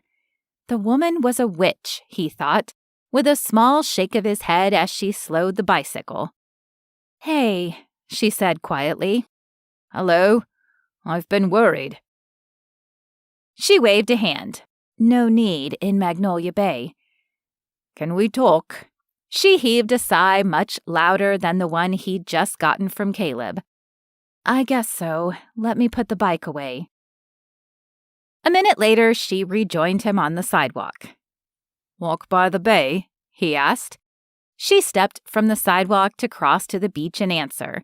He fell in step beside her, overcome with the need to slip his hand into hers and feel her next to him. But there would be time for all of that. This was new, and it would take a while to figure out the shape of things. When they'd walked along the water's edge for a few minutes, he cleared his throat. So today at lunch, that was something. It was something, she agreed. I had no idea, he said. I was gobsmacked. By what? By the intensity, I suppose. Good thing Bianca is gone, she said. Won't have to worry about that happening again. He stopped, and she continued a few steps before she realized he had. When she did, she also stopped and turned. Wait, your conclusion after that kiss this afternoon is that it's a good thing Bianca is gone so we don't have to do that again? He asked. He knew his voice was incredulous, but he couldn't help it. Surely they couldn't have drawn such wildly different conclusions. Yes, it was weird, wasn't it? She looked confused now, but it was nothing to the confusion in his own mind. I prefer gobsmacked. Weird sounds like a bad thing. What are you trying to say? Am I the only one that feels like that kiss changed everything? Her face fell. No, but it doesn't have to. We can fix this. Fix it? He closed the distance between them in 2 long steps and reached for her hands, smiling down at her. I don't want to fix it. What are you Americans so fond of calling it when you mess up a thing to make it better? Disruption? That was the good kind of disruption. How could it not be when it shows me my best friend is the woman I've been looking for all along? He wasn't wrong about her feelings for him. He was sure of it. There had been nowhere to hide in that kiss. Her hands tightened around his, and she swayed ever so slightly toward him before she caught herself. She slipped her hands free and stepped back. I don't think that's a good idea. We have too many years of friendship to risk throwing it away because we happen to be good at kissing each other. Good? No, amazing. At least she wasn't denying there'd been chemistry there. I don't understand. You're always ready for a new adventure, and we've had this one dropped in our laps. We should see where this takes us. As surely as that genie couldn't be put back into its bottle, it had given them this gift, and they would be foolish to ignore it. It's just a bad idea. Why? Because I know you so well. She was making less sense as this went on. And I know you. That's what makes this perfect. Maybe a perfect storm. She turned toward the water and laced her hands behind her head. It was her thinking posture. You're bored, Will. You've been bored for a while, since you dumped Bianca last time. Your work is too easy, even when there's a lot of it. And you've been dating the same kind of women for the last year, trying to find a spark. Perfect, professional, polished. You're looking for the same high that Bianca's theatrics gave you. I'm not that. She dropped her arms and turned toward him again. You absolutely did the right thing by closing that door on her permanently, but you're only into the idea of us right now because it's different, and you crave novelty and drama. Did you just call me a drama queen? Just when he thought he couldn't get any more incredulous. No, she said, finally offering him a small smile. But you live a life that was chosen for you at birth. From your schools to your career, you know exactly what kind of clients you'll always get, cases you'll always try, and if you're honest with yourself, the type of woman you need to marry who will fit into all that. That woman is not me. So what happens if I agree with you? What happens if I agree that we have enough chemistry, that we should explore it in the time you have left here? We'd get answers, he said. It couldn't be more clear than the blue of her eyes. We'll find out exactly what lies between us. I already know, she said. Convenience, opportunity, proximity. Take your pick. You can even have all 3. But the same streak that sent you to Rome for a semester The same streak that drew you to Bianca all these years? That's the same thing telling you to throw yourself into this really poorly thought-out fling. I would never think of you as convenient or a fling. But you have before. The words were so soft, the breeze almost carried them away before he heard them. Pardon? You heard me. I did, but I can't make sense of what you said. When have I ever treated you as a fling or a convenience? She looked as if she were fighting some internal struggle, as if she were wanting to say something, but biting back words at the same time. In Rome. Whatever it was he expected, it wasn't that. What about Rome? She studied him for a long moment, and the wind whipped a piece of her hair from her ponytail, pushing it across her cheek. He wanted to reach out and tuck it behind her ear, but he didn't think she would welcome his touch. I've wondered if you remembered, at some level, she said slowly, but you really don't. He shook his head, helpless to know how to do better on the test he knew he'd just failed. 2 nights before we left Rome, you were trashed. Bianca had dumped me again. It had rained his last 2 days in Italy and the next few weeks back at Cambridge until they'd reconciled again. Yes, and you'd drowned your sorrows in wine. You said it was more fitting because it was Italy, so they must be drowned in wine and nothing else. Then I was a proper idiot. No argument, she said with a small smile. But maybe because it was wine, I didn't realize how drunk you actually were. And so when we sat on the roof of the pension that night, you waxing philosophical about love, she broke off to laugh at his wince. Yes, you waxed so much it's a wonder you didn't generate enough of it to make yourself a fake Bianca to carry home to London with you. Anyway, you went on and on about love and its roots and how it was only the Roman air that had fooled you into loving her, and how you wished she'd never come to visit you because you could have fallen in love with someone else, if only she would stay away. And then he sensed that he was about to hear a tale of epic idiocy, his own. He almost couldn't bear to hear it, but he stayed quiet, except for a small prompt to continue. And then you said we ought to see if it was true that any 2 people could find a spark to prove that it wasn't just Bianca. That the moon was full and I was pretty, and what did I think about testing your theory?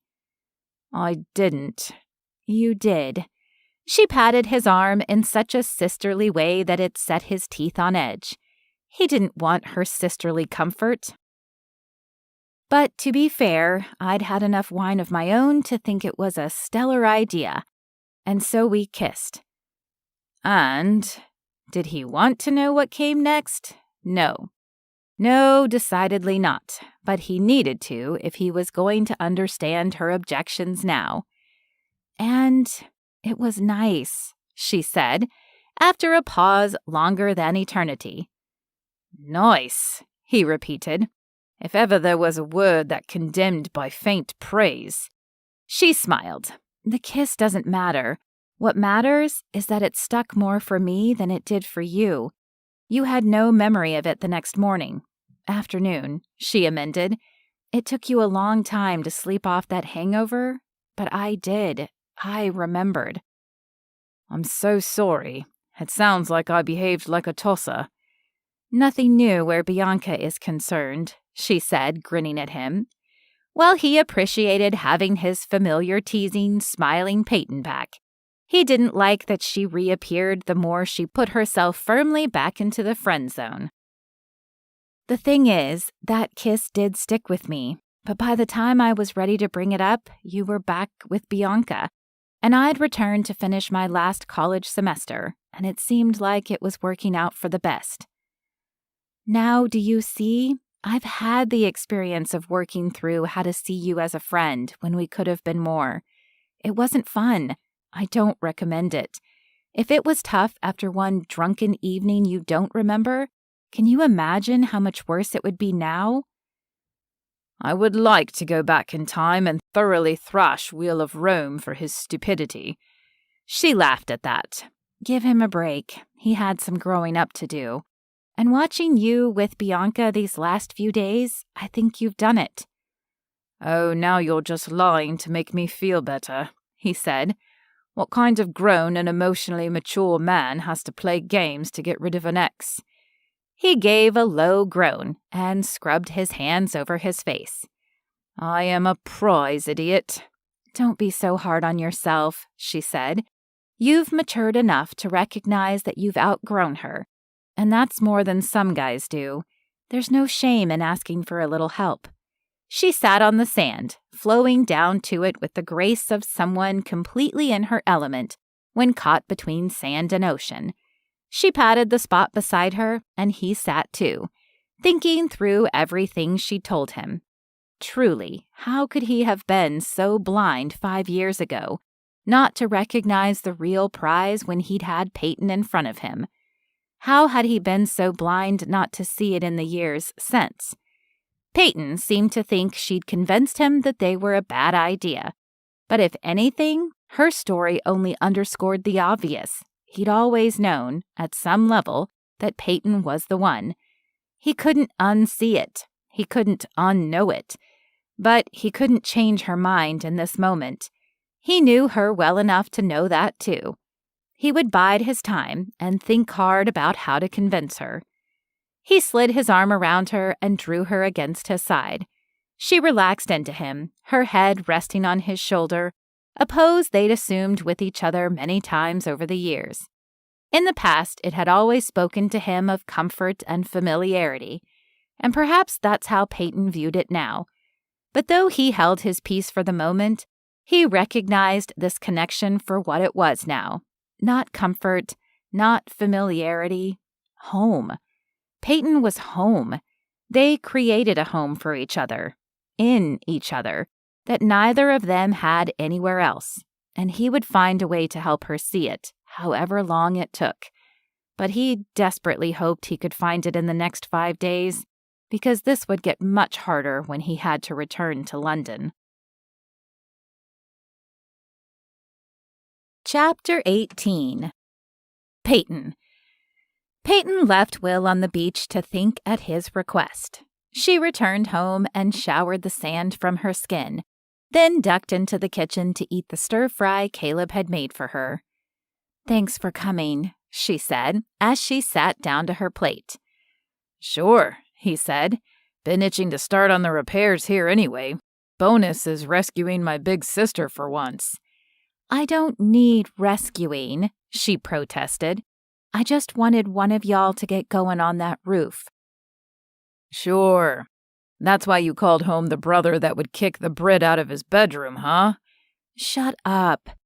He did, but only to nurse his cold beer in easy silence. He waited until she finished eating before he grilled her. "So what's going on with you two anyway?" "I didn't invite you here to ask nosy questions." "Invite me?" he repeated with a snort. "Sis, I live here as much as you do." "Nothing is going on with us," she muttered.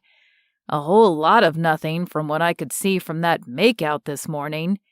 "Did I say shut up yet? If not, I meant to." Caleb only grinned at her. "I'm going to go watch some baseball. Holler if you need anything." He disappeared into the family room, leaving her alone with a yogurt for dessert and her thoughts. She decided she'd rather think them on the deck, so she cleaned up and went outside to curl up in the glider to enjoy the evening breeze. As she rocked, her thoughts fell into rhythm with the swing. Will is my friend. Will is my friend. Will is my friend. That was what it all came down to. He was her friend, and she didn't want to do anything to risk that. Why had she agreed to his stupid plan? She should have put her time and energy into making him practice role plays or something. Rehearse telling Bianca no until he could say it like he meant it. She should not have flirted with him through dinner at Husk the other night. She should not have pretended they were in a relationship. She should not have kissed him. Her brain understood the distinction between reality and make-believe. Her heart just wasn't getting the message. Will's brain was screwed up too. It had to be for him to believe they made any sense as a couple. Even if their chemistry was real and not just circumstance, how was a relationship supposed to work between them? He was the son of an ancient English family. He had a career and obligations in London. She was the daughter of a family with their own proud heritage and roots as deep as it was possible to grow in South Carolina. She had a thriving career and she loved her life. The distance between them wasn't just figurative and cultural. It was quite literally an ocean. Stupid Atlantic. But also, thank goodness for the Atlantic, or Will might have convinced her this was a good idea. No, she loved Will, but not like that. Did she? The thought shook her too much for her to stay fixed on it, and she let the question flit away. She felt like she was starring in a sitcom plot, where everyone but Bianca, who had stumbled upon them kissing, thought of them as a punchline.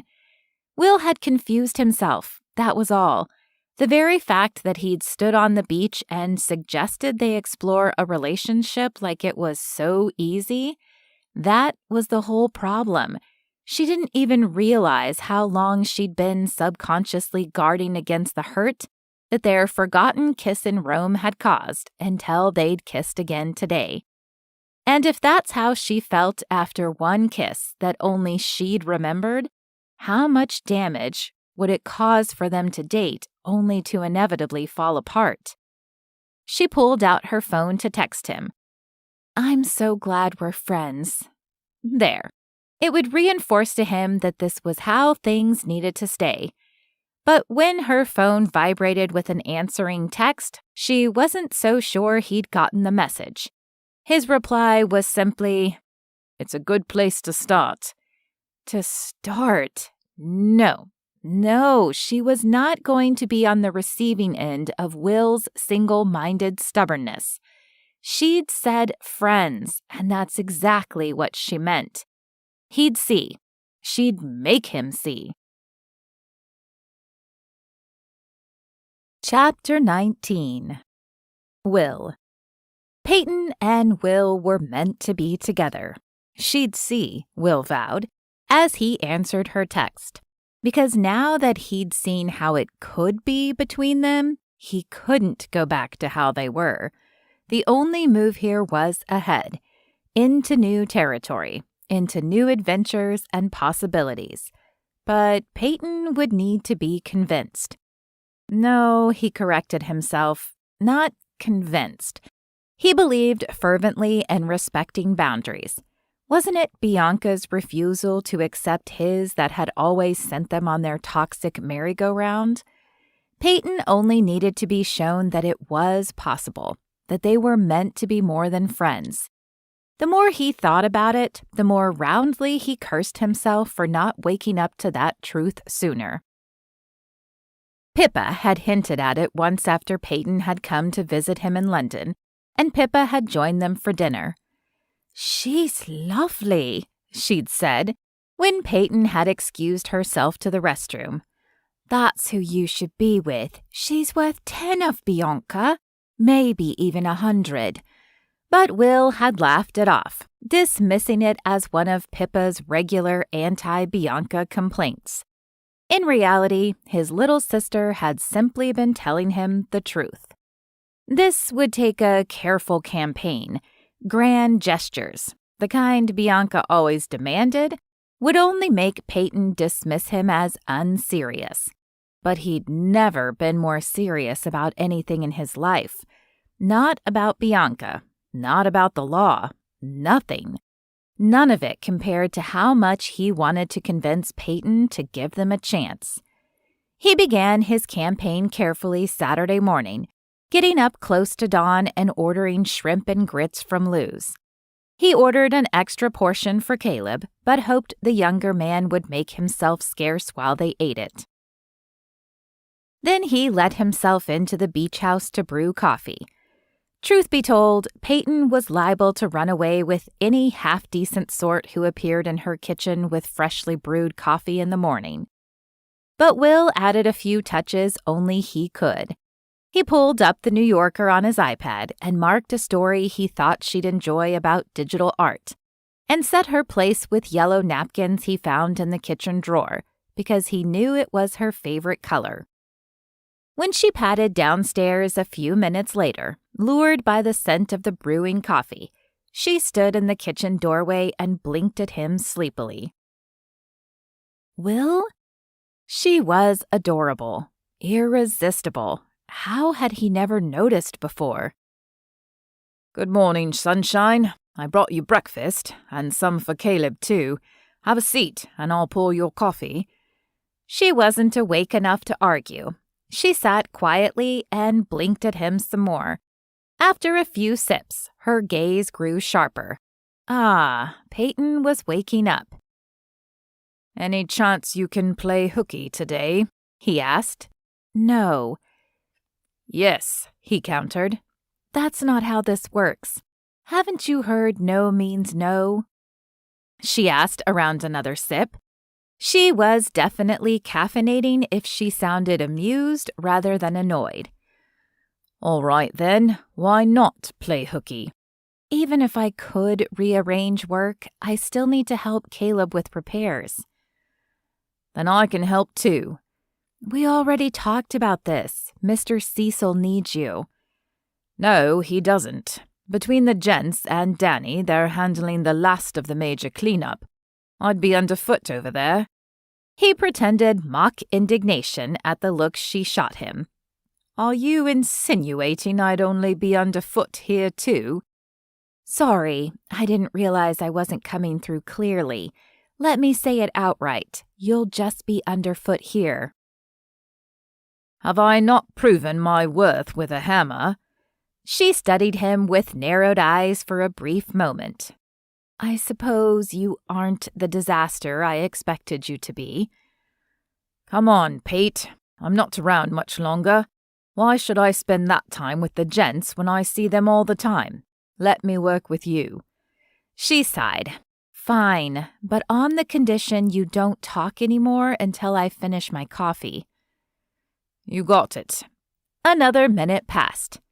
Well, I didn't mean sit there and stare at me either, she complained. But I like looking at you. And he did. Loved it, even. All the familiar contours of her face, the brightening blue of her eye, the perfection of her pink lips. How could he have overlooked this so long, distracted by Bianca's bold beauty? But Bianca's beauty was cold and carefully crafted with pots of cosmetics and complicated beauty routines. Peyton's was natural, like the outside was somehow an extension of her inner self, woven into her smile and gaze. She was objectively pretty, too, he knew, the kind of blonde who would turn appreciative heads. But Will saw more than that. Another layer that her inherent goodness added to the fine bone structure and dewy skin. Why do you want to hang out with me today? She asked.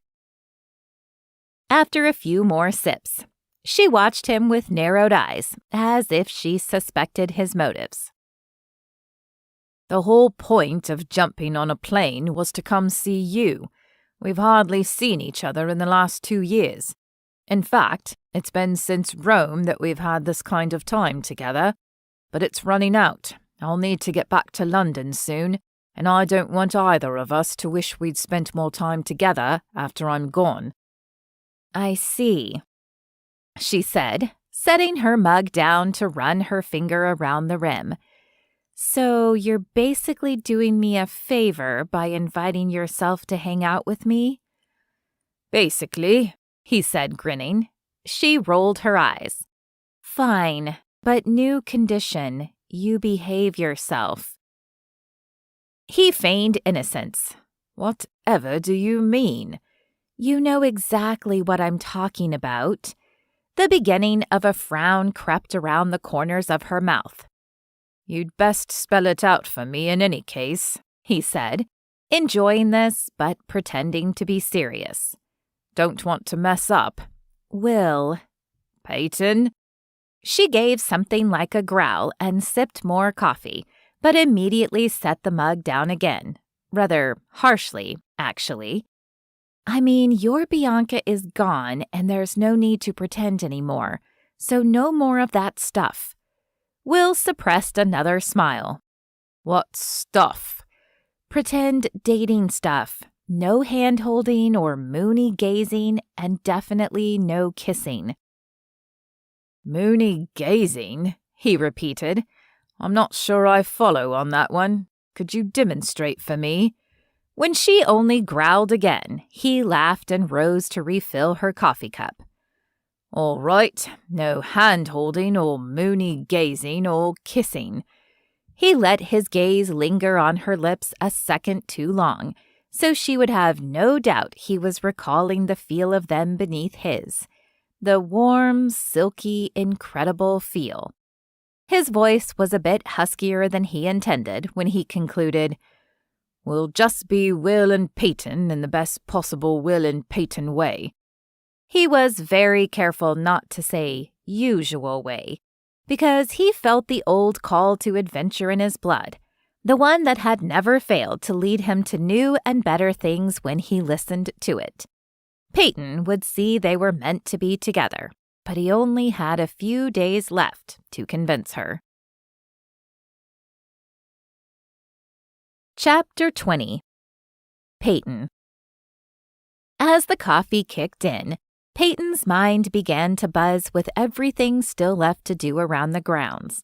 Jake was sending out his glass guy today to handle the installation of a new window, and that would probably mean some repainting when he was done. They'd need to haul out the damaged living room set. Her mom had found a new sofa and love seat to replace the one damaged by the intrusive tree branch, and those would be delivered tomorrow. And Peyton would love to get some perennials in her mom's now bedraggled flower beds to surprise her when they bloomed this fall. That was a pretty full day, and it would be fun to have Will along. It always was. He'd seemed fine with her ground rules of no flirting. Too fine? She'd felt the strangest pang of disappointment when he'd agreed so easily. But no, that was stupid. Going back to normal was the absolute smartest way to handle all of this. Addison had spoken of what if, but Addison had meant, what if it's phenomenal between you and Will turns out to be the love of your life? For Peyton, it was, what if we try and it's a disaster and Will and I fall apart completely? She wasn't willing to risk their friendship to solve her ego just because he'd been recently dumped and the chemistry between them made her feel better.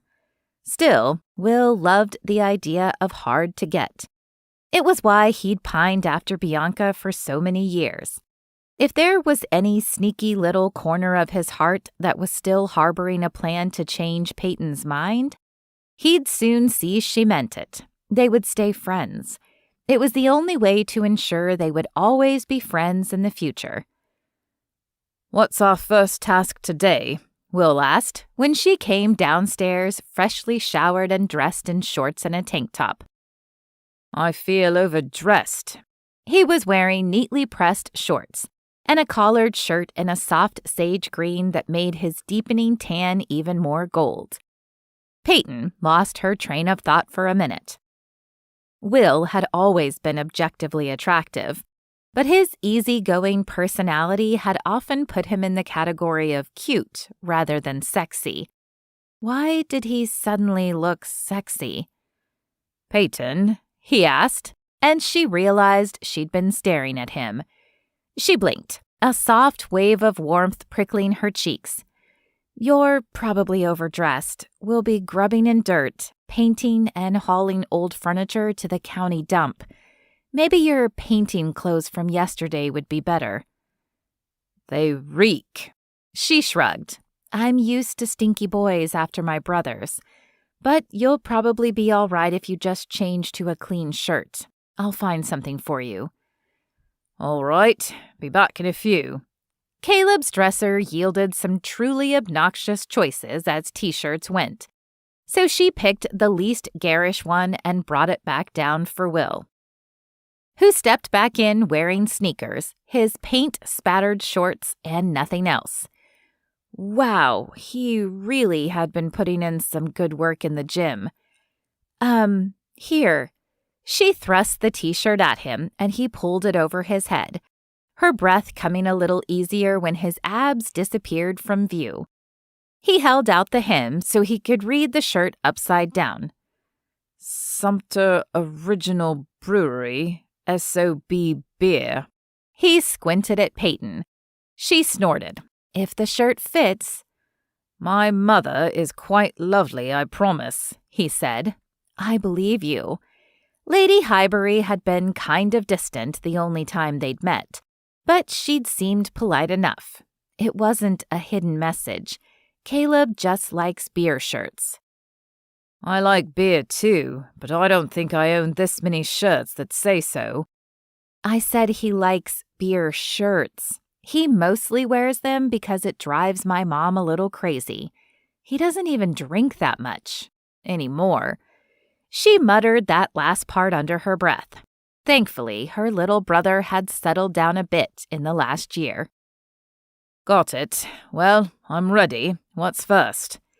We load a sofa and love seat into Caleb's truck and drive them to the dump. Pick up some flower bulbs while we're in town, come back and plant them while the window gets replaced, then repaint the back of the house when the window guy is done. Will wrinkled his nose. Don't you literally own a company that employs people to do exactly this sort of thing for you? She shrugged. They're busy trying to manage the damage at all the different projects we're building right now. Besides, shell houses like to do things ourselves. But you don't have to. Caleb can help me load the furniture, and the rest of it I can do myself. No, I'm game, he said. Never had her life more resembled an episode of Friends than in the next half hour, specifically where the friends tried to move Ross's new sofa into his apartment. At one point, Will even called, "Pivot," with the same level of desperation that Ross had howled it to Chandler, and Peyton had to set down her end of the sofa because she was laughing too hard. At last, they both got pieces into the back of Caleb's truck and headed across the bridge to Charleston, then drove another half hour to the county dump to offload. Next, it was time to go plant hunting. She avoided the big box stores that proliferated suburban Charleston. "I'm taking you to our favorite local nursery," Peyton said, as they passed one of the giant home improvement stores. "Whenever we can, we work with local businesses. It's part of why the community embraces shell house construction when they're usually deeply suspicious of developers." They pulled up to Bennett Gardens, a 4-acre dreamscape for gardeners and landscape architects. "You're going to be surprised by how much you enjoy this place." A nursery? He asked, his eyebrow rising. It's not like I'm opposed to them, but enjoy feels like a bold prediction. She only grinned at him as she climbed out of the truck. "You'll see." 10 minutes later, he was eating his words. "All right, fine," he said, taking another bite of a fresh peach plucked from the small orchard Mr. Bennett kept as a model to teach budding gardeners. "I'm enjoying this place." Peyton glanced away, a touch alarmed by how watching the peach juice run down his chin tugged at something in her belly. This was getting ridiculous. Mr. Bennett's passion for teaching people principles of good gardening had made him a beloved Charleston fixture, and Peyton would almost rather die than give her money to a big box store before she gave it to kindly old Mr. Bennett. He always flirted with the ladies and chatted weather with the men, but when it was time to talk soil and seed, Mr. Bennett was all knowledge. And his fresh summer peaches, of course, were one of the biggest perks to visiting the nursery. "Lantana," Mr. Bennet decreed when she explained that her mother's flower beds were east-facing. "They'll thrive with all that sun and do well with the bay breezes. And you really ought to consider some jessamine. It's a gorgeous yellow flower vine, and it seems a shame to have any white picket fence not dripping in them." "I'll think about it," she promised. "Today we probably best just start with the lantana." They spent an extra half hour wandering the grounds, smelling different flowers, commenting on the fantastic blooms on the zinnias, and also touching. Had Will's arm always brushed hers so often? Had they bumped into each other so regularly? Had he always taken her elbow so often when he wanted to draw her attention to something he found interesting? Or placed his hand so often at the small of her back to gently shepherd her ahead of him when they rounded a new aisle of greenery? She stepped away from him, and it took no effort at all to break the connection. She had to be imagining this, she decided. They must have always interacted this way. They just saw each other so infrequently that she'd forgotten. And she was probably extra sensitive to it because of the kiss. The skin of her wrist still tingled where Will had touched it, and she rubbed at it almost absently. These goosebumps and prickles and little waves of heat were driving her crazy. She partly felt like she wanted to step into Will's arms and squeeze him tight, feel his arms wrap around her and let it all wash over her at once, then be done with it. But she mostly felt like she wanted to put the largest possible distance between them. And since that was the smarter play here, that was what she tried to do for the rest of the afternoon. But no matter where she moved in the yard as they weeded and prepared the soil, Will would slowly drift her way until they were working alongside each other, their hands brushing against each other as often as against the roots of the lantana they were transplanting. When the window installer had finished replacing the busted window, she and Will set up to paint, but somehow his elbow was always grazing her, or they would reach for the paint tray at the same time. By the time dinner rolled around, she pleaded exhaustion and ordered him back to the Wayfarer to eat whatever Mr. Cecil had made for the other gents, just so she could escape Will for a bit on her bicycle. She rode down to the Glass Dolphin to grab some lamb stew and eat it in peace on a grassy bluff overlooking the cove. It was quiet enough, she thought, glancing around, but somehow, without Will around, it also felt empty. She'd never felt that way before, not in a single square inch of Magnolia Bay. What was happening? The next day, she was determined to keep her boundaries firmly in place. She'd make sure she didn't accidentally initiate those fleeting touches that somehow sent prickles of wanting down her spine. She put Will to work, mowing first thing in the morning, after explaining literally every single step of the process to him. He'd learned to swing a hammer, but the man had never been taught to mow a lawn. That would only keep him busy for a half hour or so. She racked her brain to think of what else they could work on that would keep him physically distant from her without it looking like she was trying to put distance between them. Car washing, she decided. It was important to frequently rinse cars near the ocean, or the salt began to corrode the paint, or worse, the vehicle's undercarriage. She'd put him to work on her car and tackle Caleb's truck. "Where is Caleb?" Will asked, as they dragged out the bucket and other car wash supplies that afternoon. She glowered at the Wayfarer. Caleb was supposed to be here as an undercover chaperone. "He's clearing off the Aikens property. No one's been able to get hold of them, but he figures the longer it takes them to clear their property, the more it will stick out like a sore thumb as other properties begin to shape up. Mr. Cecil is worried it will drive down his asking price for the hotel if it's still looking derelict after the Wayfarer is in decent shape." While it was certainly nice of Caleb, he was pitifully absent as a chaperone. It wasn't doing anything to help her enforce her boundaries with Will. Will watched her carefully, like he was waiting for something. What? She asked, brushing a stray hair out of her eyes. Do I have something on my face? No, it's just... He gazed from his sponge to the bucket to the truck with a look of helplessness. You've never washed a car?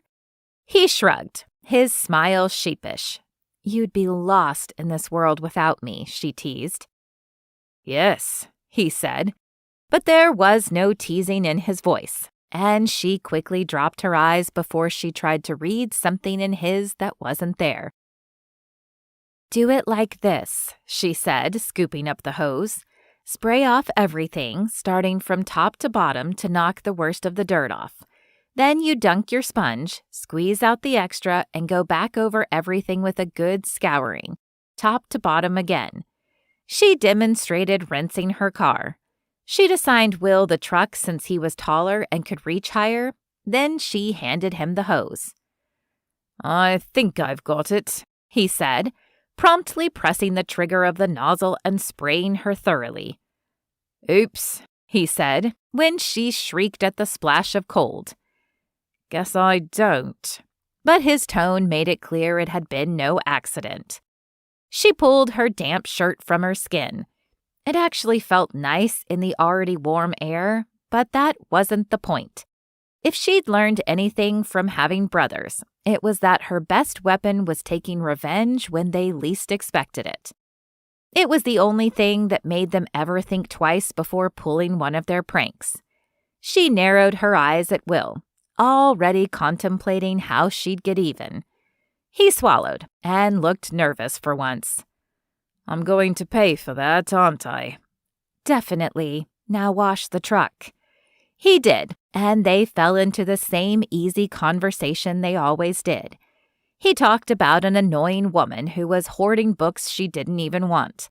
Peyton told him about her fussiest design client, the one who asked for the moon because he fundamentally didn't understand the basics of coding. Will was a good listener. He always had been. They'd debriefed with each other this way so often over the years with phone calls or FaceTimes, where they shared a particularly challenging day or week. It was a distinct luxury to have Will near enough to touch, to hear the richness of his laugh, see the tiny changes in the emerging lines around his mouth, or eyes as his concern morphed from laughter to sympathy, while she told him about her difficult client. One day, those lines would etch themselves firmly as laugh lines. Will was the kind of man who would grow from boyish charm into distinguished handsomeness. He'd already begun to in the last year or so when she hadn't been looking. I think I'm done, he announced, as he finished spraying down her car. I'm almost done, she said. Can you hand me the bucket? I need more soap to get at a stubborn bit of sap. He handed it up at her request, but no sooner did she have a firm grip on the handle than she upended it over his head and soaked him thoroughly with dirty water. Oh, you're going to pay for that, he growled, reaching for the side of the truck bed as though he meant to vault into it and join her. She danced away from him with a laugh, jumping to safety just as he landed in the bed of the truck. She was too well practiced not to have anticipated his next move. She hit the concrete of the driveway and scooped up the hose, grinning at him from a safe distance. Sorry about that, she said. It was a dirty trick. Let me help you with that. She unleashed the hose on him, thoroughly soaking every bit of him the bucket had missed. Then, when he'd jumped down on the other side of the truck where the spray couldn't hit him, she dropped the hose and fled for the house, laughing all the way. She'd also had plenty of experience outrunning her brothers, but she'd never tried to outrun Will before, and too late she realized she had badly miscalculated as his arms closed around her from behind, the safety of the front door still several yards out of reach. Not so fast, he rumbled next to her ear, and her stomach gave an alarming flip. His momentum turned his capture into more of a tackle, toppling them both to the soft grass. Will twisting at the last minute to make sure he took the brunt of their fall. A hard oof escaped her as she landed on top of him, but Will could only manage a wheeze.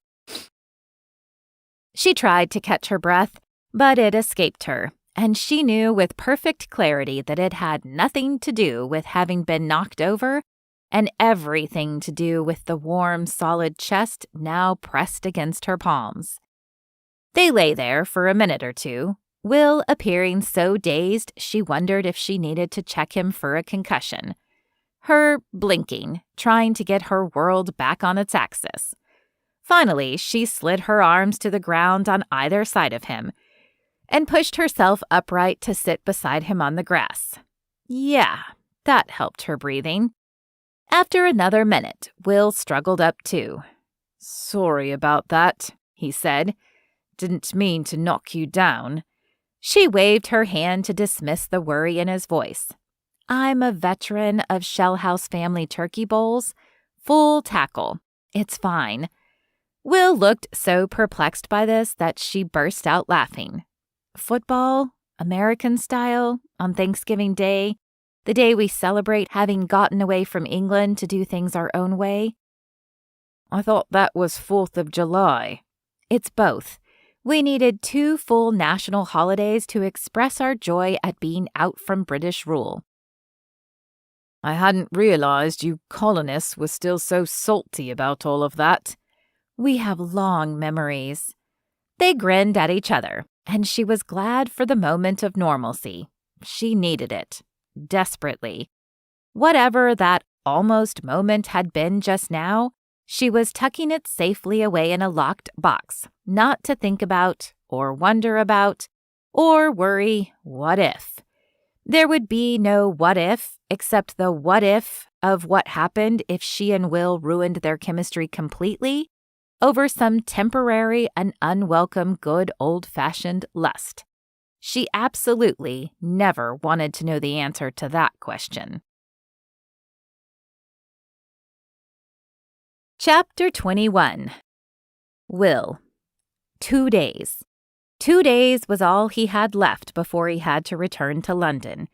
2 days was how long he'd been waging a steady campaign to get Peyton to see how it could be between them. And it was 2 days he'd utterly wasted. "I was too subtle," he told Theo and Henry. He'd talked them into sitting on the beach to watch the sunrise. Henry had complained the whole way there, and Theo had still been too sleepy to protest. But now they both sat in silence and watched the sun paint the early morning sky. "Sorry, what?" Theo asked. "I was too subtle with Peyton. I was trying to flirt with her and sort of wake her up to this connection we have, but I think I underplayed it, big time, and now I'm not sure there's a big enough gesture in the world to change her mind in the 2 days I have left." "Just talk to her, mate." That was Henry, who had been rendered philosophical by the rising sun. His advice made Theo snort outright, and even Henry grinned at the apparent irony of himself, of all people, suggesting talking things out. He was the last person to ever do that in his own life. "I tried. She said no." "Then you're supposed to listen to her," Theo said. "You're supposed to respect her boundaries." "Believe me, I would if I didn't know her so well." He held up his hands as if to ward off the words he knew were coming. "I know, it sounds like I'm saying I know her own mind better than she does." "Yes, patriarchy and all that," Henry drawled. "It won't do." "But what if I do?" Will asked. "What if I understand Peyton so well that I can see how easily she's letting her fear hold her back from the thing that's best for her?" "I think I'm going to have to smash the patriarchy if you keep up this talk," Theo said. "Seriously, you have to let her decide what she wants." "Even if it's fear that's making her decide it?" Will asked. "Even if," Henry confirmed. "Those don't seem like fair rules." Will picked up a handful of sand and watched it run through his fingers. but it reminded him too much of an hourglass and time running out. That's because this isn't a game, Theo said. Obviously, you have to decide what's more important, Peyton or snogging Peyton. Will responded with a punch to Theo's arm. Theo ignored him. Peyton is, Will said. Obviously, Peyton is the most important thing. So that means I just have to give up? There's no way to fight for her? For love, gentlemen? Henry fell back on the sand with a groan. Oh, you are truly gone. For love? He mimicked, in a dramatic, syrupy voice. Have some pride, man.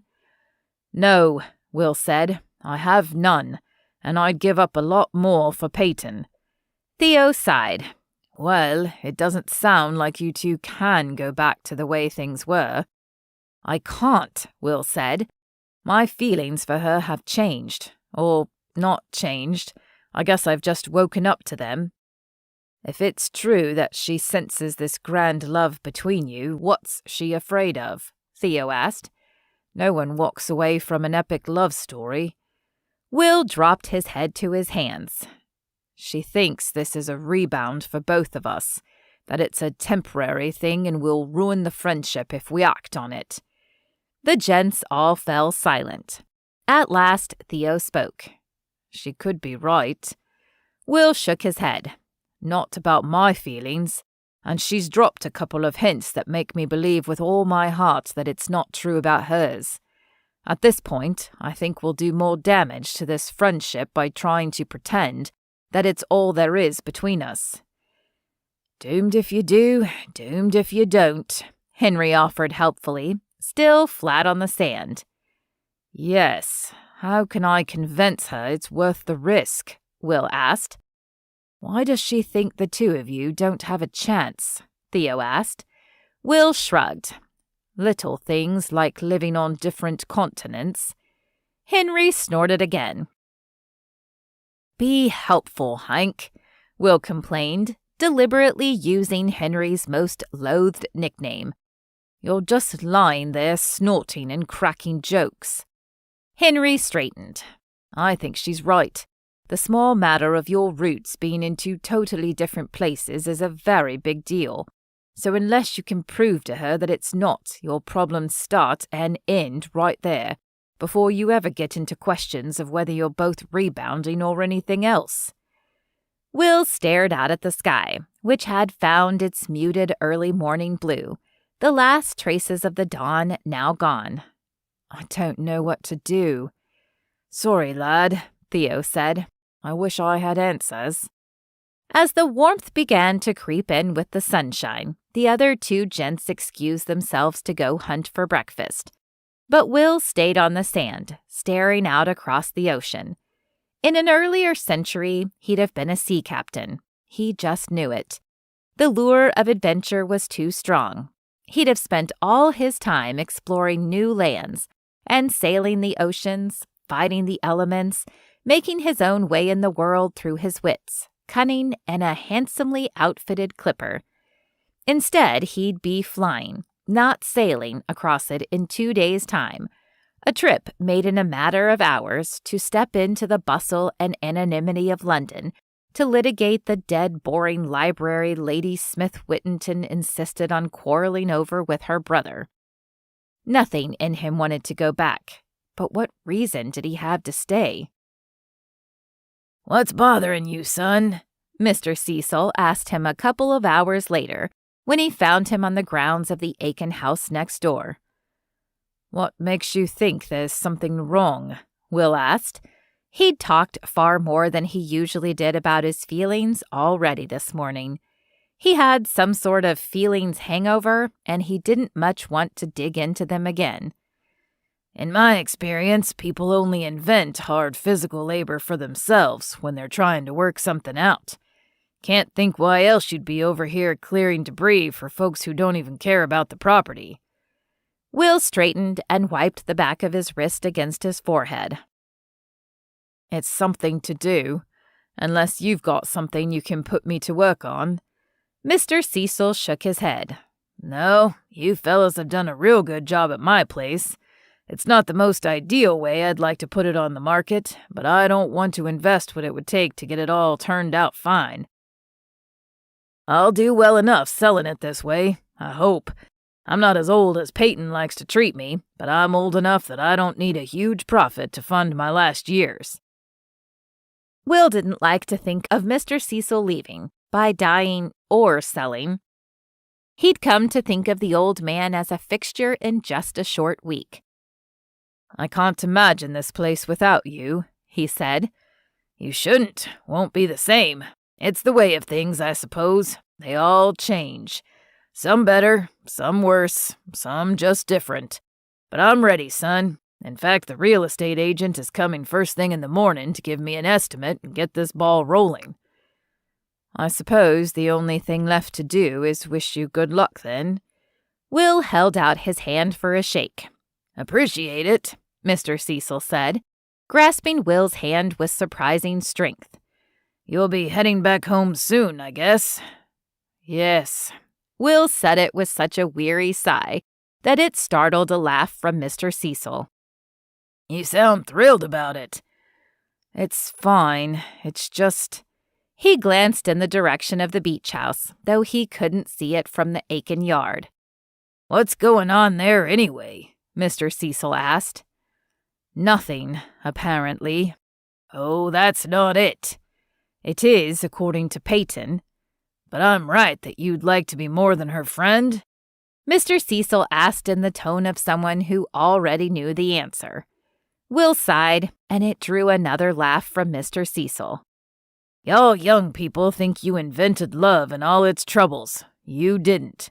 They're old as time and not a new one under the sun. So how do I fix it? Will asked. You don't, Mr. Cecil said.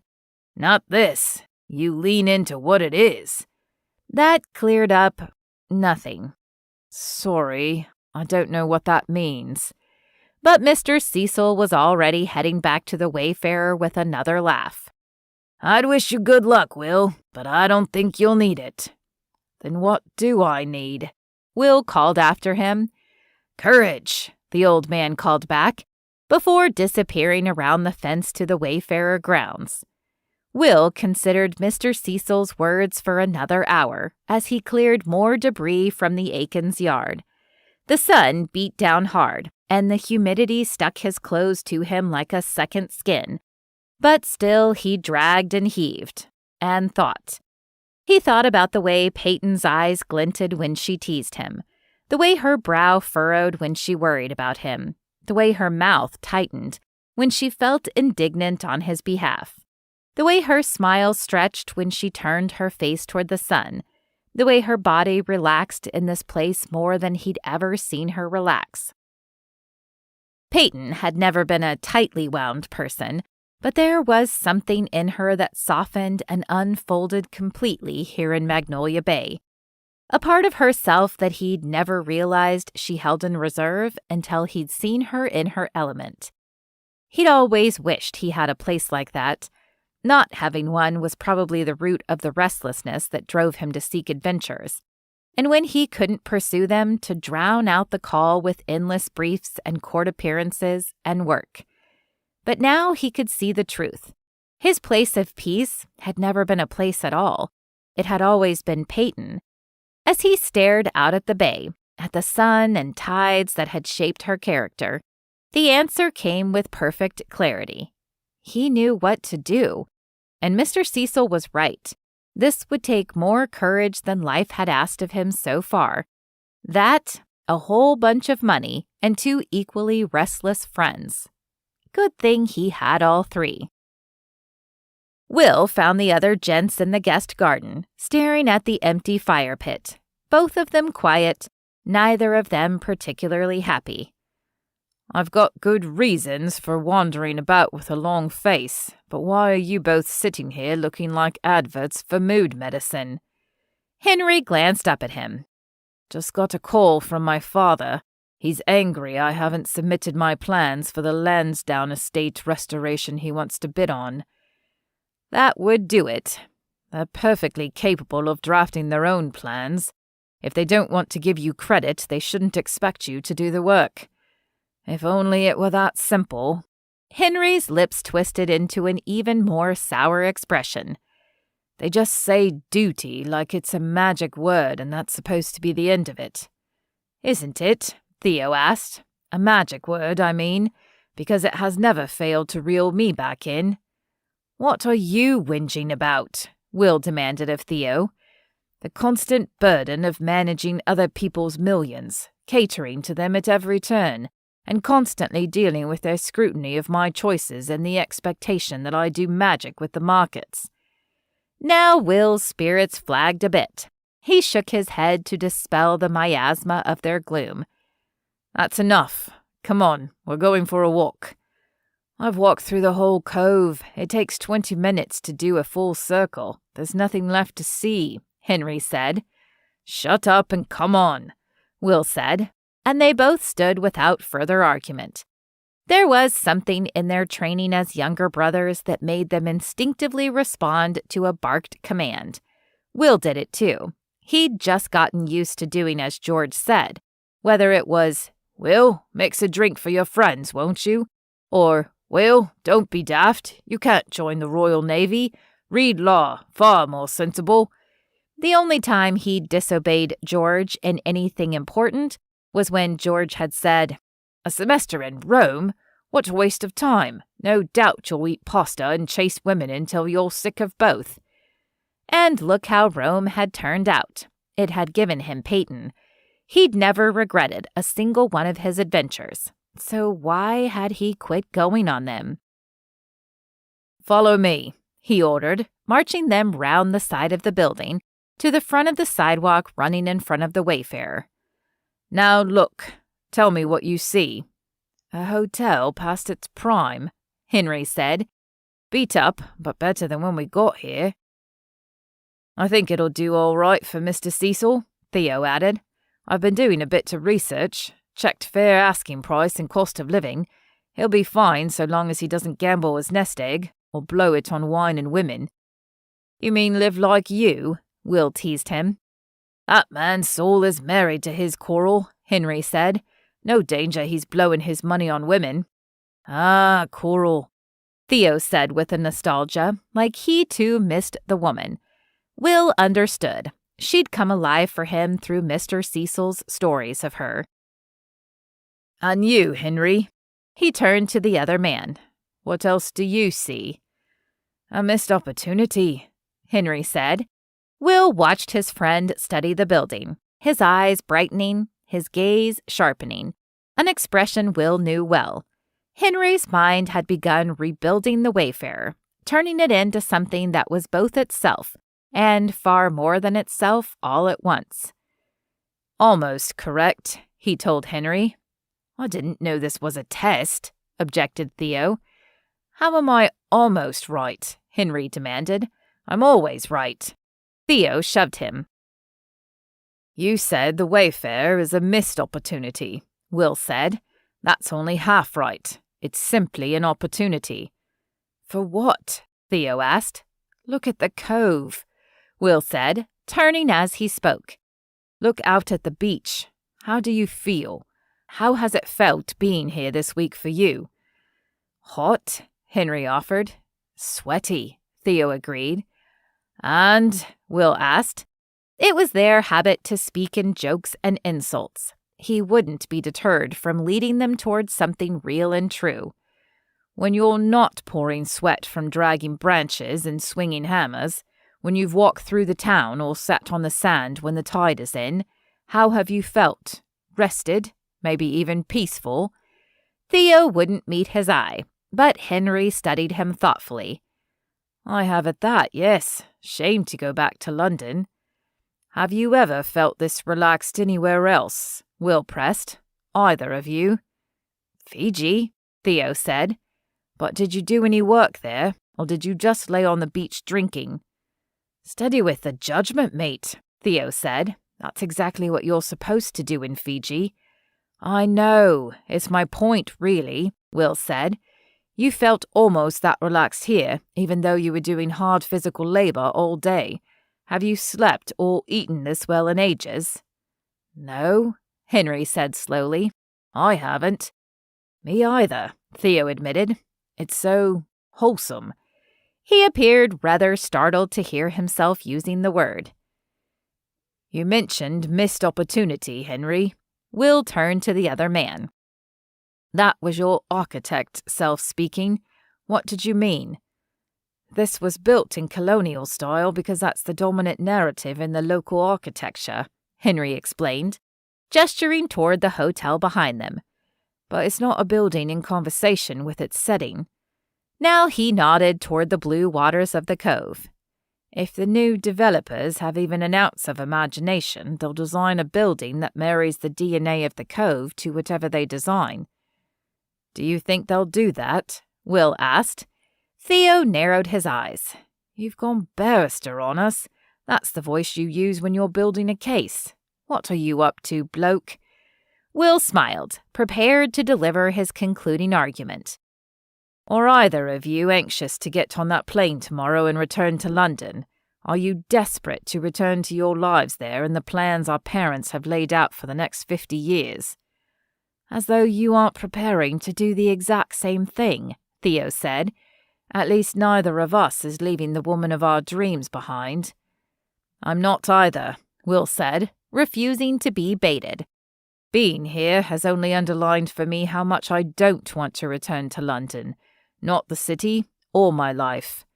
He crossed the road to the sand, and the gents followed as if towed along by the strangeness of his words. I think I worked impossibly long hours to drown out my own unhappiness, because too much time away from the office would make it clear how much I hate it there, and make returning a misery, and it has. Then why are you smiling? Henry demanded, as Will led them to the water's edge. You've just announced that you've realized you hate your work and your life. Not sure that warrants you smiling like the Buddha. Because I've also realized it doesn't have to be this way, and this— he swept his arms to indicate the cove and the wayfarer at once— is the answer. We've talked so many times over the years about how to build our own legacies, forge our own paths. This is it, he said. We buy the wayfarer. Theo looked at him, incredulity etched into every line of his face. You want us to buy an outdated hotel, recently wrecked by a hurricane, on a tiny island no one has ever heard of? Are you mad? Just the good kind of crazy, Will replied with a grin. But you're thinking too small. I'm talking about what Brits do best. Empire. Empire? Henry repeated. He'd turned around to eye the hotel again. Explain. I'm thinking that you're looking at the beginning of something huge. The first of many boutique hotels we'll build in undiscovered places all over the world. We can boost local economies by building hotels Henry designs to integrate with each location, reflecting the climate, people, and culture. Surely that sounds more fun than another stuffy restoration your father won't even credit you with anyway. It wasn't a question. He could see from Henry's face that he'd already begun to imagine the possibilities. You'll be the creative force behind our designs, Henry. My sister truly has a gift for interiors, and Pippa would love to handle branding the aesthetic. Each property will be so different from the next, but still undeniably a Tri-Gent holding. He turned to Theo, who, as always, kept his expression schooled in a faintly bored expression. That means you're the money man, Theo finished. You are the only international investment banker standing on the beach right now. Absolutely not, Theo said. And Will's chest tightened as he prepared to marshal his arguments. He'd been so sure Theo was as hungry to break free of lethargy as he was. Why not? He asked carefully. Tri-Gent? Terrible name. Agreed, said Henry. I can't agree to this unless we change the name. Excitement replaced Will's anxiety. I suppose we can negotiate. What were you thinking? Theo gave him a smile, the first full smile Will could remember seeing on him in ages. Peerless Enterprises, of course. Henry gave a bark of laughter. Of course. Perfect for 3 chaps who never will be peers of the realm. I do have one other stipulation as an investor, Theo added. I don't want us to bring in outside partners. I want us to be the only ones with skin in the game, so we don't have to cede creative control to other stakeholders. Henry's eyebrow rose. I know we're all trust fund brats, but do we want to sink it all into this? Will shot him a cocky grin, the kind of grin he'd have given to the first mate of a sailing ship, about to sail forth on their boldest adventure yet. Is there anyone better to bet on than us? Henry studied the hotel again, and Will could practically hear his gears spinning. No, I suppose there isn't, he said, smiling now. It would be all yours, Henry. The design, the credit, all yours. What do you think? I think I like the idea of it, Henry said slowly, but I'm not so sure that even our trust funds will be enough to buy the land and build the new hotel I have in mind, and I'm going to need the full resources of Spencer and Sons to pull it off. Henry worked for his father's architecture firm. Theo cleared his throat. It'll be tight, but when I turn 28, I get the full disbursement from my inheritance. Based on current commercial real estate prices in the Sea Islands, we can afford the land purchase based on your trust funds, and I'll be able to cover the construction costs, which will run at least double that. Will stared at him astonished. You've already thought about this too. Theo's lip twisted in another near smile. Oh no, make no mistake. This story will definitely go down in gent history as the time we started a hotel empire so you could win back a girl. I guess that just leaves one question, Henry said. Who gets to tell Mr. Cecil? Chapter 22. Peyton. "What time is your flight tomorrow?" Peyton asked Will as they sat at a table at Lou's. They'd ordered shrimp and grits, of course, but Peyton barely tasted them even as she lifted another forkful to her lips. Noon. Puts me home rather late, but that's the time zone penalty. Gain coming here, Lou's returning. She sent him a sharp look to see if that was a subtle dig at her for shutting down the idea of a relationship. But he didn't look any different than usual. Well, except for the dopey look he'd worn each time he'd eaten shrimp and grits so far. It was a pointless conversation, the kind of small-talk polite acquaintances made. But Peyton didn't have the energy to dig into more meaningful talk. Every one of those roads led to conversations she didn't want to have about things that would only hurt. About how Will was leaving. About how that would leave a larger hole in her life this time than it ever had. About how, despite her insistence that they stay friends, she was terrified she'd already tumbled into a far deeper feeling for him, one that it terrified her to feel for a man whose life was elsewhere. It would never be enough now to hear his voice on the phone, or wake up to one of his silly texts, or see his handsome, beloved face on her phone screen. It would never be enough after knowing how it felt to be held and kissed by Will, to be cradled in his hands, to be tucked against his chest and listen to his heartbeats. But it would have to be, because the only thing worse than Will across an ocean was no Will at all. "You all right?" Will asked. She realized the silence had stretched unusually long between them. "Fine, just thinking." "What about?" "You, us, the future we're not going to have." They were exactly at the place she'd never wanted them to be. This was literally the reason she'd shut down Will's suggestion that they explore a romantic relationship. "I seem to have fallen in love with you." The almost visceral need to say the words shook her so badly that she set her napkin on the table and gave him a weak smile. "Excuse me, I need the restroom." He rose as she left, ever the gentleman. In the bathroom, she splashed cold water on her cheeks. Was this supposed to work? She wondered. blinking the water from her eyes. Was this supposed to clear her mind and snap her out of it? It being love. She gave a soft groan and splashed her face again, but even after patting it dry, she didn't feel less in love, less bereft over a loss that wouldn't happen until tomorrow when Will went away. How weird that a splash of cold water couldn't fix anything.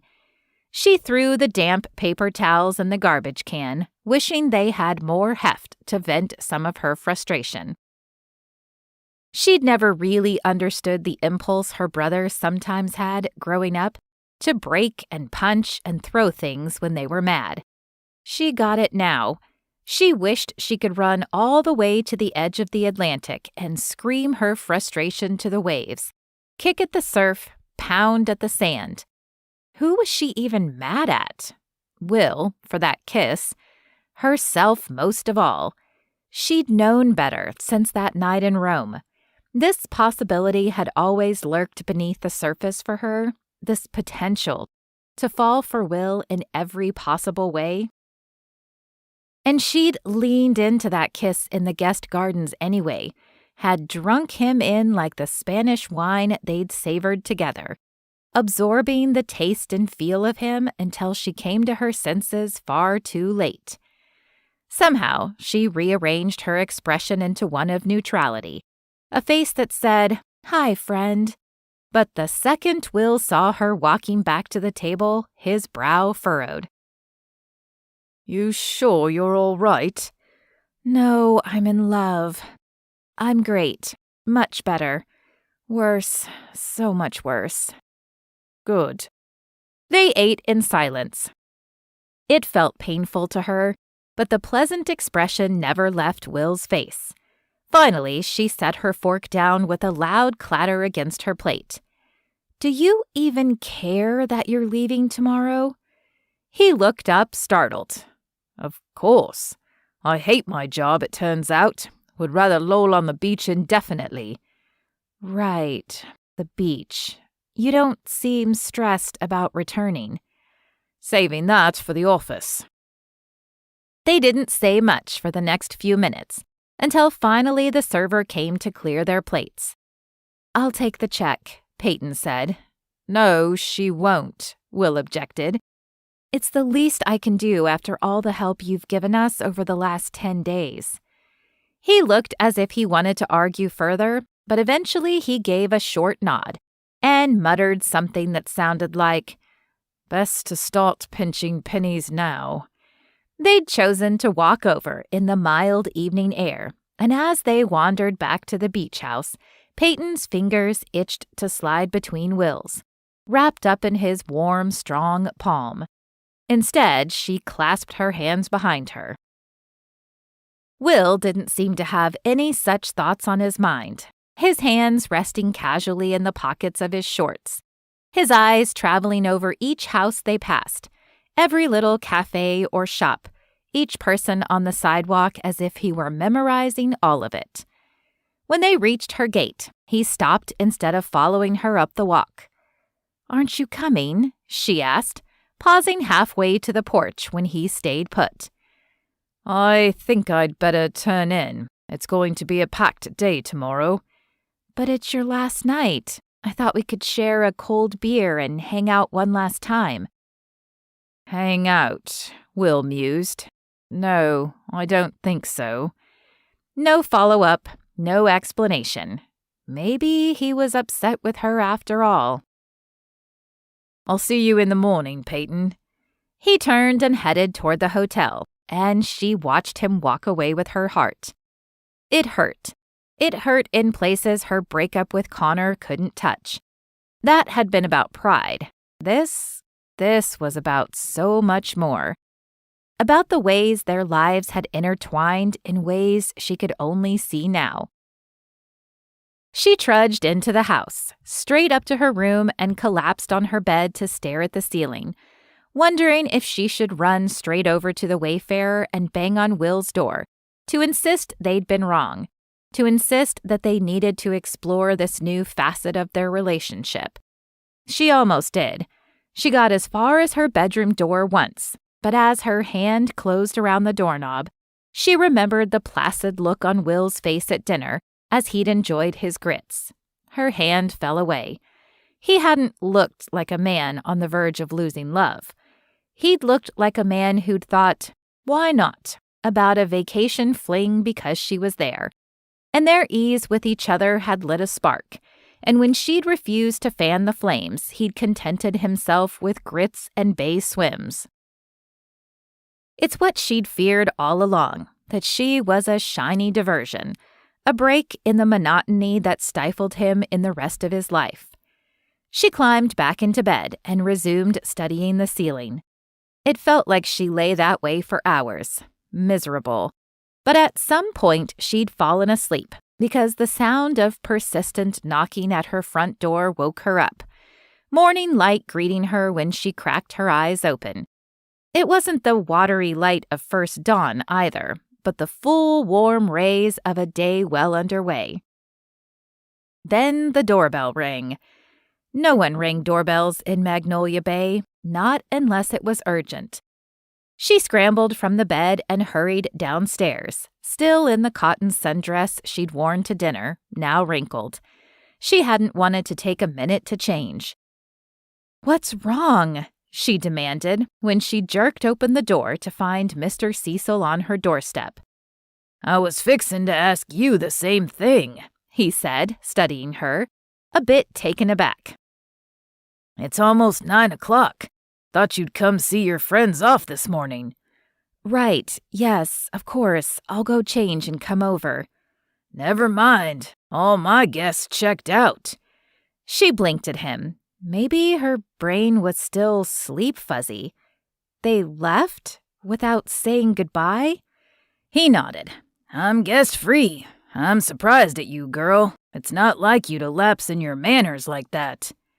"Oh, no," she said, scrubbing her hands through her hair, tugging at it like it would make the blood flow to her brain and wake it up. "They left without saying goodbye?" she repeated. But what she really wanted to say was, Will left without saying goodbye? It was a brand new heartache. "It'll be all right," he said. "If they don't send you thank you notes, you still win the war of manners against those Brits. But that's not even why I came over. I got a buyer. Wanted you to come and meet your new neighbor." "Didn't you just meet with the realtor?" "I did, but the market was hotter than I expected. Sold it like that." He snapped his fingers. "An out-of-town corporate conglomerate?" she asked. "Which one?" "A local, actually." Now he really had her attention.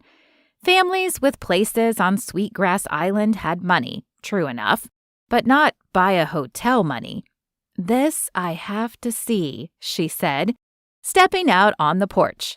"Not like that, you don't," he said. "Go run a brush through your hair, and maybe change into something that doesn't look like you slept in it." She glanced down at her crinkled dress. "I did sleep in this." "It wasn't a hard guess," he said dryly. "I'll wait." She went back upstairs and did a cursory brushing of her hair, gathering it into a tidy low ponytail. She changed her rumpled dress for a different one, a simple black cotton tank dress, and headed back down. "Don't tell me I'm dressed for a funeral," she warned Mr. Cecil, when she stepped out on the porch again. He grinned at her.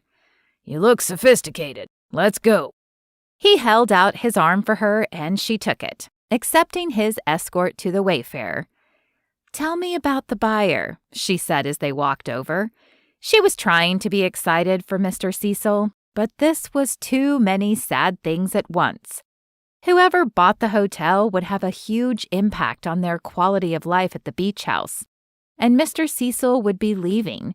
It was hard to be happy about that, especially when she was nursing the fresh hurt of Will leaving without a last goodbye. Maybe he'd tried to knock and she hadn't heard him. She hadn't even had a chance to check her phone for messages when she went up to change. It was dead, and she'd plugged in the charger, clinging to the hollow hope that when she turned it on that it would vibrate to life with at least a text from her dearest friend.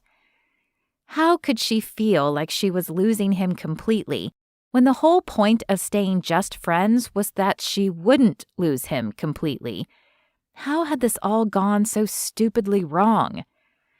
"He's a good guy," Mr. Cecil said. She startled a bit, blinking at him in confusion. "You asked about the buyer," he reminded her. "Seen him around, but can't say I know him too well. You can say hello and make up your mind." He gabbed for another minute or two about the small bungalow he was eyeing on Isle of Palms until they reached the hotel.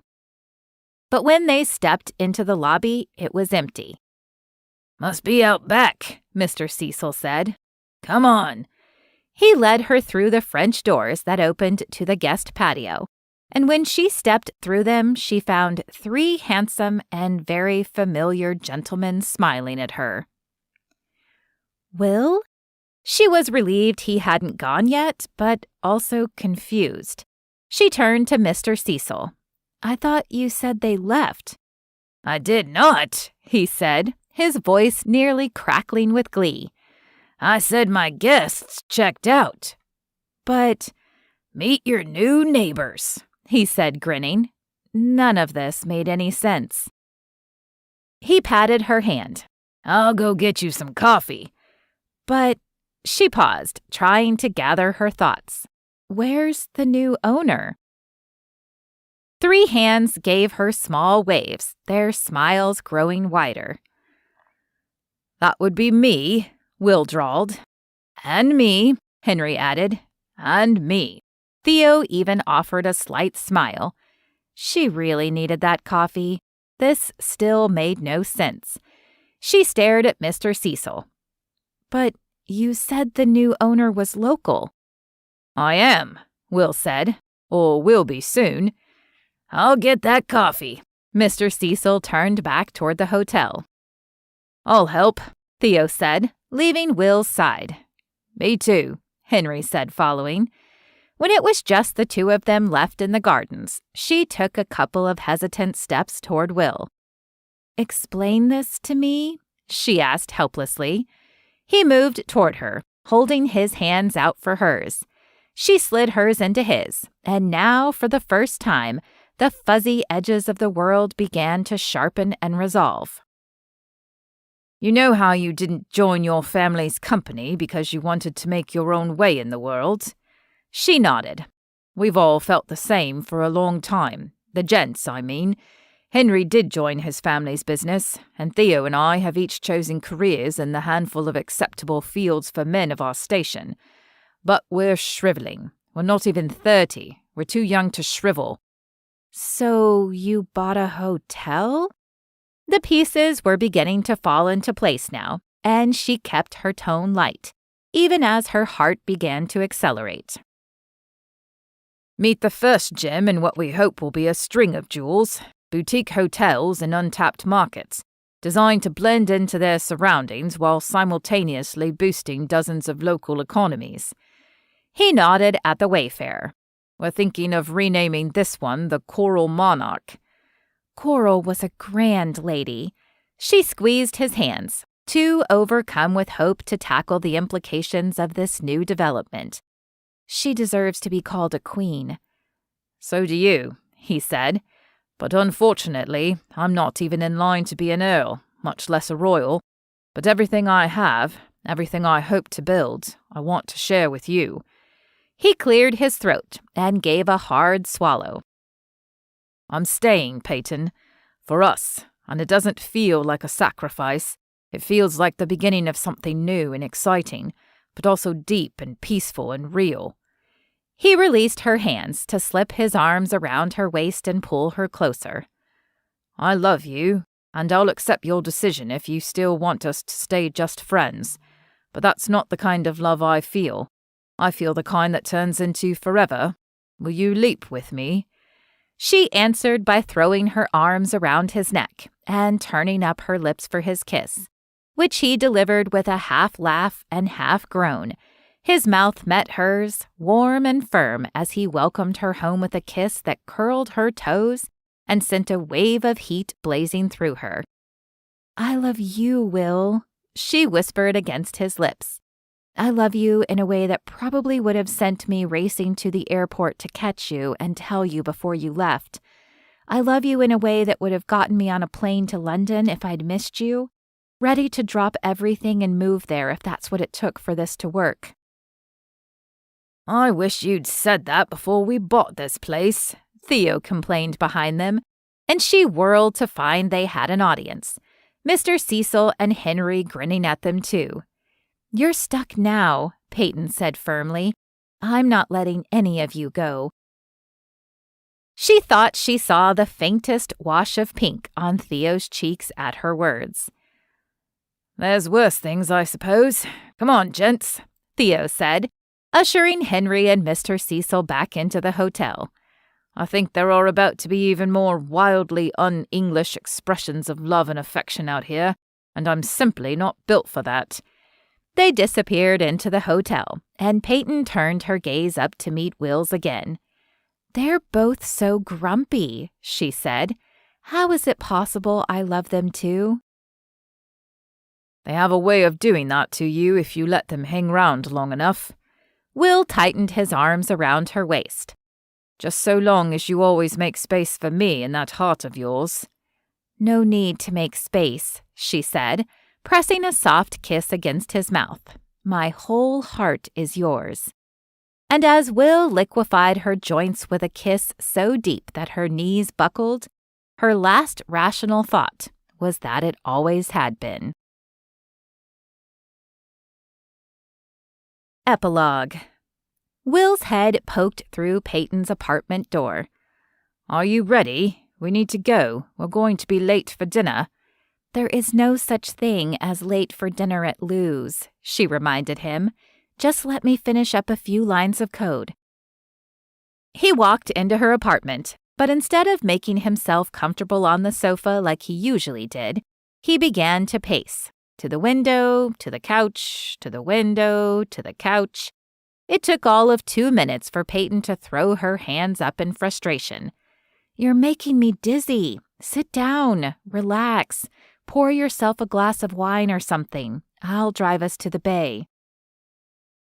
"Sorry," he said. He sat on the sofa, but started fidgeting right away. First with the throw pillow he couldn't seem to position exactly how he wanted it. Then with the coasters on her coffee table. What had gotten into him?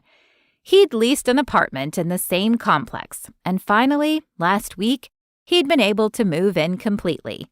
The day he'd announced that the gents were buying the Wayfarer, he'd put in his notice with his firm and begun winding down his affairs there. Last weekend, he'd officially moved to Charleston, and the following Monday, the gents had taken ownership of the hotel. She'd seen him in plenty of moods in the 2 months since he'd announced his big plan to buy the Wayfarer. He'd been, by turns, frustrated and excited as he navigated this new world of business he was entering into, but she'd never seen him downright fidgety. "I give up," she said, saving her code. "I can't work with you fizzing like cheerwine over there. May as well go." "Good," he said, bounding to his feet and grinning at her. "Come on, then." They drove the half hour to Sweetgrass Island in easy conversation. It was what she loved best about this new normal with Will.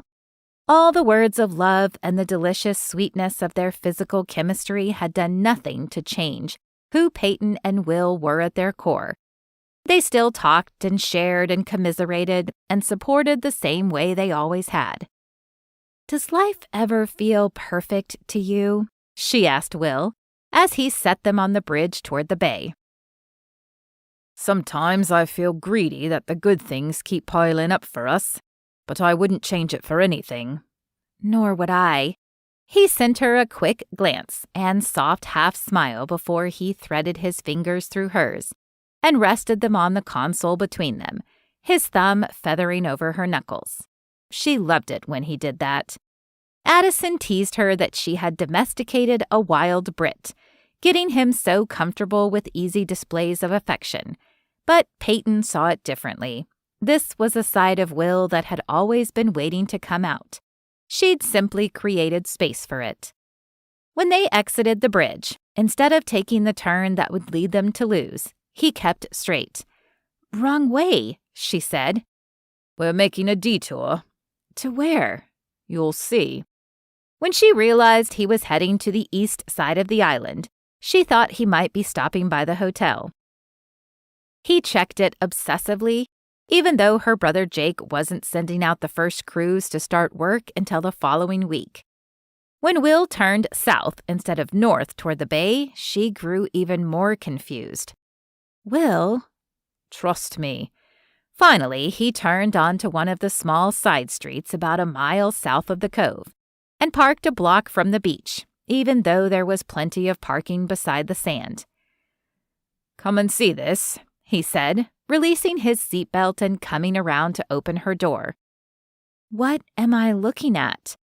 They stood in front of a tidy beach house, a Caribbean-style 2-story with white shutters and ironwork on the balconies, a for sale sign in front. "Are you thinking of getting into vacation rentals too?" He took her hands. "No, more like the family business." Her forehead knitted. "Like with Pippa? Doesn't she have her hands full handling the hotel design?" He laughed, a slight trace of self-consciousness in it. "I was talking about us. Here, I know it's not in the cove, but it's near, and it's a quick bike ride to the beach house when your family is there." But she hardly heard the end of his sentence. She was caught back on, "I was talking about us." "Here? Us? Like, someday?" "Perhaps not so distant as that." He swallowed hard and pulled her to the low gate that marked the edge of the property, unlatching it and guiding her through, his hand sure and warm around hers as always.